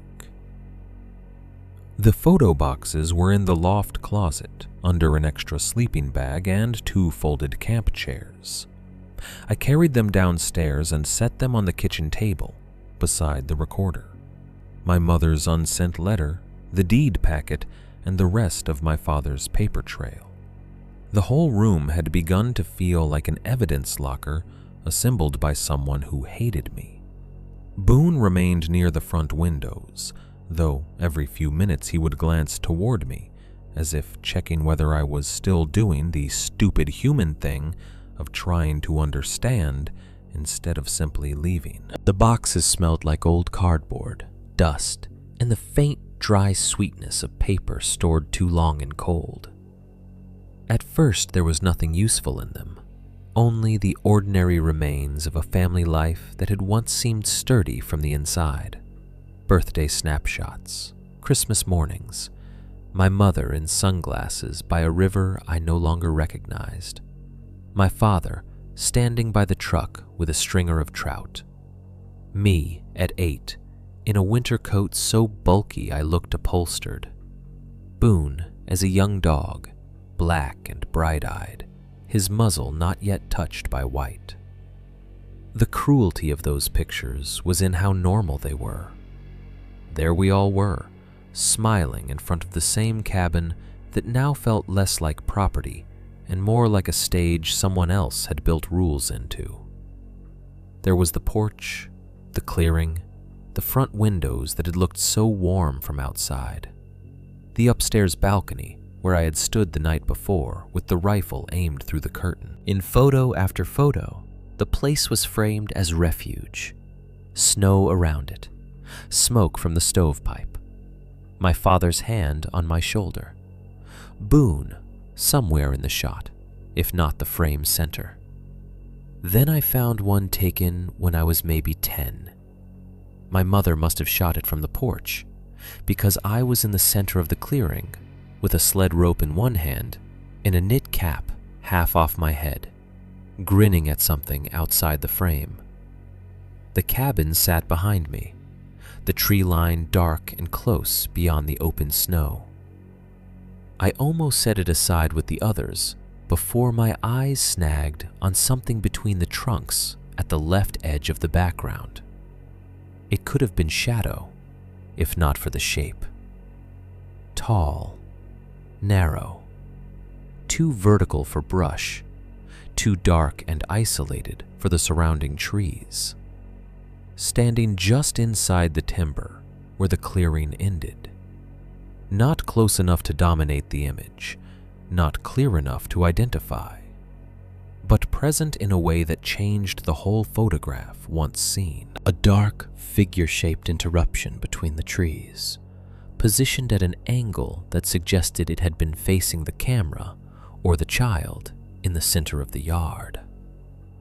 I held the photo nearer the lamp. The grain made certainty impossible. The distance helped nothing. But I knew what I was seeing in the way you know an old bruise belongs to the blow you once tried to forget. There was no reason for a person to be standing there during a family photo unless one of us had noticed him. None of us had. Or if someone had, they had chosen not to react. I looked over my shoulder toward the front windows, toward the clearing outside the real cabin, half expecting the same silhouette to be waiting there now.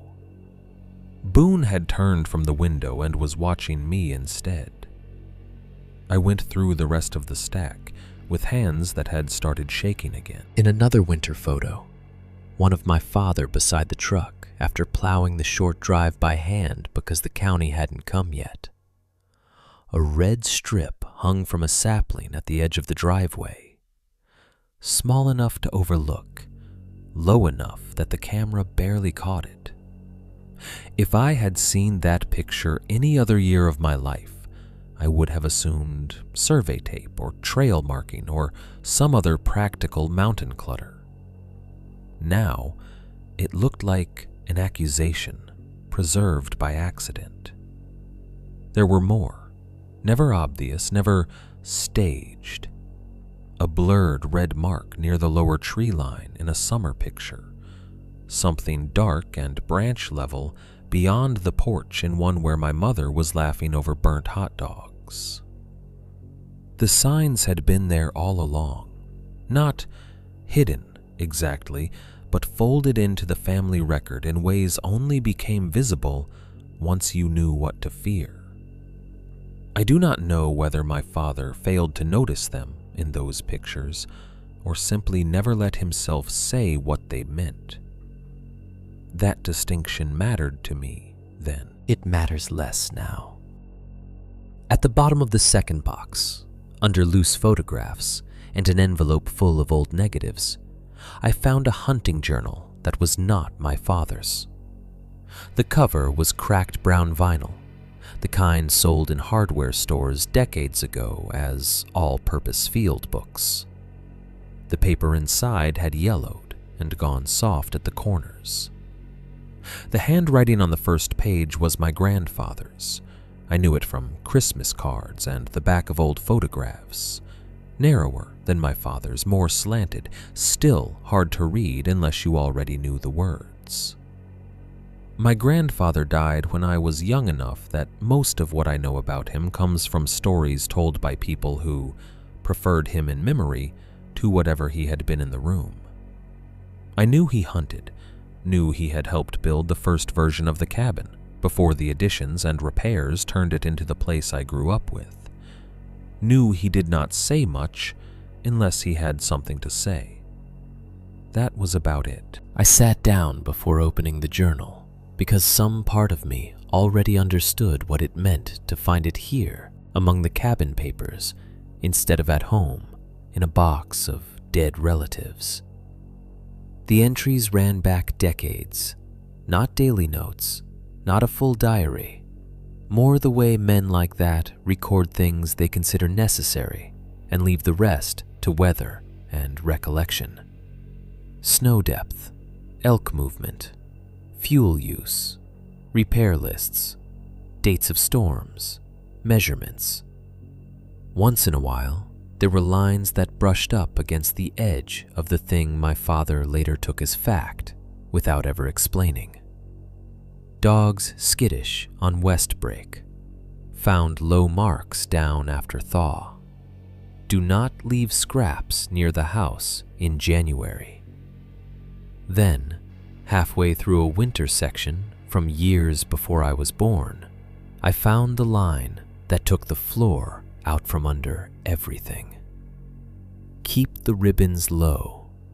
It likes them low. I read it, and then read it again with my mouth open. Not markers, not line tags.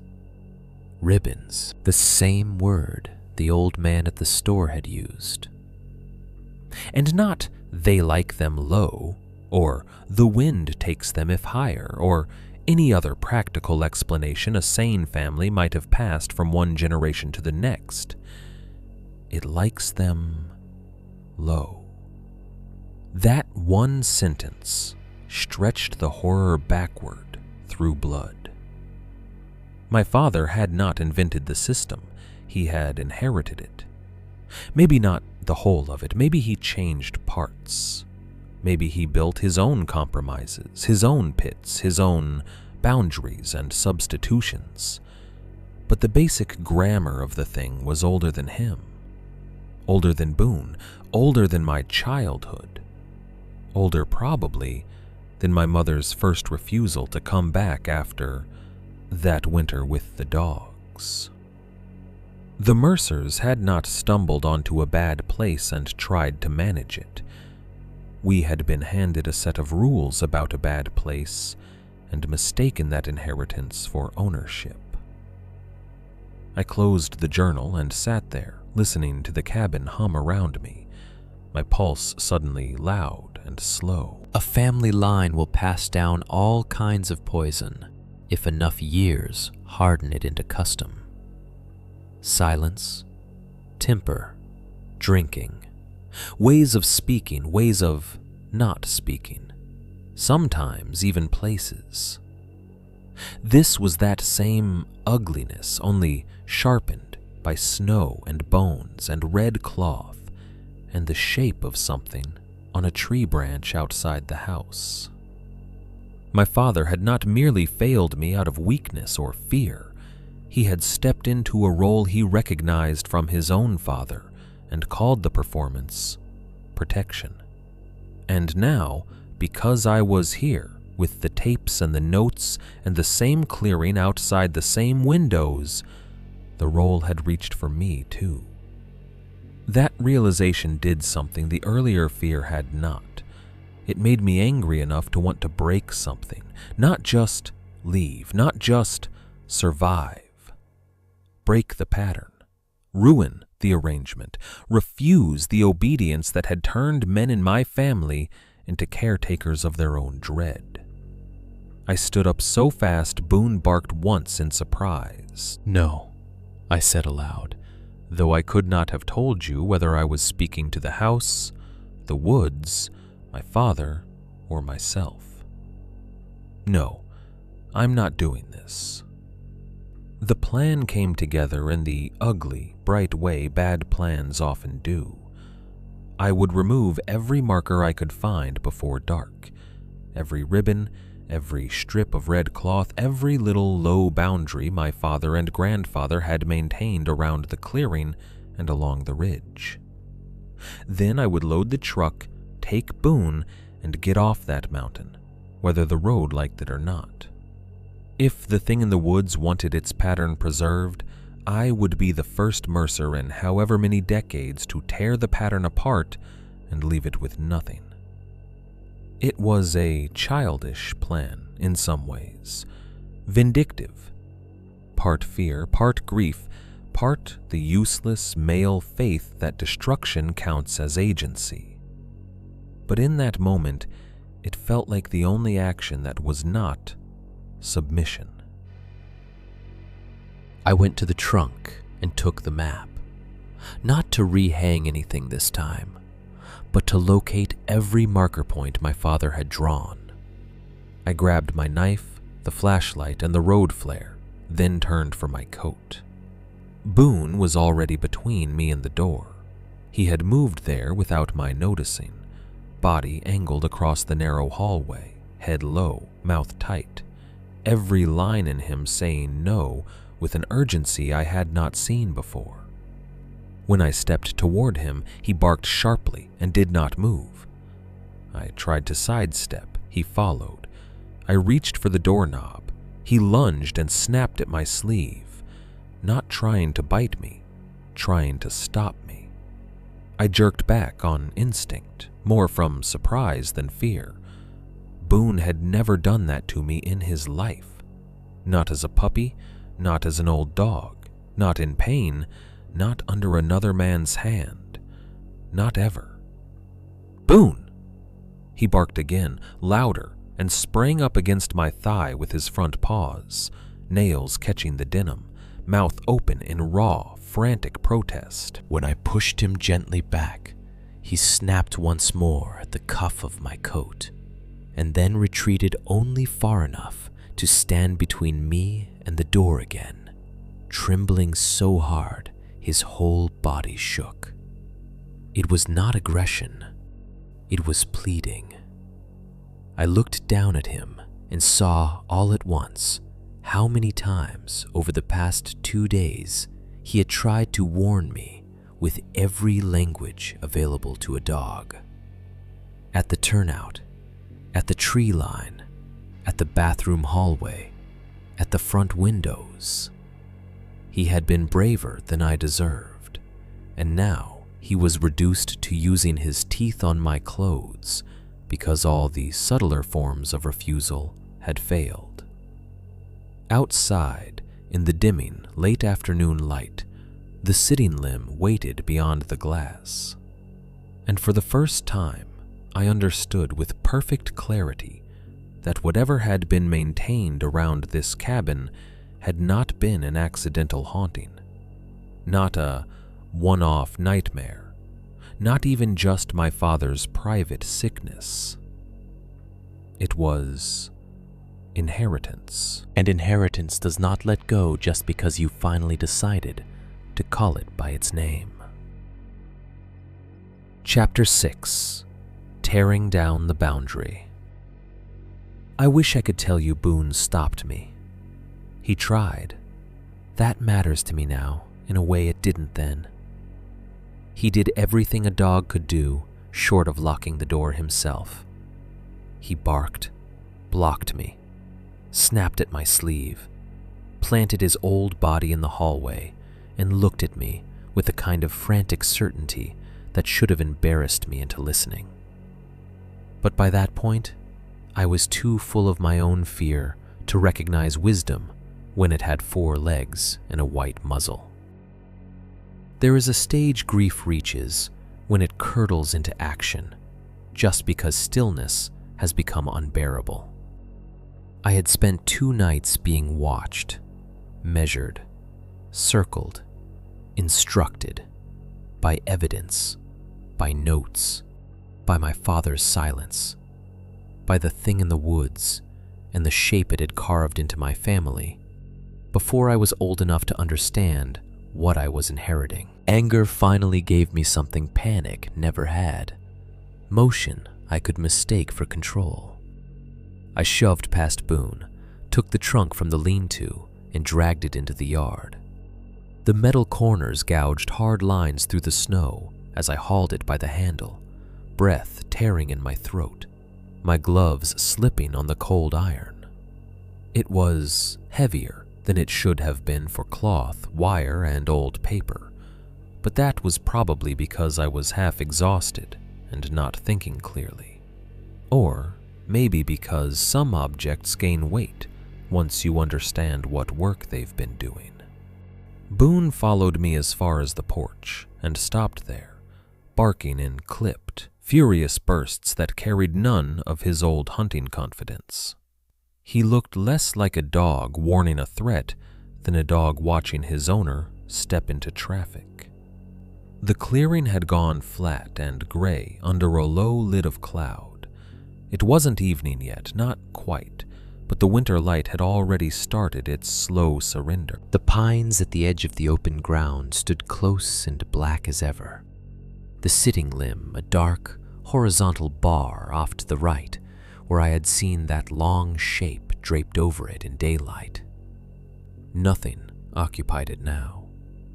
That only made it feel more watched. I dropped the trunk in the snow and flipped it open. Inside lay the same miserable system my father and grandfather had tended in secrecy. Bundles of red cloth strips, wire, old maps, the disposable camera, the zip bag with finger bones, notes written in blunt, practical hands. Looking at it all in the open air made my anger sharpen again. None of it felt sacred. It felt pathetic. Homemade boundaries, family superstition built up over winters and fear until it had hardened into obedience.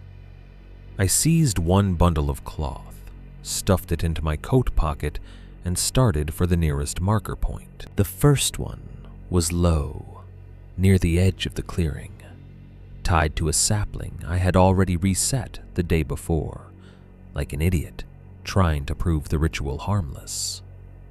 I took out my knife and sawed through the cloth instead of untying it. The strip fluttered down into the snow and landed bright against the white. I kicked it away. "There," I said aloud to the woods. My voice sounded too loud. I moved faster after that, from one marked point to another, following the shape of the broken ring my father had mapped around the house. Some ribbons came loose easily. Others had frozen into bark or stiffened with age, so that I had to hack them apart in ugly little red scraps. At one point, I found an old strip darkened nearly black and ripped it down so hard a shower of snow came off the branch above it and went down my collar. I didn't stop. At the second point, I found a rabbit jaw half buried under powder, where I had seen it before. I threw it as far as I could into the clearing. At another, there was a cleaned rib laid along a root, like a marker pointer. I kicked it into the drift.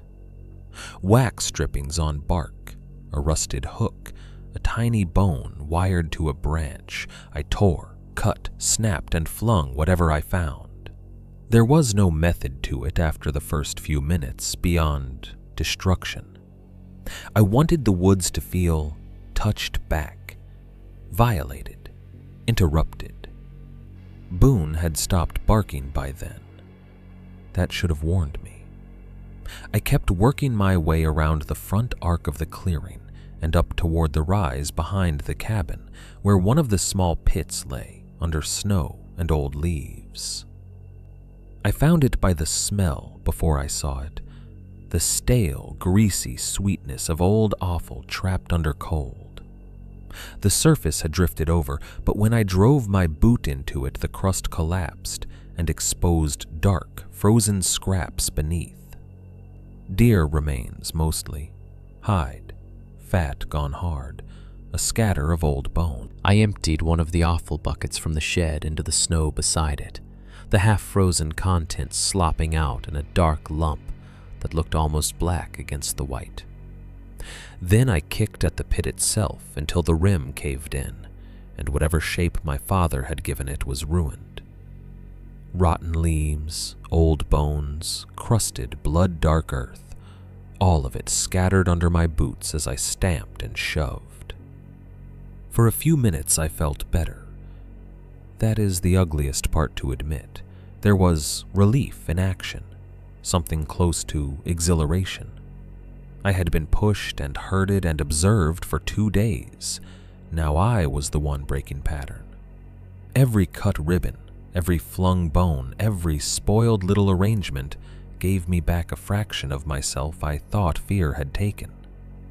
I remember actually laughing once, under my breath, harsh and stupid, because the whole thing seemed suddenly small enough to be dismantled by a 19-year-old with a knife and a temper. Then the woods went silent. Not quieter, silent. Wind had been moving lightly through the higher branches all afternoon, enough to make a soft, dry whisper over the clearing. Somewhere farther down the mountain, there had been the occasional distant grind of road noise, or a plow, or maybe just my imagination wanting proof of human life beyond the trees. The cabin generator hummed behind me. Snow slid now and then from loaded boughs. All of that stopped in the same moment, so completely that for a second I thought my hearing had failed. I froze with one hand on a low branch where I had just cut another ribbon free. No wind, no branches rubbing, no road. Even the generator seemed suddenly farther away, as if the cabin had been pushed back from the clearing by the silence instead of the other way around. My own breathing sounded wrong in it, too loud, too wet. Each inhale obvious enough to feel exposed. I turned slowly. Boone was gone from the porch. A shot of panic went through me before I spotted him under the truck, wedged as far beneath the chassis as his old body could fit, eyes showing white in the shadow. He would not come out. When I called his name, he only flattened himself tighter against the packed snow under the frame. That frightened me more than anything I had done so far. Boone. No movement. The clearing seemed to be holding its breath around us. Then, from the left tree line, came 3 soft taps, evenly spaced, wood on wood. The same pattern I had heard near the pit, the same cadence that had moved around the cabin walls at night. I turned toward it sharply, but before I could focus on where it had come from, the same pattern answered from behind the cabin. 3 taps. Then from farther uphill, near the north rise, 3 more. Not one thing moving around the clearing now. Echoes, placements, responses. The realization hit me in a cold rush that made the hair lift on my arms under my coat. I had not disturbed a single creature's root. I had disturbed an arrangement bigger than the branch, bigger than the porch, bigger maybe than even my father's private system had let him admit. The markers had not been just a fence line for one prowler. They had been part of a wider conversation in the trees, and I had just stepped into the middle of it with a knife like an angry child. Another 3 taps came, this time closer to the front of the cabin. I backed up without meaning to, boots sinking into churned snow and dark scraps from the ruined pit. The pieces of red cloth I had cut down lay around the clearing in little bright wounds. In the silence, they no longer looked triumphant. They looked like invitations. "Boone!" I shouted, but even my own voice sounded misplaced. Under the truck, he began making a low, continuous sound in his throat. Not barking, not whining. Just a steady note of dread that seemed to vibrate through the metal frame above him. I wanted, suddenly and desperately, to be back inside the house. But moving toward the porch meant crossing the open clearing. And for the first time since coming to the mountain, the clearing did not feel open. It felt surrounded in more than one direction at once. The tapping did not repeat immediately. That almost made it worse. I stood there, half turned between the truck, the porch, and the tree line, listening so hard my jaw hurt. Somewhere in the silence, a single clump of snow dropped from a branch and hit the ground with a muffled hush that made my whole body jerk. Then I saw the prints. They were near the sitting tree, where the snow had been less disturbed before. At first, all I registered was texture. Too much broken surface in one place, too many impressions layered over each other. Then my eyes adjusted, and the pattern became clear enough to make my stomach turn. Fresh footprints overlapped older ones, there in such dense repetition that individual tracks were impossible to count.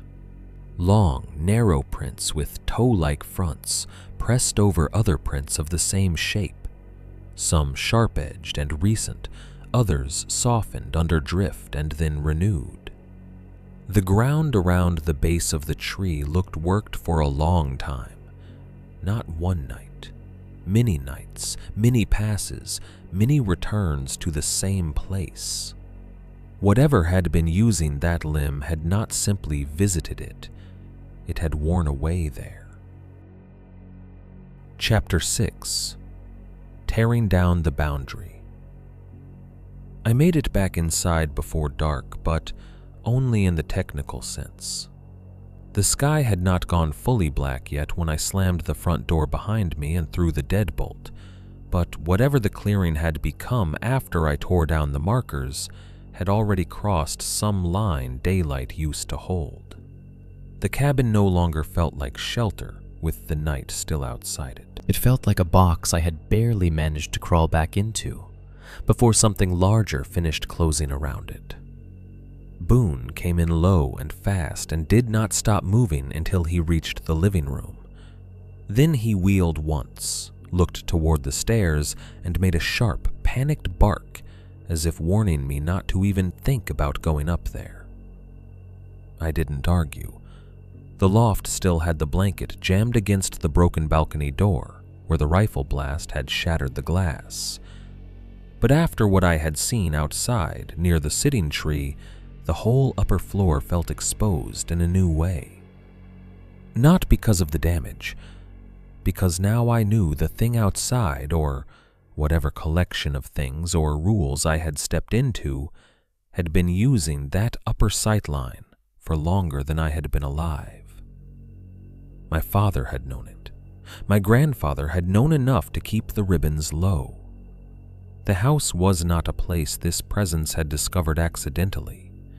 It had a map of it. Maybe better than I did. I stayed downstairs and started building a plan out of whatever fear had left me. Leave at first light. No more searching. No more tapes. No more pits. No more proving anything.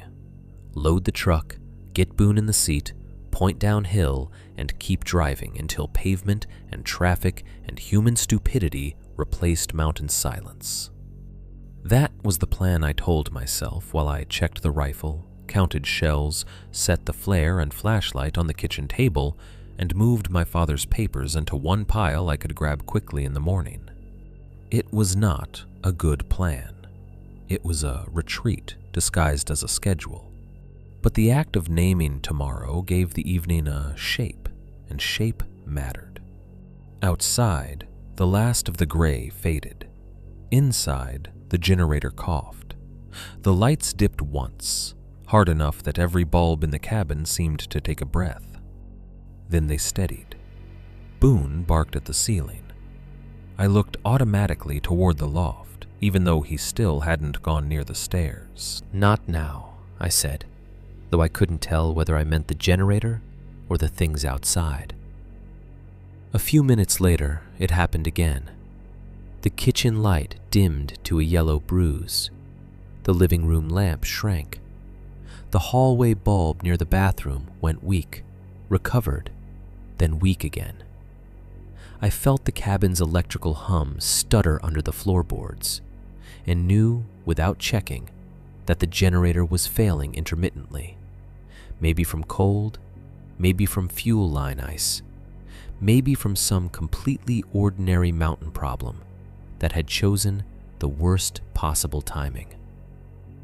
I went outside to the generator only as far as the porch. That was all I could force myself to do. The machine sat where it always had, in its little lean-to housing off the side of the cabin. I could hear it chugging, rough and unevenly, through the boards. I should have gone down there with a flashlight and checked the line, checked the choke, checked the fuel feed like my father would have. Instead, I stood in the doorway, looked at the deepening dark, and backed inside again. That was the first time I admitted to myself that the cabin had already beaten practical behavior out of me. The lights flickered a third time, just as full dark came down. Then the back hallway went black. The bulb over the bathroom and utility wall died first, leaving the rear of the cabin cut off in a sudden chunk of darkness that felt almost physical. The kitchen light held, the living room lamp held, the front windows reflected the room back at me in weak gold. But the rear hallway was gone, and because I had seen that face at the slit bathroom window the night before, the absence there felt less like a power issue than like invitation. I grabbed 2 oil lanterns from the shelf by the mudroom and lit them with my father's Strike Anywhere matches. The scratch of the match head and the bloom of sulfur felt absurdly old-fashioned, but the lantern flames steadied me more than the electric lights had. I placed one in the hallway entrance and one on the kitchen counter, then set the road flare within reach, though I didn't light it yet. The cabin took on a layered look under mixed light. Generator yellow in some rooms, lantern gold in others. Deep shadows where neither reached fully. It should have felt warmer. Instead, it felt porous. Boone would not go upstairs at all. I tested that once because the blanket over the shattered balcony opening had come loose at one corner, and I knew the cold would only worsen if I didn't fix it. I took 2 steps toward the stairs, and Boone lunged in front of me, barking so hard foam flecked the corners of his mouth. Not aggression, prohibition. His whole body was in it. "Fine," I said. My own voice sounded too thin in the room. By the time I dragged one of the downstairs quilts to the base of the stairs and left the loft to whatever watched from above, tapping had already begun, and it wasn't even fully night by the clock. That struck me first, the timing. Before, it had waited for darkness to settle in properly. The circling, the roof steps, the walls, the glass, it all belonged to deep night. Now the first taps came while the sky still held a faint, leaden trace beyond the front curtains. 3 soft contacts on the outer wall near the kitchen. Pause. 2 on the rear siding, then 1 on the front door glass. Earlier than ever, as if removing the ribbons and kicking open the pit had not merely provoked a response, but advanced the schedule itself. I stood in the living room with the rifle and listened, trying to pretend I still knew where the outside of the house ended. That illusion lasted maybe 30 seconds. Then something moved under the cabin. Not the random scamper of a raccoon or a porcupine. Not settling, not wind. Slow footfalls or impacts under the floor joists, directly beneath the main room, far enough apart to imply weight and intent.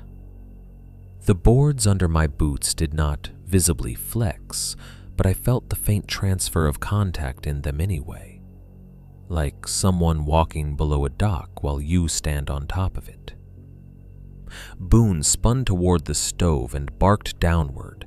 A second later came scratching inside the wall. Close, interior close. Not on the siding this time, but in the void between the living room and the rear hallway.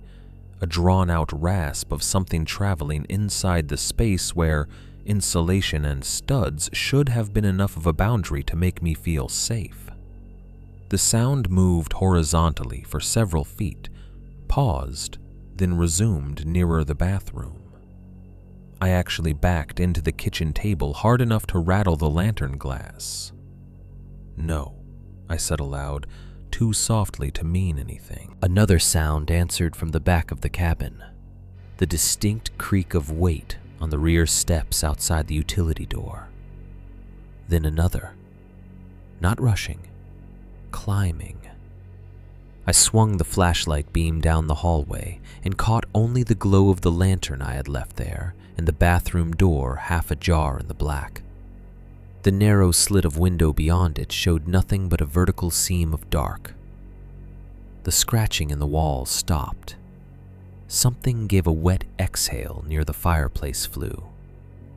That was the moment the cabin changed for me completely. Until then, even after the window face and the balcony and the tracks and pits and bones, the house had still retained some category in my head called inside. Imperfect, vulnerable, watched, but inside.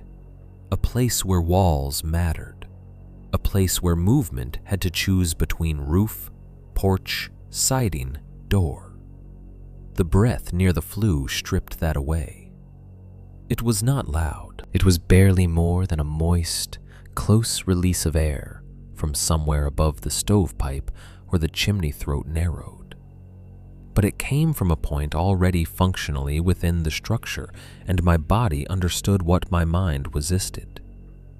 The boundary between outside and inside had weakened enough that I could no longer trust direction. I started lighting everything I could find. One more lantern from the mudroom, candles from the mantel, the road flare at last, which I wedged in an old coffee can in the back hallway, where its furious red light stained the walls and made the bathroom doorway look like the entrance to a meat locker. The air in the house began to smell of hot oil, wax, sulfur, old smoke, and the cold draft slipping from upstairs through the damaged balcony door. Every room became overdefined in some places and unreadable in others. The radio, which had sat dead and inert for hours, burst alive so suddenly, I thought for one insane second that the flare had somehow triggered it. Not one voice, several, layered and slipping over each other in static. Some male, some too broken to sex at all.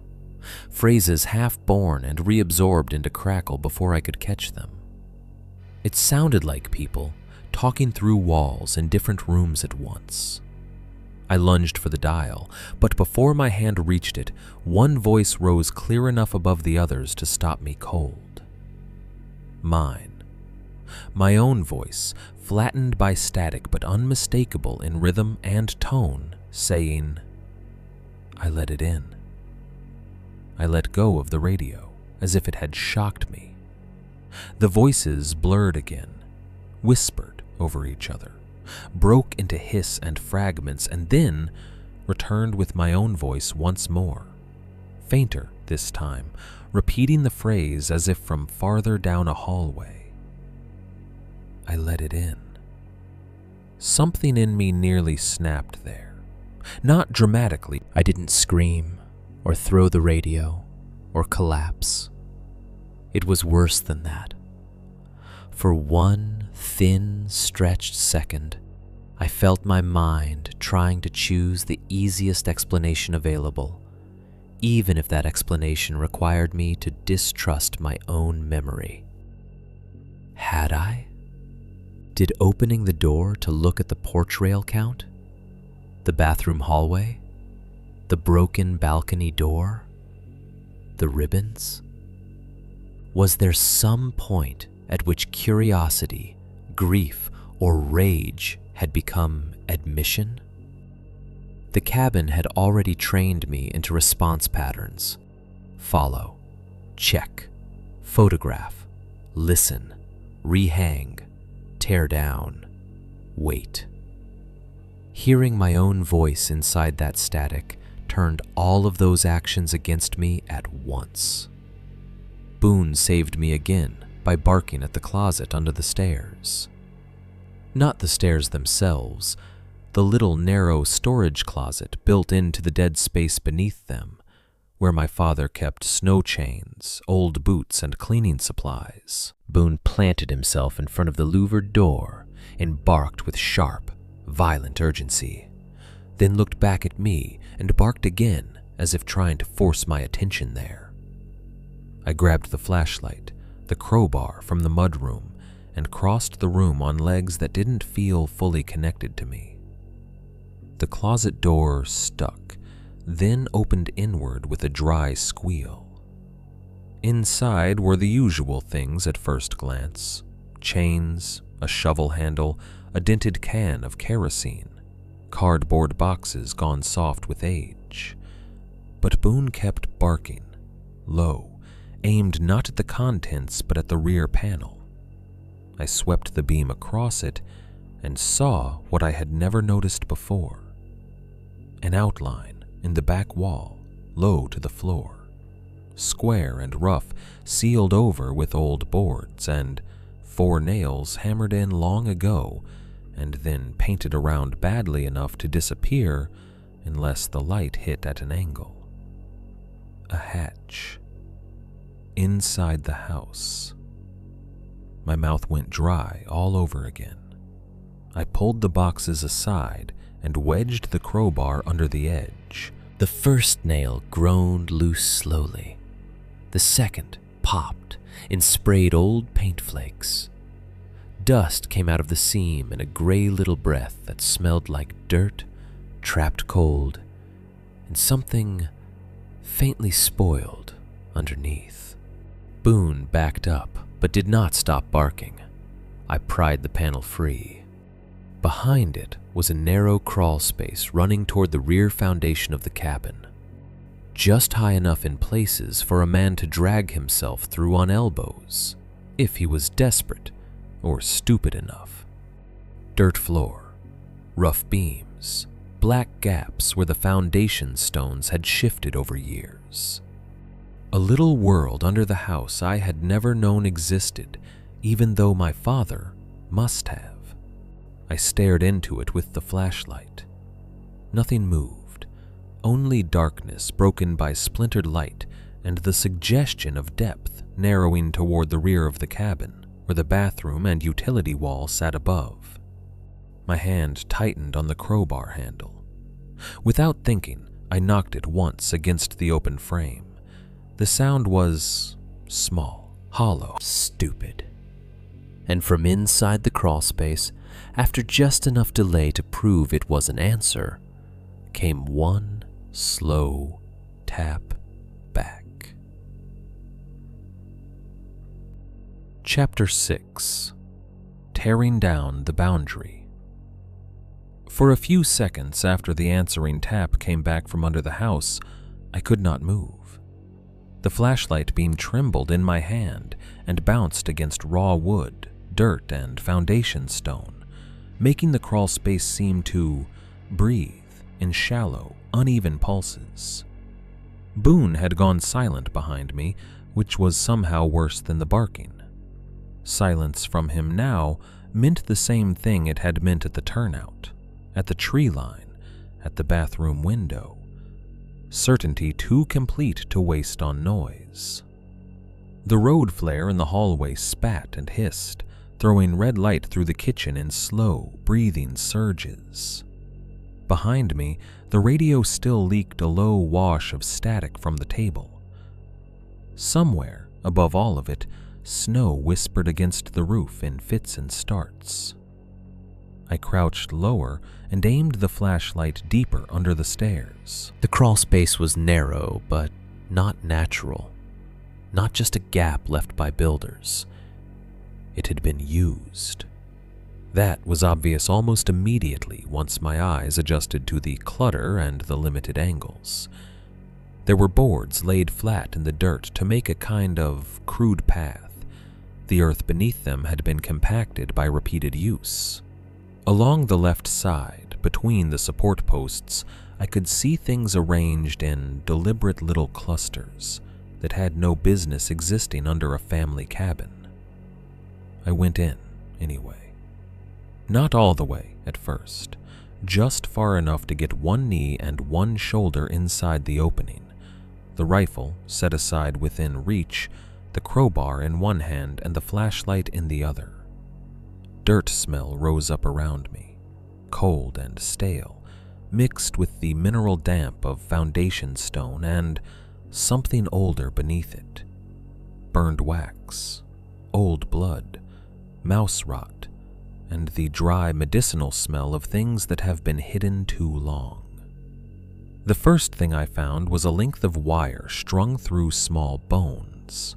It hung from a nail driven into one of the joists, low enough that my sleeve brushed it when I shifted. The bones clicked softly together with the movement, and that tiny sound in the enclosed dark made the skin on my neck go tight. Some of them were clearly animal. Bird bones, maybe, and thin finger-like pieces from things too small for me to name. Others looked wrong in ways I no longer had the luxury of dismissing. Joint shapes too human, phalanges too familiar. The wire was twisted neatly at both ends, not tossed up there in panic. Hung. A little farther in were old cloth markers, folded and stacked. Not loose scraps, not storage. Bundles of red strips, some faded nearly brown with age, some only dulled by dust, laid in rows beside the beam like spare parts waiting to be replaced. Near them sat 2 candle jars, crusted over with old wax strippings that had run down the glass and hardened in thick, pale ridges. One still held a blackened wick, bent over in a shape that looked strangely delicate under the flashlight. I kept moving. The crawl space widened slightly under the center of the house, enough that I could crouch instead of crawl. More objects emerged from the dark in careful, ugly order. a rusted coffee tin with no lid, filled with animal teeth. Not just one or two, a handful at least. Some small and needle-fine, some broad and flat-rooted, all yellowed and dry. Several dark at the roots, as if cleaned poorly, or not at all. Beside it lay a small cardboard box of shotgun shells gone soft with damp, but still recognizable by color and brass. Near the rear foundation, there was a stain on the dirt, where something oily had soaked in years earlier and kept the ground darker than the rest. None of this had happened by accident. My father had not simply observed a problem.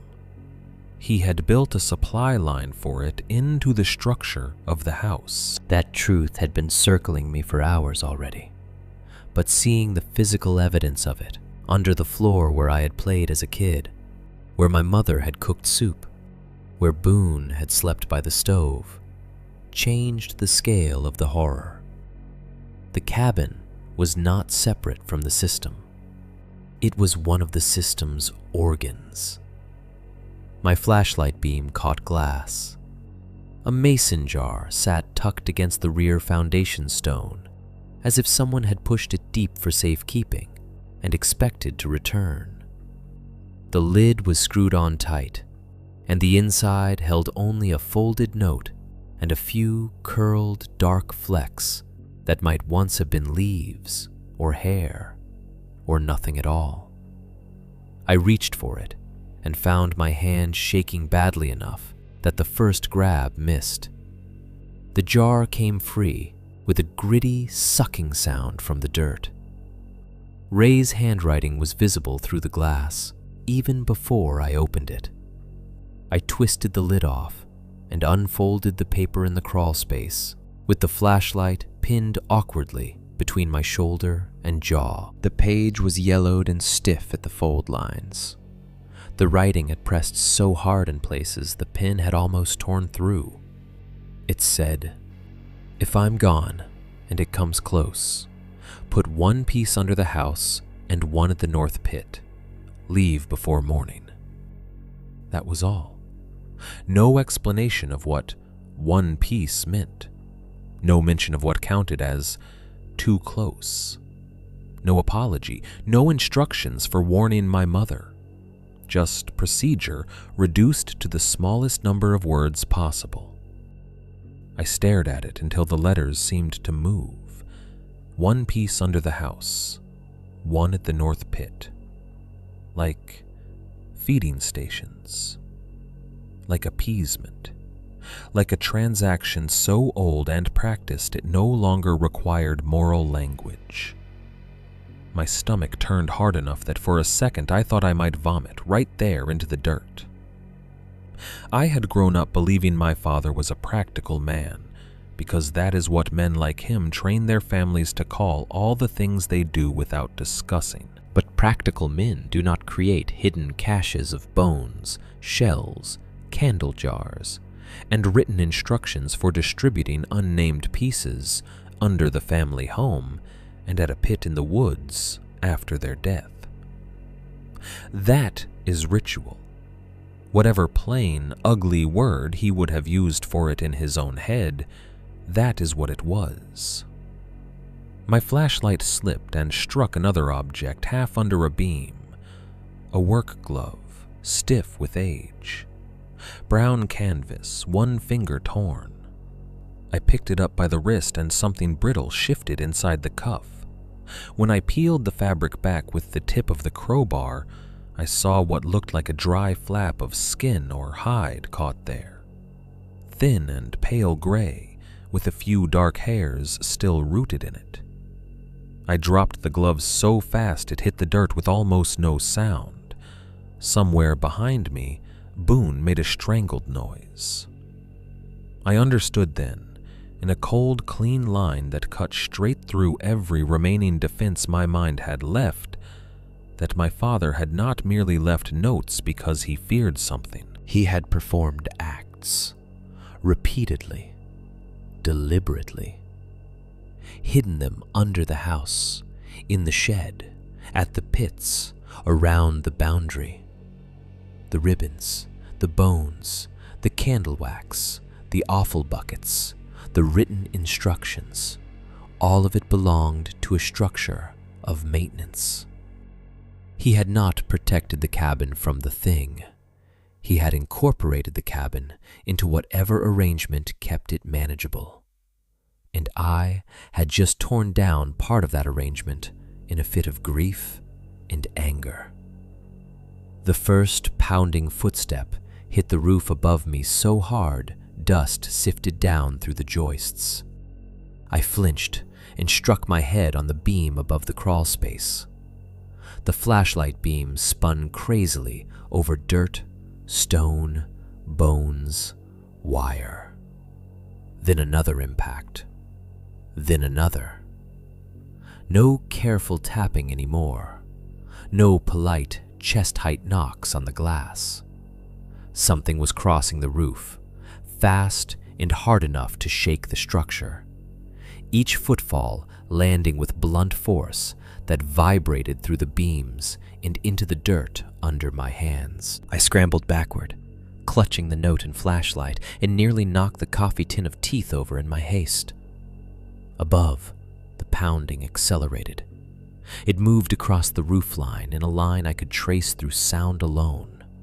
From rear slope to loft, from loft toward the front, then back again, as if whatever was up there had lost patience with the old circling route and was now testing the whole structure by impact. Wood boomed. The walls shivered. Fine dust and old cobweb fragments drifted down in pale threads. Then something dropped onto the balcony. Not stepped, dropped. The force of it shook dust from the loft beams and sent a deep jolt through the upper wall, so strong I felt it in the dirt through my knees. Boone's restraint finally broke not into barking, but into a sound I did not know a dog could make. A high, tearing scream from somewhere beyond fear. The noise of an animal whose body has recognized a threat too complete to process by any normal warning behavior. Boone! I threw myself backward out of the crawl space, dragging the mason jar and the note with me on instinct. My shoulder caught the hatch frame hard enough to send pain down my arm. The flashlight flew and struck the floor, rolling until its beam pointed under the kitchen table. The road flare's red light smeared everything into ugly emergency colors. Boone was no longer by the hatch. He had retreated to the center of the living room, paws splayed, head lifted toward the ceiling, as if trying to track movement through multiple floors at once. He screamed again when another hammering series of blows ran across the loft. The balcony railing groaned overhead. I got to my feet with dirt on my knees and foundation dust in my hair, the note still crushed in one fist, and looked up toward the stairs with a level of understanding I had been refusing all day. The family home had never been a refuge from the thing outside. It had been one functioning part of the treaty. Chapter 7. What Followed Me Home. That was the moment I stopped looking for the full answer. Not because I had found enough of it to be satisfied. I hadn't. The opposite, really. By then I understood just enough to know that every new piece only widened the shape of what I was trapped inside. My father had not been observing a thing in the woods. He had been serving a system around it. My grandfather had known enough to name parts of that system before I was born. The cabin itself had been built into it, used by it, maybe even preserved by it. And if I stayed until daylight trying to understand 1 inch more, I was going to die up there. That thought arrived without drama. No revelation, no surge of courage, just a hard, flat line through all the panic and grief and rage.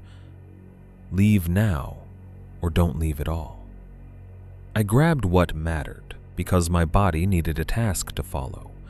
The note from the mason jar, my father's tapes, the recorder, the deed packet with my mother's unsent letter still folded inside, a handful of photographs from the box upstairs that I had already ruined with my fingerprints and fear, my wallet, keys, flashlight, road flare, the rifle, the extra shells. I stuffed everything into the duffel without caring what bent or cracked in the process. I did not do what my father's note told me to do. I did not put one piece under the house and one at the north pit. Even then, shaking so hard I could barely zip the bag, I knew exactly what that meant. It meant he had expected a moment like this, expected a future where he might be gone and the thing would come close, and someone else, his son presumably, would have to continue the procedure. Feed the system one more time. Buy distance. Leave before morning. I hated him too much in that moment to obey, or maybe I was simply too afraid of what obedience would mean. Once you follow a ritual in earnest, you admit it works, or at least that you believe it might. I could not bear that final surrender, not to him, not to the house, not to whatever had been waiting on that branch all those years while my family called this place ours. Boone stayed at my heels while I packed, but he would not look upstairs. Every impact on the roof made him flinch, as if the blows landed in his own ribs. The sounds had changed from the deliberate pacing of earlier nights into something uglier. Bursts of pounding movement, then stillness, then a heavy shift over the balcony, then a scrape somewhere along the loft edge that sounded too close to the broken door. I slung the duffel over one shoulder, took the rifle in my other hand, and went for the front door. The taps returned just as I reached it. Not on the glass this time, on the roof directly above the living room. Then on the side wall by the front window. Then a light, dry series on the porch rail itself, as if something was testing the exact spot where the fresh red ribbon had been tied. Boone barked once, high and raw, then shoved himself so hard against my leg he almost knocked me sideways. I opened the door anyway. The cold outside was brutal after the lantern heat and flare smoke of the cabin. Snow had deepened across the clearing, but not enough yet to trap the truck if I moved fast and got lucky. The deer head was gone from the porch. I registered that in one sick flash as I crossed the boards. Not dragged partly away, not knocked off. Gone. I did not investigate. I half threw the duffel into the truck bed, almost changed my mind and brought it into the cab with me, then left it where it landed among the chains, because wasting one more second in the open felt worse than losing papers to snow. I opened the passenger door for Boone and had to help him up with both hands because his back legs slipped on the step. He scrambled in, turned twice on the seat without settling, and stared at the cabin with every muscle in him locked. The tapping was still going on overhead. That was the surreal part. I was outside now, key in hand, and whatever had been hammering the roof continued moving up there, as if the cabin itself still held all its attention. Or as if it wanted me to hear that it could remain above the house while still knowing exactly where I was. I climbed behind the wheel and jammed the key in. The engine caught hard on the second turn. Old Ford, old winter miracle. The truck shuddered into life, and the heater fan came on in its familiar dying whine. I threw it into reverse and looked once toward the loft. Something moved across the upstairs windows. Not clearly, not long enough to call it a body, just a dark transit behind the curtains and weak interior light, crossing the loft from one side to the other with a speed too smooth for any human scrambling over broken glass and furniture. A shape passing through the room where I had slept, where my father had slept, where the balcony door still gaped under the blanket. I backed out so fast the rear tires spun and fishtailed in the churned snow before catching. The truck slewed crooked across the clearing, headlights swinging over the front of the cabin, the porch, the sitting tree, the packed rings of old tracks I had seen earlier. Snow flashed white, black, white again. Then the headlights caught it. At the edge of the clearing, just beyond the reach of the porch and just inside the first line of pines, it stood, facing the truck. There was no cinematic reveal to it, no dramatic step forward. It had simply been there, waiting for the light to find it. Too tall. That was still the first fact. Too tall, and not in the broad way big men are tall. Narrow, elongated, somehow less weighted than a living body should have been. One arm hung lower than the other by enough to make the imbalance unmistakable. The head sat slightly cocked, that same wrong, attentive angle I had seen on the balcony. Across its chest hung the same dark clutter of bones and strips and wire, catching the headlights in pale little points. It did not charge. That mattered more than anything else in that moment. If it had run at the truck or lunged or thrown itself into the path the way frightened imagination trains you to expect, I think I would have hit the tree line or stalled the engine or simply broken down into blind panic. But it only watched. The same way it had watched from the branch, the same way it had watched from the window, motionless except for whatever tiny internal shifts kept it balanced. Watching me leave. The worst part was that the stillness made it feel less defeated than if it had attacked, as though departure was not a thing it needed to prevent. I kept reversing until I had enough angle to turn, then slammed the truck into drive and punched us toward the road out. The first stretch off the cabin approach was the worst, because the snow had drifted back over my earlier tracks, and the truck wanted to follow old ruts while my hands shook on the wheel. We slid once so hard the rear end kicked toward the ditch, and Boone slammed into the passenger door with a bark that was mostly impact. I corrected too late, overcorrected, felt the tires catch, and somehow kept us on the road. The mountain beyond the cabin looked utterly normal in the headlights. That almost undid me. The same road, the same snow-loaded branches, the same dark pines crowding the shoulders. No sign that a family could build years of ritual into a place like that. No sign that my father's keys had come out of a deer's mouth, or that a thing wearing bones had just stood in my lights without fear.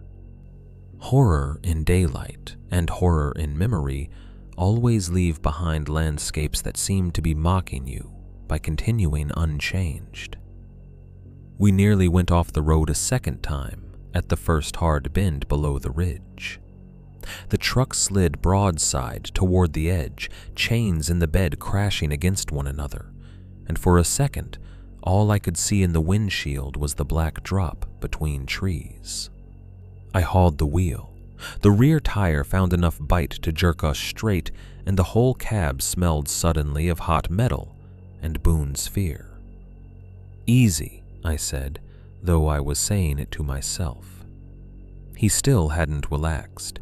He stood braced on the passenger seat, with his front paws spread and his nose close to the glass, not looking back toward the cabin now, but scanning the trees, as if expecting something to parallel us just beyond the headlights. At the next turn, I saw the ribbons. One tied low to a sapling on the left shoulder. Then another 10 yards farther on the right. Then a third lower still, hanging from a bent alder near the ditch. As the truck rounded the curve and the lights swung with it, More of them appeared in sequence down the road ahead. Thin red strips, newly tied at intervals, always low to the ground, marking the way the road descended. Not random, not old, not there on my drive up. My skin went cold all over again despite the heater finally beginning to work. They formed a route. That was the thought I could not escape, not merely more markers in the woods, a line of fresh placements guiding the descent, visible only as the headlights found them, one by one. My father's note had said nothing about leaving this way. The old man at the store had asked whether the ribbons were still up. My grandfather had written that it liked them low, and now the road out of the mountain was wearing them like instructions. A wave of sickness rolled through me that had nothing to do with the near slides or the smell of gunpowder still in my coat. I was not escaping by luck. I was being allowed to leave. That idea stayed with me the whole way down and ruined every mile. When branches leaned close over the road, I saw them as places something could have perched. When the truck headlights caught reflective eyes deep in the brush, I couldn't stop wondering whether they belonged to deer or not. Twice I checked the rear view mirror so compulsively I nearly missed the road itself. Each time I saw only darkness, snow, the pale tunnel of our own receding tire tracks. Boone finally lay down only when we hit the main county route. The plowed road looked almost urban after the mountain track, wide, packed, ugly with salt and slush, tire marks everywhere, proof that other people existed and had used it recently. There were no ribbons visible there, no dark shapes in the trees close enough to own the shoulder. The ordinary world reassembled itself in pieces. A reflector post, a road sign, distant utility lines. Boone lowered himself onto the seat with a long, shuddering exhale, and for the first time since the cabin, he stopped scanning every direction at once. I should have felt relief. Instead, I felt watched from farther away. Maybe that was exhaustion by then. Maybe the human nervous system can only survive so much before it starts drawing danger into every available shape. I kept driving because stopping felt impossible. My hands hurt from gripping the wheel, my eyes burned. There was a low ache in my right shoulder where the rifle had kicked me the night before, and every time I shifted, I felt the bruise beginning. A few miles later, on a straighter section where the road widened enough for me to breathe almost normally, I glanced in the rearview mirror. For 1 second, I saw a dark shape standing upright in the truck bed among the chains. Not crouched, not low. Upright enough that the cab blocked its lower half, head and shoulders rising above the bed rails behind me. Motionless, despite the truck's movement.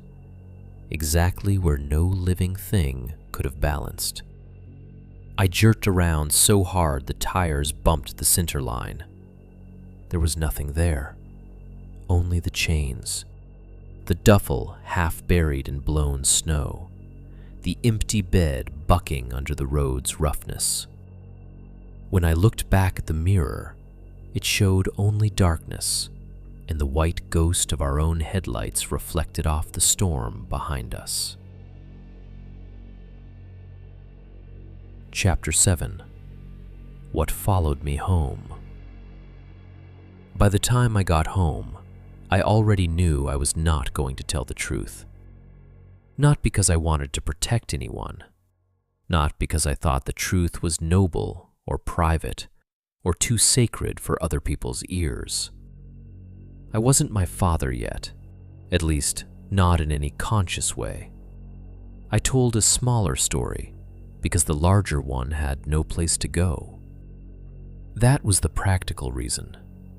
The uglier reason was that speaking it aloud in full would have made it more real than I could bear, in those first days after leaving the mountain. So I gave everyone the version the world could survive. To my mother, I said there had been someone on the property, a trespasser. Maybe a drifter living rough in the woods behind the cabin, maybe somebody disturbed. I told her about the tracks because those could still belong to a person if you wanted them to badly enough. I told her about the deer head on the porch because she would have noticed the blood on my coat anyway. I told her I found old pits in the woods, full of bones, cans, and animal remains, and that I didn't think it was safe to stay another night. I did not tell her about the voice from the radio. I did not tell her about the face at the bathroom window, or the thing on the balcony with the strand of bones on its chest, or the shape on the sitting limb in daylight. And I definitely did not tell her that her dead husband had left notes instructing me how to feed something under the house and at the north pit if he was gone and it came close. She sat at the kitchen table while I spoke, hands wrapped around a mug she never drank from, and I watched her listen in the way people listen when part of them already knows more than they want confirmed. She went pale at the deer head, flinched when I mentioned the pits, but the moment I said, "Someone living wild up there," her face changed in a small, telling way. Not relief exactly, more like she had found a version of the story she could live next to without collapsing. "Did you call anyone?" she asked. "The sheriff," I said. "Or dispatch. I got through long enough." "And?" "They said they'd check the area when the road cleared." She nodded once. Her fingers tightened on the mug. There was a long silence after that. Boone lay under the table at her feet and did not look up when either of us moved. He had followed me into the house but refused the garage entirely. When I opened the side door to bring in the duffel from the truck, he had stopped at the threshold and backed away like there was something breathing in the dark beyond the lawnmower and workbench. Finally, my mother said, too carefully, "I told him not to keep going up there alone." I looked at her. "Keep going up there?"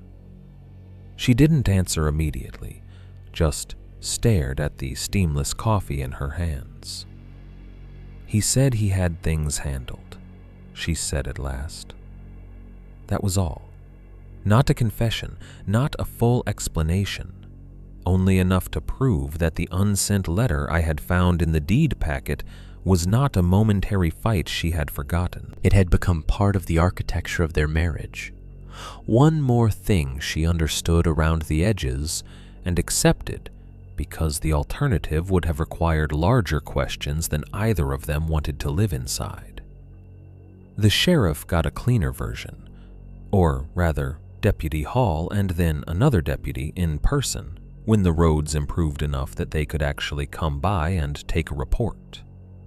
I showed them the photographs, the blood on the siding, the deer head on the porch, the tracks in the snow, the pits, the old coat, the red strips of cloth. I said I thought someone had been using the woods behind the Mercer property for years. I said there may have been human remains mixed in with animal bones.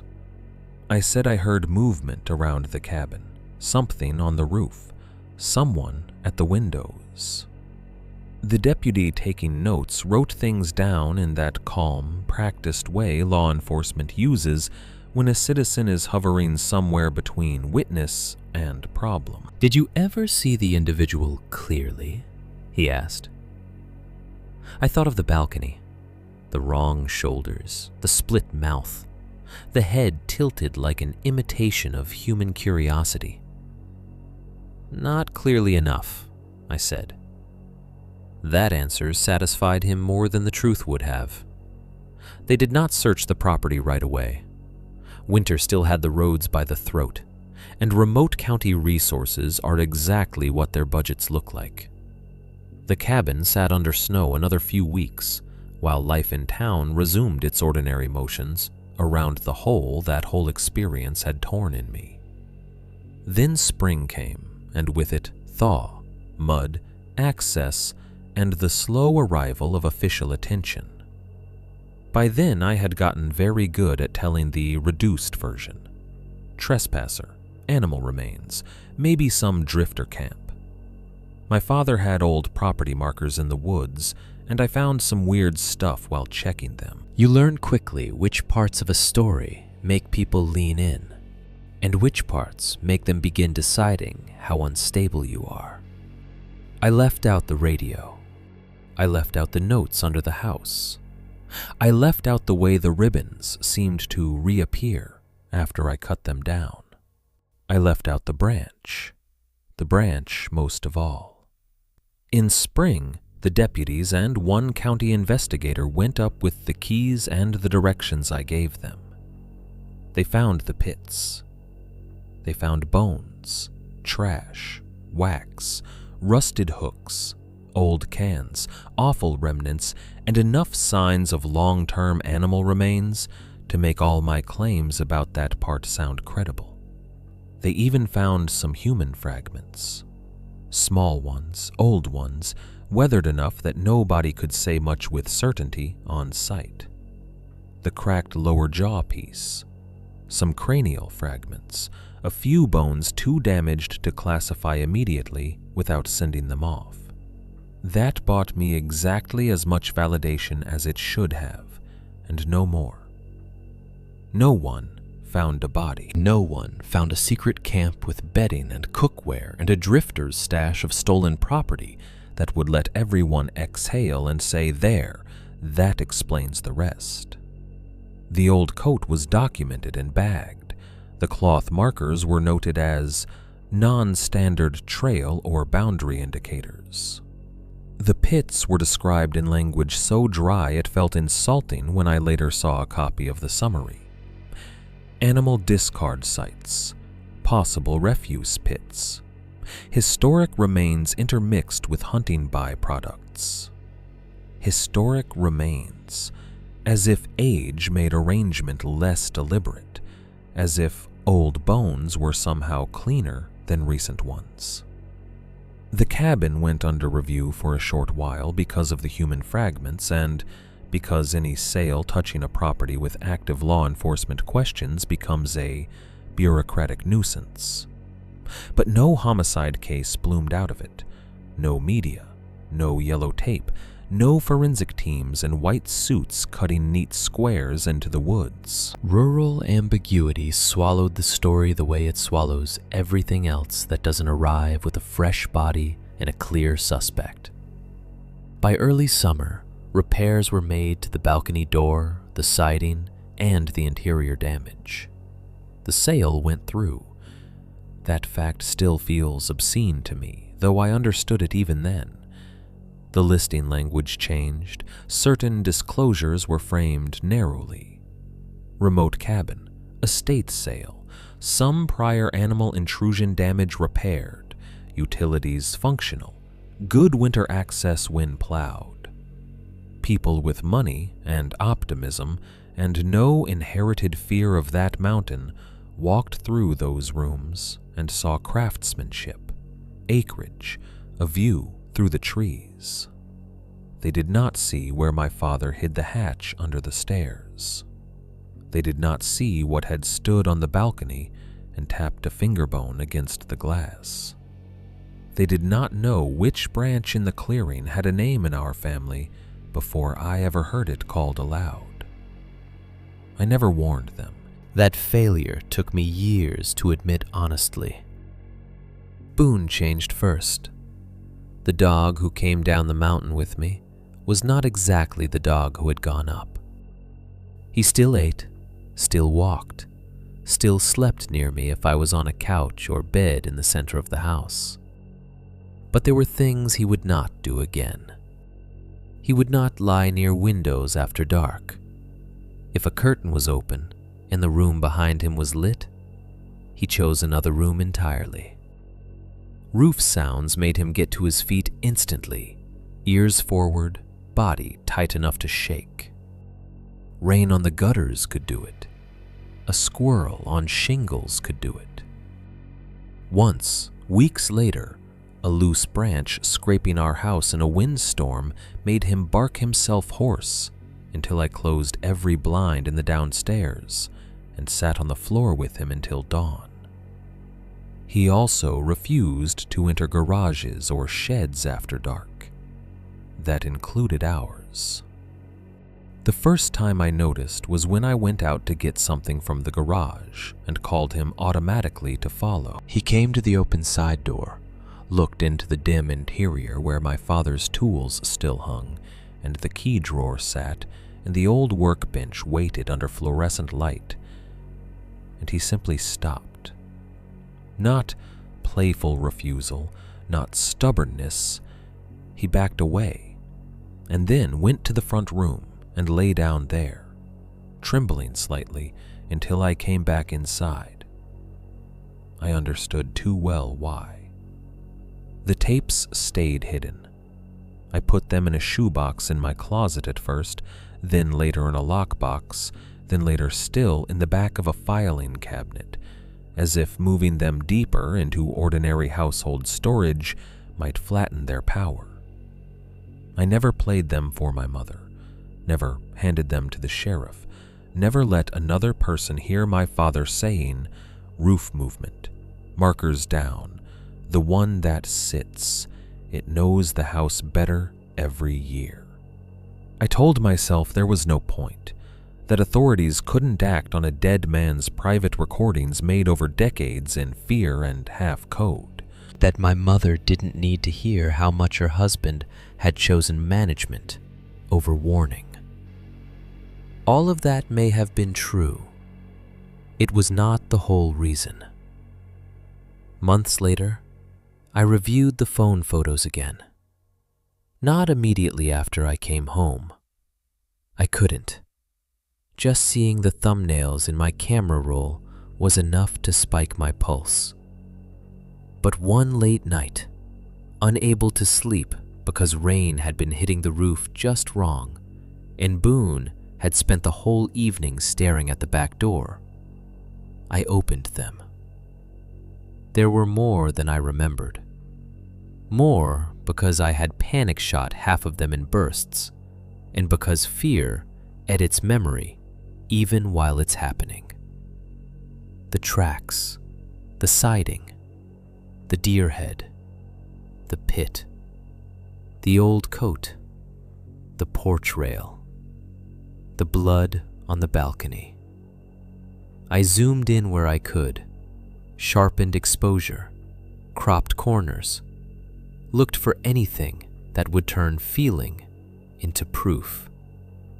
Instead, I found things that made proof feel unstable. In one daylight image of the pit, the same one where the old coat lay half exposed, there was a blurred standing figure in the background between the trees, not clear enough to identify, too vertical and too isolated to feel like a trunk.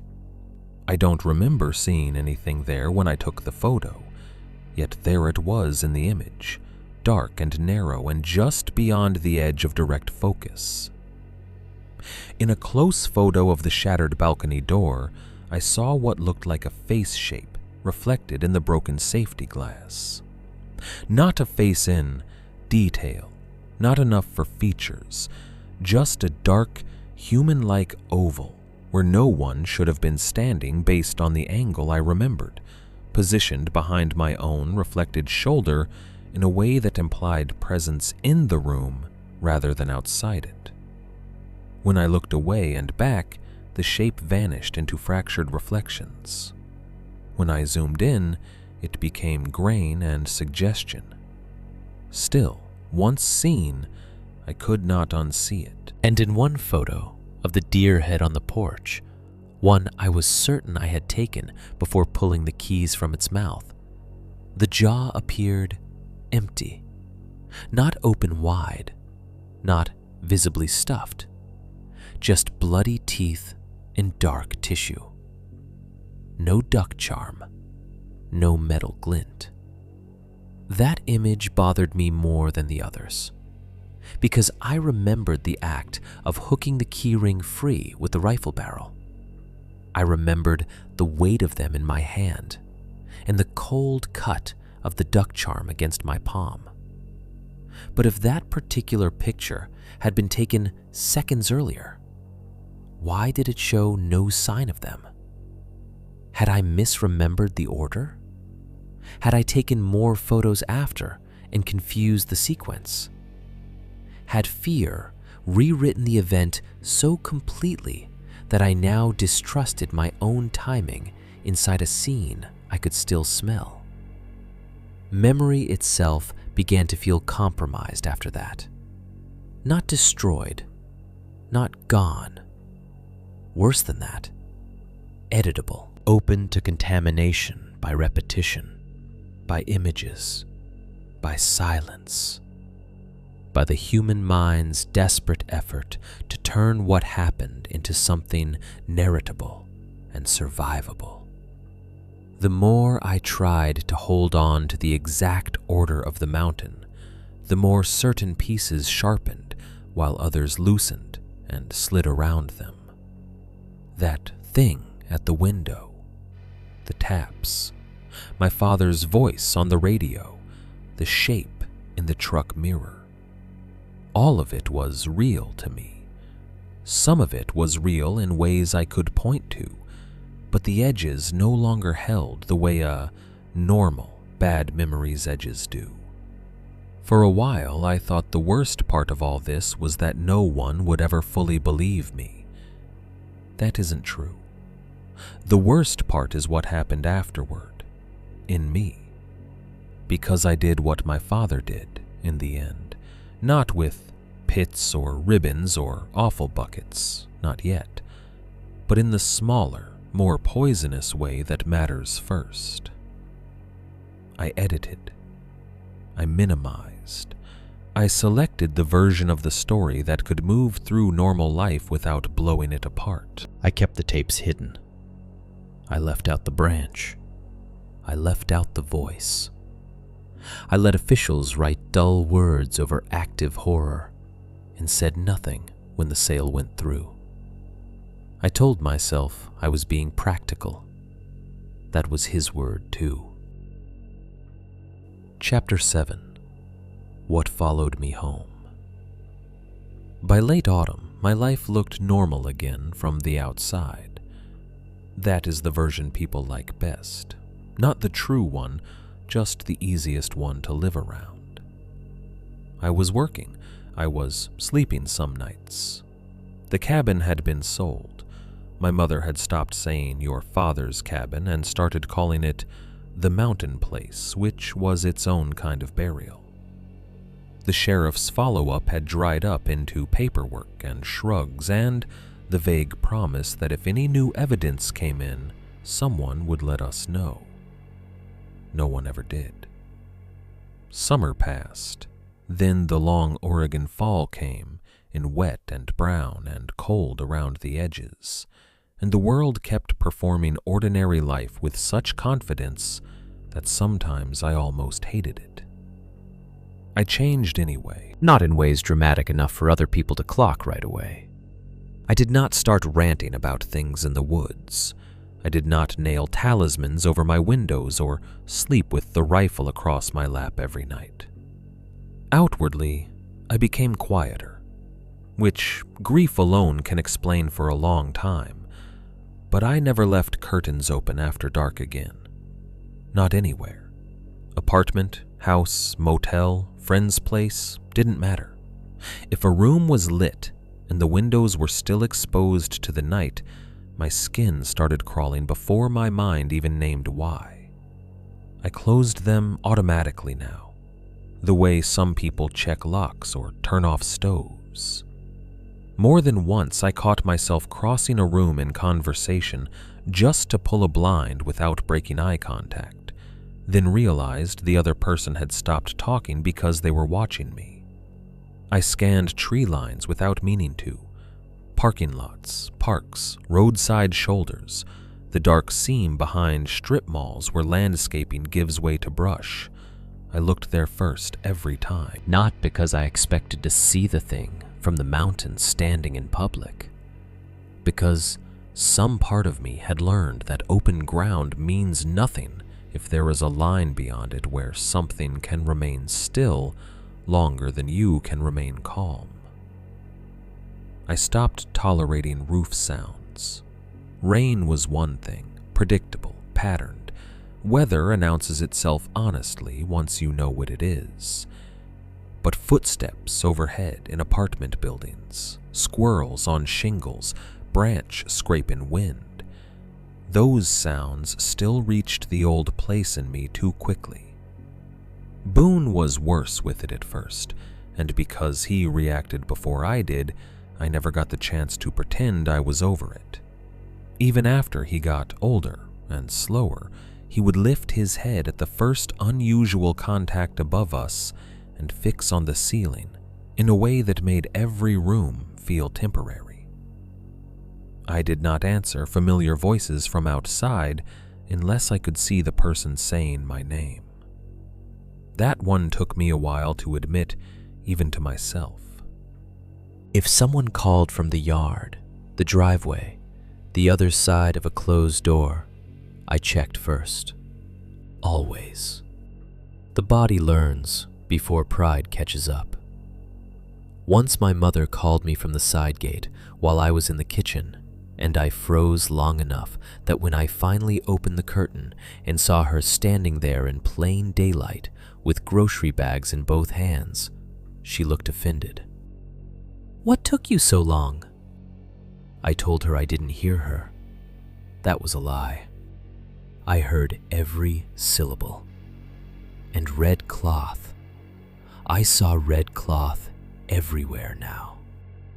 Not just ribbon. Shop rags hanging from a contractor's back pocket. Torn survey tape on chain link fencing. A kid's scarf snagged on blackberry canes. A faded streamer caught in a tree after some neighborhood birthday party. Every time, my eyes went to it before anything else, and for one sick, sharp second, the world tilted toward the mountain again. Boone got old in a way I was not ready for. That happens when a dog survives with you long enough after the bad thing. At first, their fear is useful, because it confirms yours. Then time moves, and fear becomes frailty. And one day, you realize your warning system has arthritis and cloudy eyes and needs help getting into the car. Boone did not die right away that year, but he began leaving me in pieces. Slower on stairs, longer getting up from his bed, harder breathing in cold air. He still hated windows at night, still refused garages and sheds after dark, but he no longer had the energy to patrol a room with panic in it. He would look, yes, he would listen. Then he would lie down and tremble instead of bark. That made everything worse, because once the dog can no longer carry part of the fear for you, all of it sits in your own body with nowhere else to go. It was my mother who asked me to help clean out the garage late that autumn. There were still things of my father's left in there, even after the funeral sorting. The estate box, the cabin sale, the donation runs, the trips to Goodwill and the dump. Grief leaves residue, because nobody can decide all at once which objects are practical, which are unbearable, and which are both. She wanted the shelves cleared before winter properly set in. Old tools, fishing gear, the spare chains from the truck, a cracked cooler, 3 boxes of manuals no one needed, half a life in hardware and dust. The garage smelled the way garages do when weather turns cold. Motor oil, old cardboard, dried leaves tracked in under tires, damp concrete, metal cooling faster than air.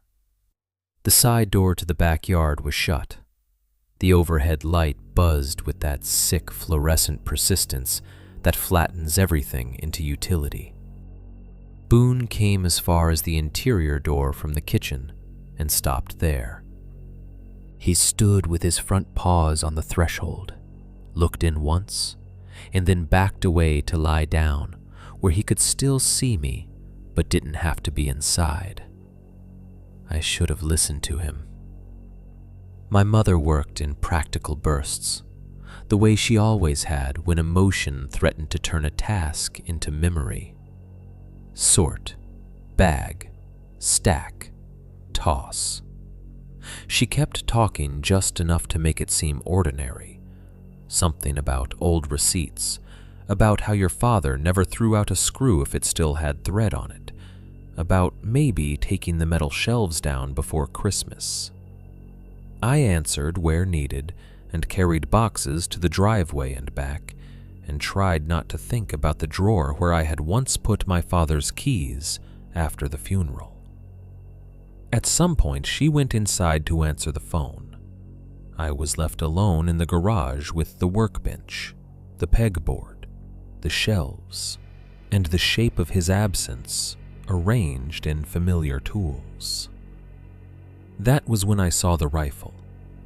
It hung on the back pegboard where it should not have been, not because the rifle itself didn't belong there.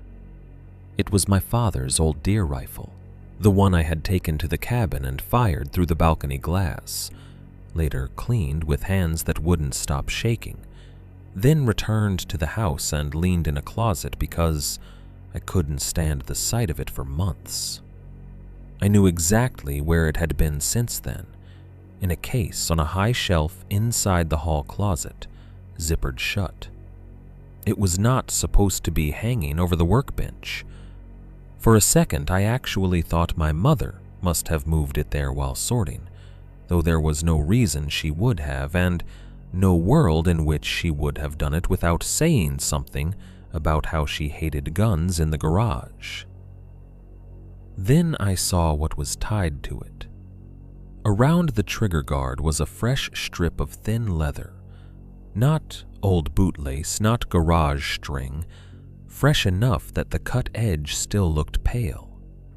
It had been wrapped twice and knotted with a neatness that struck me as deliberate rather than hurried. Hanging from it, by a narrower thong, was a single yellowed finger bone.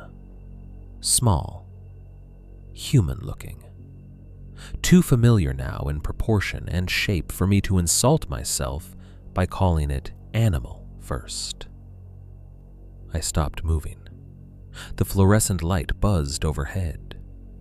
Somewhere inside the house, my mother laughed once at something on the phone, muffled by walls and ordinary life. Outside, a car went past on the street with tires hissing on damp pavement. The finger bone hung absolutely still from the rifle. I knew with total certainty I had not brought that home, not from the trunk, not from under the house, not from the pits. I had taken notes, tapes, photos, shells, keys. I had carried enough of the mountain back in my head and in that duffel bag. But I had not carried bones. The ones in the zip bag from the trunk had stayed there when the authorities later went through the place. The things under the house were left where I found them. I would have remembered putting a human-looking bone on my father's rifle. That is not the sort of act memory misfiles. My first thought was not how, it was when. When had it been tied there? How long had it been hanging in this garage while I moved around it? While my mother walked past it? While Boone refused to come inside after dark and I kept telling myself that was because of the cabin and not because anything had crossed the threshold home with us? I stepped closer, slowly, as if speed might trigger something. The leather strip smelled faintly raw. Not fresh enough to be wet, but newer than anything else on that pegboard. The bone itself was smooth in places and rougher at one end where the joint had broken. It cast a tiny, thin shadow on the rifle stock. I did not touch it. Instead, without fully deciding to, I lowered my eyes to the garage floor. There, in the dust and grit under the workbench, was a thin line of black dirt. Not mud tracked in by boots, too narrow. Too selective. A broken, powder-dark trace beginning near the side door and running beneath the workbench toward the pegboard, stopping almost directly below the place where my father used to hang his keys. The keys I found in the deer's mouth.